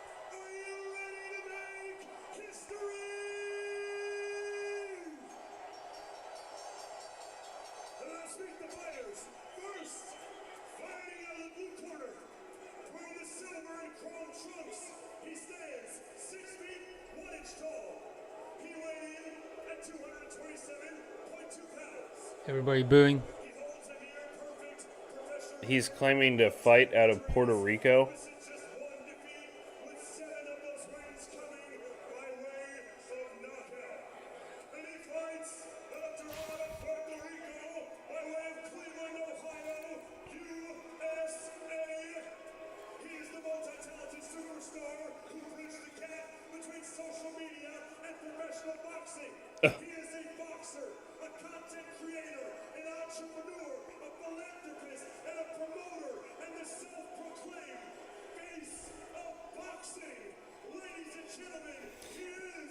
The announcer is just saying some random dick-sucking shit. There's his little girlfriend. Like, his girlfriend is hot. I don't know why she's there. I really don't. Money? Everybody, yeah.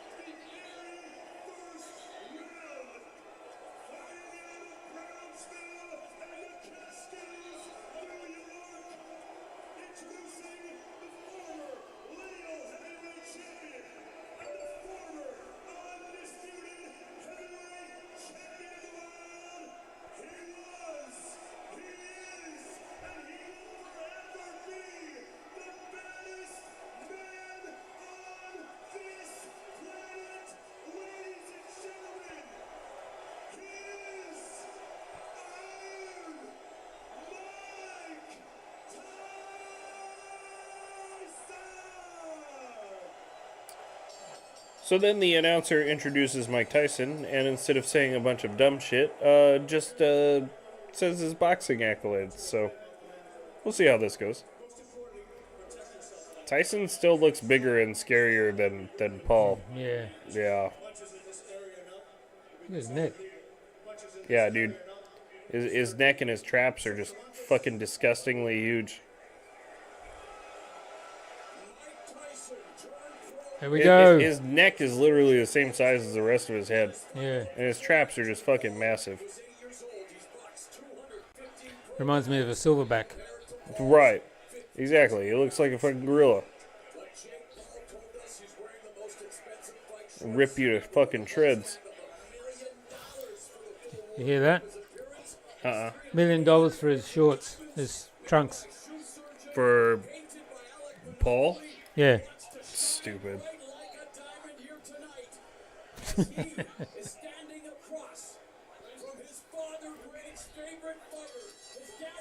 Here we go.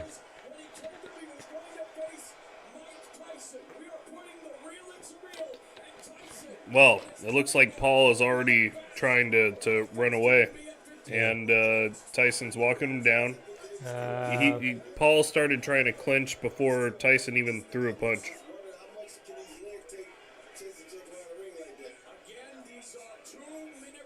Oh, got him. Tyson just fucking hit him. Oh, I'm gonna get Oh, I think Paul's in trouble, dude. Yeah. This is wonderful. Oh. Oh, Tyson just fucking pieced him up again. They're clinching. The clinch is way too long.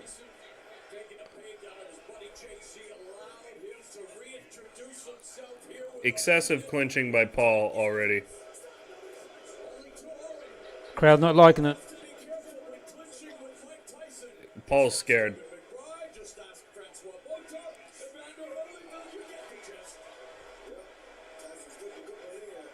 Look how shaky Paul's legs are. Yeah. He's still just trying to run away. All he can do is run away.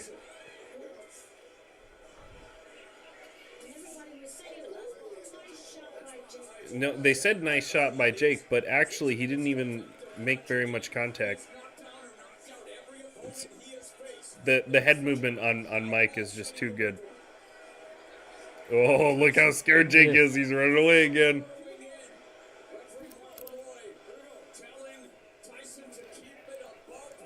Tyson gave Paul a good shot to the thigh. Got called on a low blow already.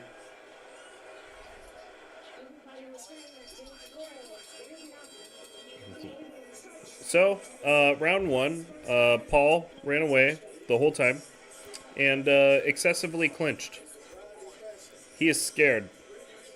He is very scared. He took a couple of good shots from Tyson already, too.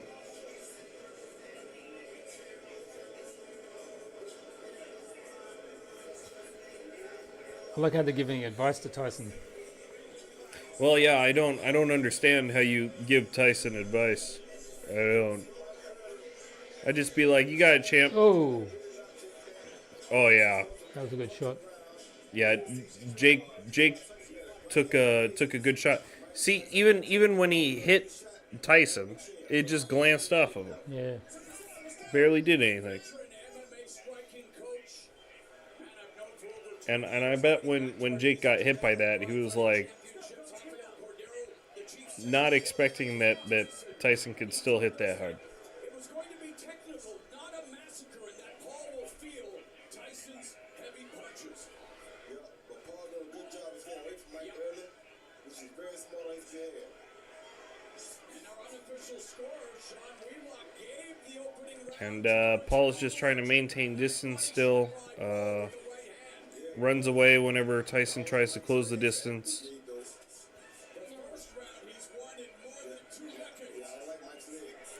And Ooh. Tyson lands a good left hook. Yeah. Whenever Paul is throwing any shots, he's not getting a straight hit. He's hitting Tyson's arms. He's glancing off the side of his head.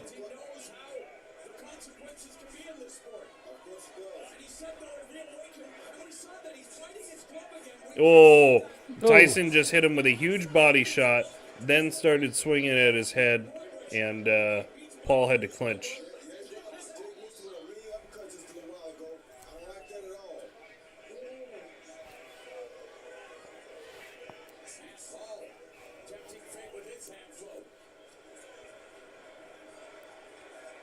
Paul's trying to maintain distance and just jab and retreat. He can barely even touch Tyson. His head movement is just... The whole crowd's shouting for Tyson.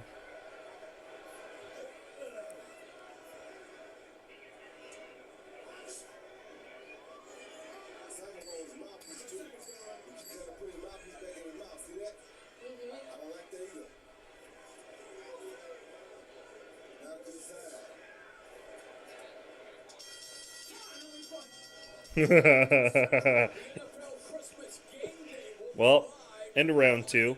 Paul got clocked a few more times. I would say that Tyson was much better both rounds already. So I really hope he starts to get frustrated and he tries to come at Tyson and just gets fucking rocked.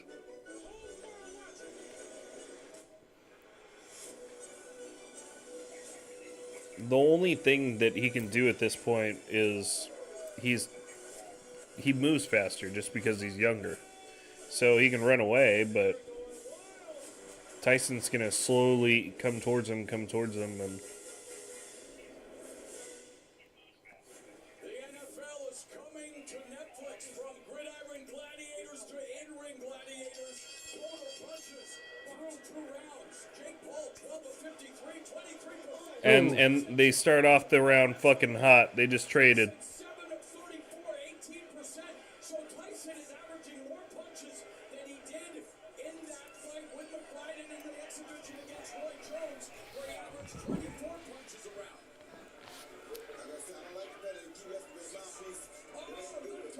Oh, Paul just got in a bunch of jabs, and looks like Tyson's a little dazed.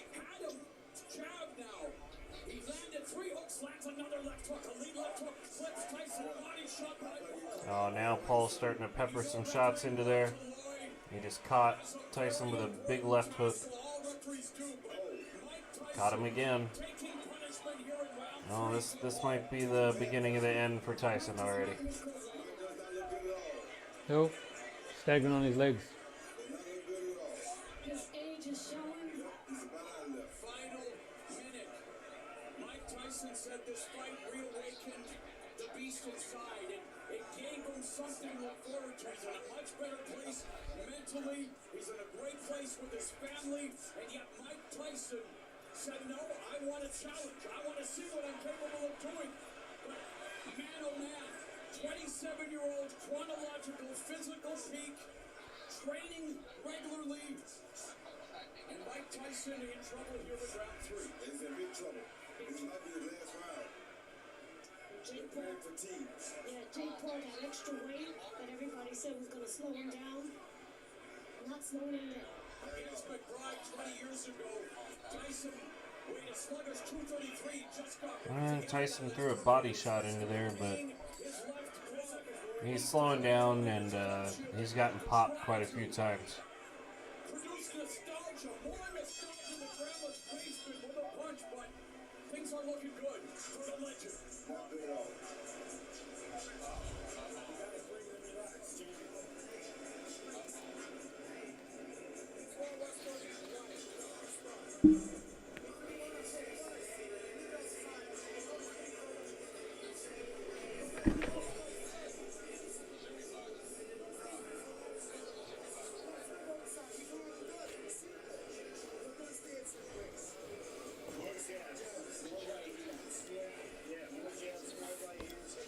You see Jake Paul land a beautiful jab with right hand first. Right there, and knocked Mike off balance 2 times. And Mike was highly off balance right there. I don't like how his legs look. There's not that much power behind the punches that Tyson's getting hit with, but There's something wrong with Now he's fighting. I've seen it throughout his career. It's interesting, but he does fight tough. And preparing for this fight, going back to his history. I think he has a problem with his mouthpiece. Yeah, I have to tell you, Roy, I've seen it in a lot of fights with Tyson. I don't think that's the case. what the fuck was that? Punches in the 3rd round, Paul 1 of 11. 11 of 22, 50%. Tyson 4 of 11, 36%. And the unofficial score, Sean Wheelock gave Paul his 1st round. Right hand. And Concubux has Paul more than doubling Tyson in total punches landed. Roy, you fought Mike Tyson at 54. What do you think he needs to do? Well, he's not the same now as he was at 54. His legs don't look nearly as good as he did when I fought him. So his legs look like they've gone down a lot. See that right there? He was real at this, and I didn't see much of that. So he needs to be on attack more, but his legs won't get to the job. So he can't get there. It's a felony. Felony. So, and Jake looks very, very confident. And relaxed because he knows Mike's legs are failing him. And so he keep biting that mouthpiece again. Even in the last fight, Well, now there's not really that much going on. we didn't see Perry, It looks like Paul is too scared to come close. Mike is too old to move quickly. So Paul just keeps on trying to stay on the outside and throws a shot, moves in, and Tyson dodges a lot, and sometimes he's catching Paul, but Paul's gonna have to figure something out. If he keeps on keeping on the outside like a pussy, then nobody will win.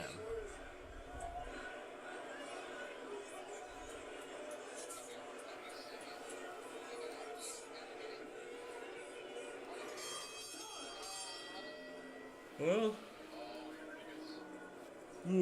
Crowd booing. yeah, that was not a very entertaining round. Paul just keeps running away too much. Yeah.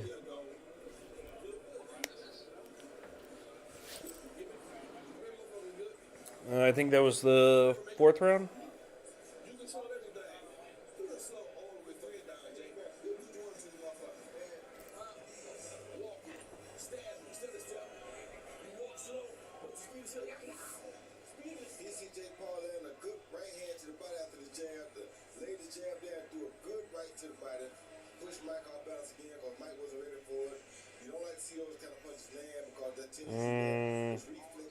Alright, the only Jake Paul highlight they have from that round is a very Body weak straight right to the body.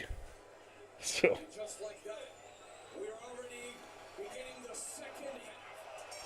round 5. Yep.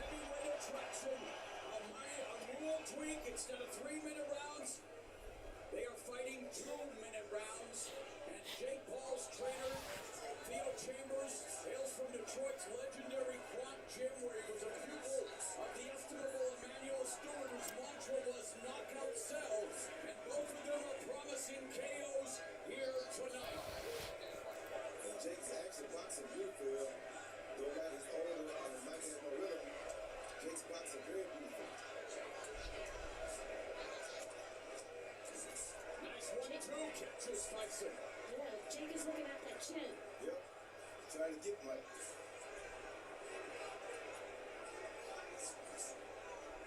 So he's still getting that mouthpiece. I just don't understand that. And I don't want to debate or get into an argument with the Hall of Famer, but like I say, it has been a tick of his in fights past, and I don't know what it is. Or maybe his son Amir, who's been a great asset to us tonight. We'll find out sometime. But in terms of Jake Paul, you're right, boy. He's turning into a boxer. Yeah. Oh, good shot. Again, the left hook. Good shot by Mike. And Paul's hands are low.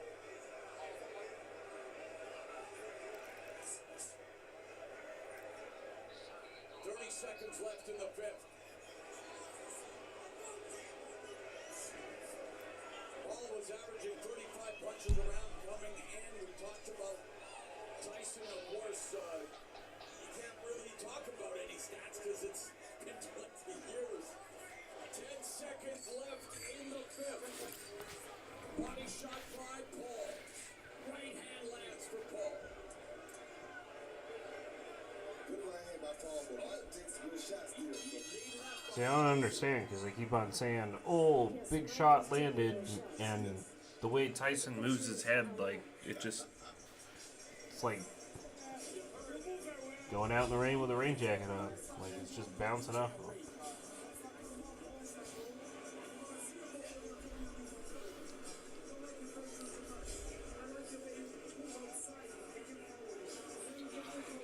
him.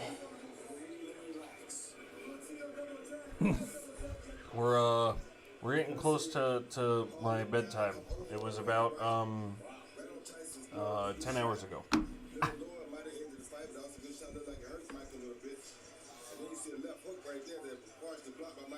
Oh, that was a good one.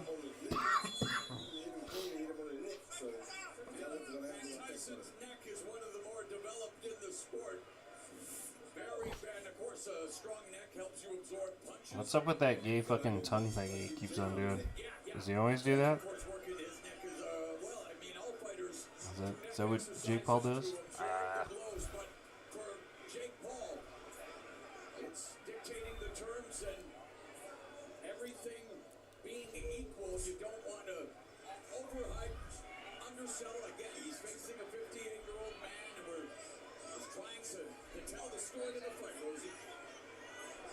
But it's a hard story, Rose. I think we can see all we're going to see from Mike as far as dangerous shots. Well, that was a good jab from Paul that time. Keeps running away. Yeah, it's all he's gonna keep on doing the rest of the fight, I think.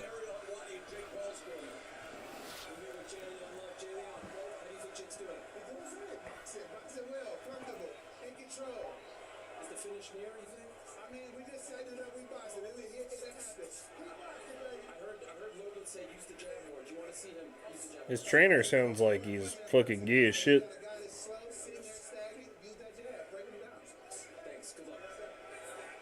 We just boxing, baby. This is probably the gayest fucking trainer I've ever heard. 40 seconds left in the sixth. Like, I mean, if you can't knock out a fucking 58-year-old man, or something fucking wrong with you.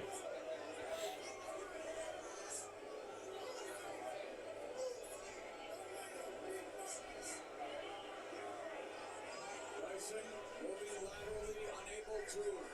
And his former trainer, Teddy Atlas, wondered whether he would still have the delivery system.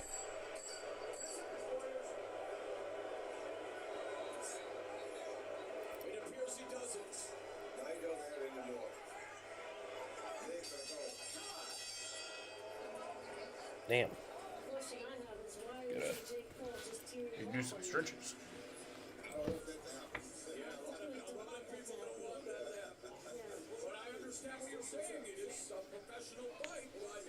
Trying to wake up. I gotta make it through these last 2 rounds. My eyes are starting to close without me trying. Just stand up. All right.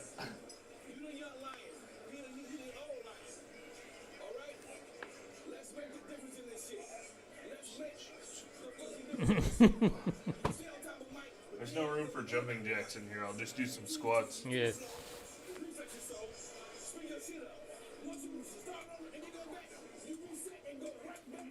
I'll make sure there's enough space in the next studio. For jumping jacks? Yeah. Yeah, I mean, When you're it's the fucking the wheels are like spread out. And I fucking stepped on one. Here we go. you gotta. Round 7. Oh, Oh, that was a good one by Tyson. Tyson immediately comes And out again. and hooks him twice. How many seconds are left does he have each round, even at 2 minutes at this stage of the career? Only about 5 or 10. And you look at the numbers, and they're very, I hate to say it, they're kind of sad, Rosie. Yeah. And there is, you know what, I do have to say, it is 60 more punches than any other 58-year-old has landed in boxing. You better believe it. He probably You gotta watch the overhand right here.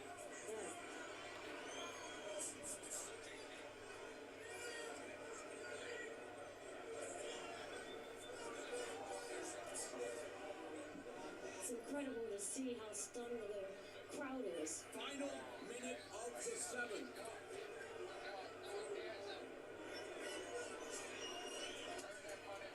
Mike still has pretty good defense, though. Jake's still not being able to hit him. Well, you said it. You told us after your exhibition that he's still even close. It's still hard to hit Mike Tyson. Jake had a hard time still hitting him. At 27 years old, see that? He catching all out his arm. I mean, the one gonna get through his visit, but There's the catch, but there's not the shoot one. no, he ain't got to shoot back, but he was catching it.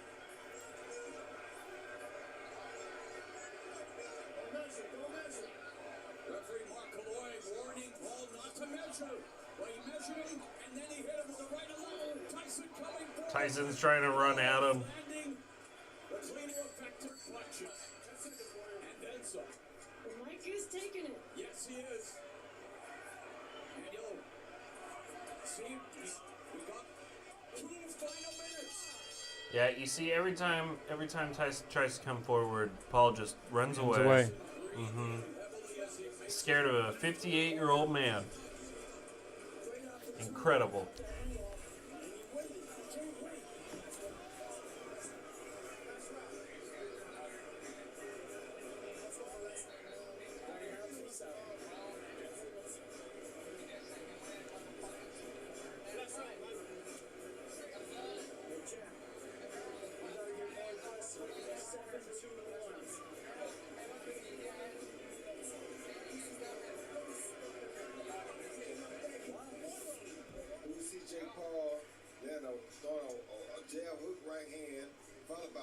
The last hook was cool. Power shot, but it wasn't good. Here we go, last round. Final round. Final round. I hope Tyson just goes for broke. Yeah.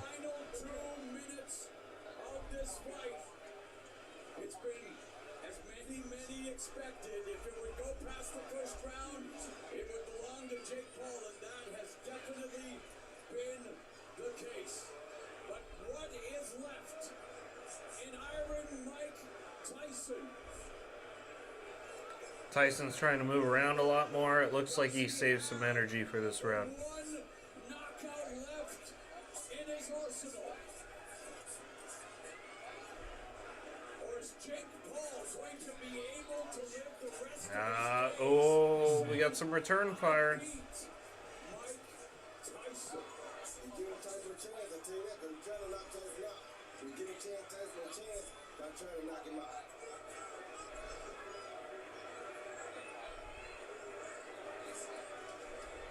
It's crazy going for gusto here against Iron Mike, because back in the days, this would have been a very dangerous move.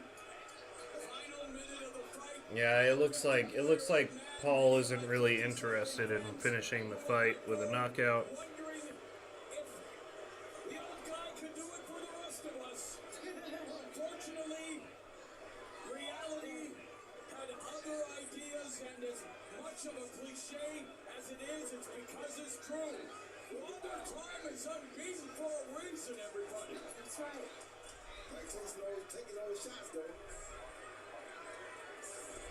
And the fact that Mike Tyson goes 8 2-minute rounds with a guy more than half his age, that has to mean something as well, Roy. At 58 years old. Yep. Everything has to be put in perspective. Last 10 seconds.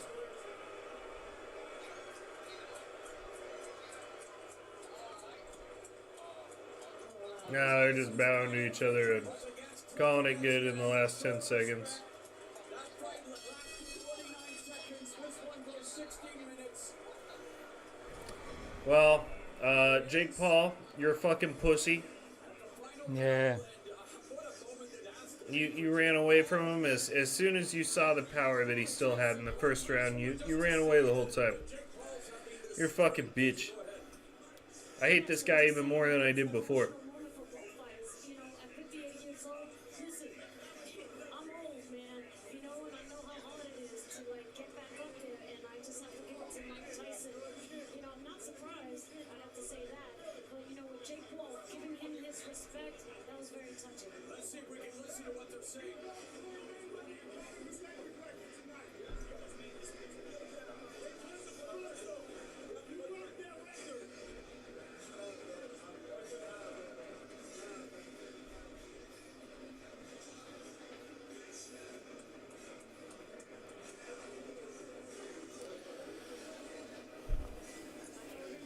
Well, obviously they're going to give the decision to Paul.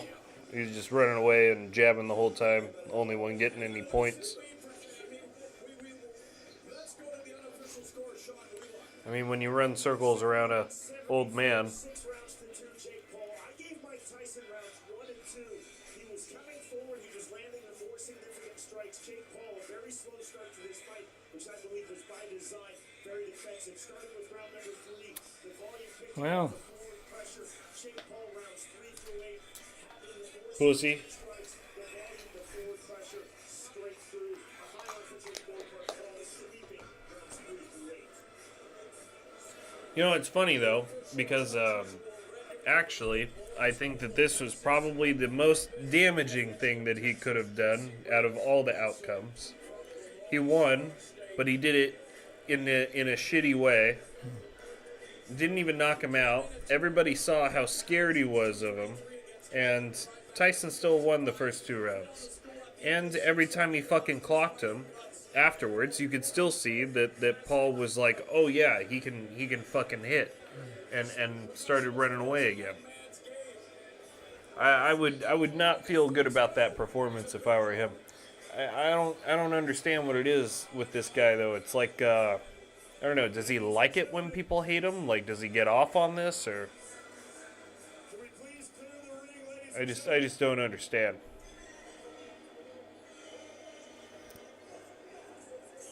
Can we please clear the ring, ladies and gentlemen?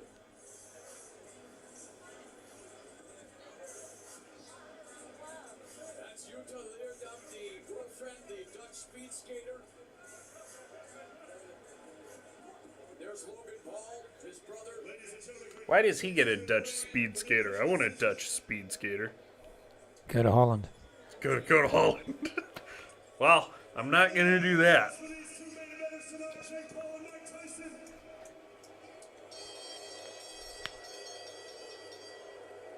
After 84 rounds, we go to the judges' scorecards for the official. Here we go. Judge David We're in the hat. sees the contest 80-72, while judges Lawrence Cole and Jesse Reyes see it 79-73, declaring your winner by unanimous decision, Jake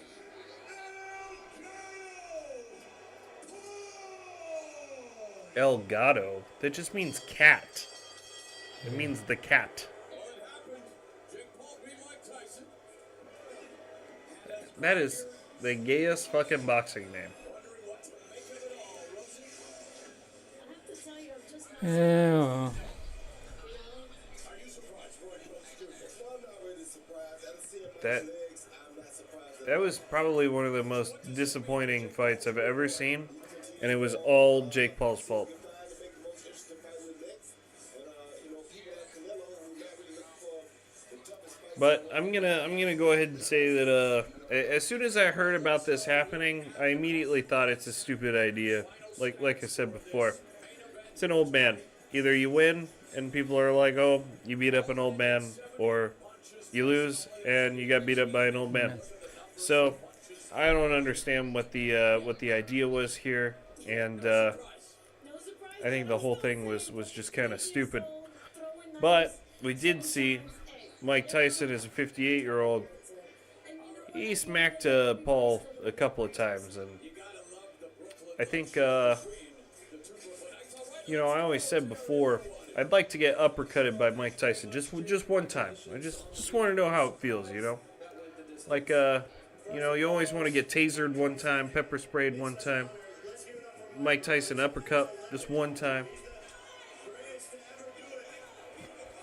He's the GOAT. I look up to him. I'm inspired by him, and we wouldn't be here today without him. This man is an icon, and it's just an honor to be able to fight him. And he's obviously the toughest, baddest man on the planet. So it was really tough, like I expected it to be. I want to go back and forth here. So Mike, if you can respond to that as well. Congratulations on a very strong performance. Are you happy with what you did out there today? Absolutely happy, yes. Are you surprised it went the distance? No, I knew he was a good fighter. I knew he was prepared. I came to fight. 58, a lot of people thought you shouldn't be here. A lot of people thought you'd be done and dusted in the first round. Do you feel like you proved the world wrong, that you could at least go 8 rounds with a younger man? I didn't prove nothing to anybody, only to myself. I'm not one of those guys that look to please the world. I'm just happy with what I can do. Could I ask about the knee brace? Were you dealing with an injury going into the fight? Yeah, but I can't use that for excuses. If I did, I wouldn't be in here. The broadcast team was debating what you were doing with your glove. So it turns out Tyson was wearing a knee brace, and the guy asked him if he had an injury before he came into the ring. And instead of bitching about stuff like everybody else did earlier, he said that he wouldn't have been in the ring if he could use it as an excuse. So he just wanted to be in there. To you, did this man surprise you? Was he better than you thought he would be? He's exactly what I thought. One of the greatest to ever do it. He's an icon. He's a legend. So yeah. But this night's not about me, man. I wanted to give a thanks to all the real heroes, the U.S. military, the doctors, the nurses in the ER, the cops, the firefighters, the farmers, the truck drivers, all the people who make this world go around. Thank you, America. Okay. Everybody, thanks for tuning in to this long live show from this studio. The last time we'll be in the studio on the live show. We'll be back again in a week or so in the new studio. Quick view of the studio. Hang on. Yeah, man. This guy's always had my back. I love him. This one. His coaches, Amr, Billy White, Raphael, amazing group of people, and it's just an honor to be in the ring with all of them. Did you try to knock him out? Man, I was trying to hurt him a little bit, you know. I was scared that he was going to hurt me. I'm trying to hurt him, but, you know, I did my best. I did my best. Mike, could I ask, do you want to do this again, or are you officially done now? I don't know. It's kind of small. It's kind of a situation. I did not have enough room for jumping jacks when I was starting to have my eyes closed. Next time. We've been awake since 2. 2 in the morning, yeah, basically, and I didn't even go to sleep. really, Yeah. I got home at like 11:30. Then I took a nap at like midnight, and I couldn't fall asleep for like an hour. So I guess I only slept for like an hour. Yeah. So.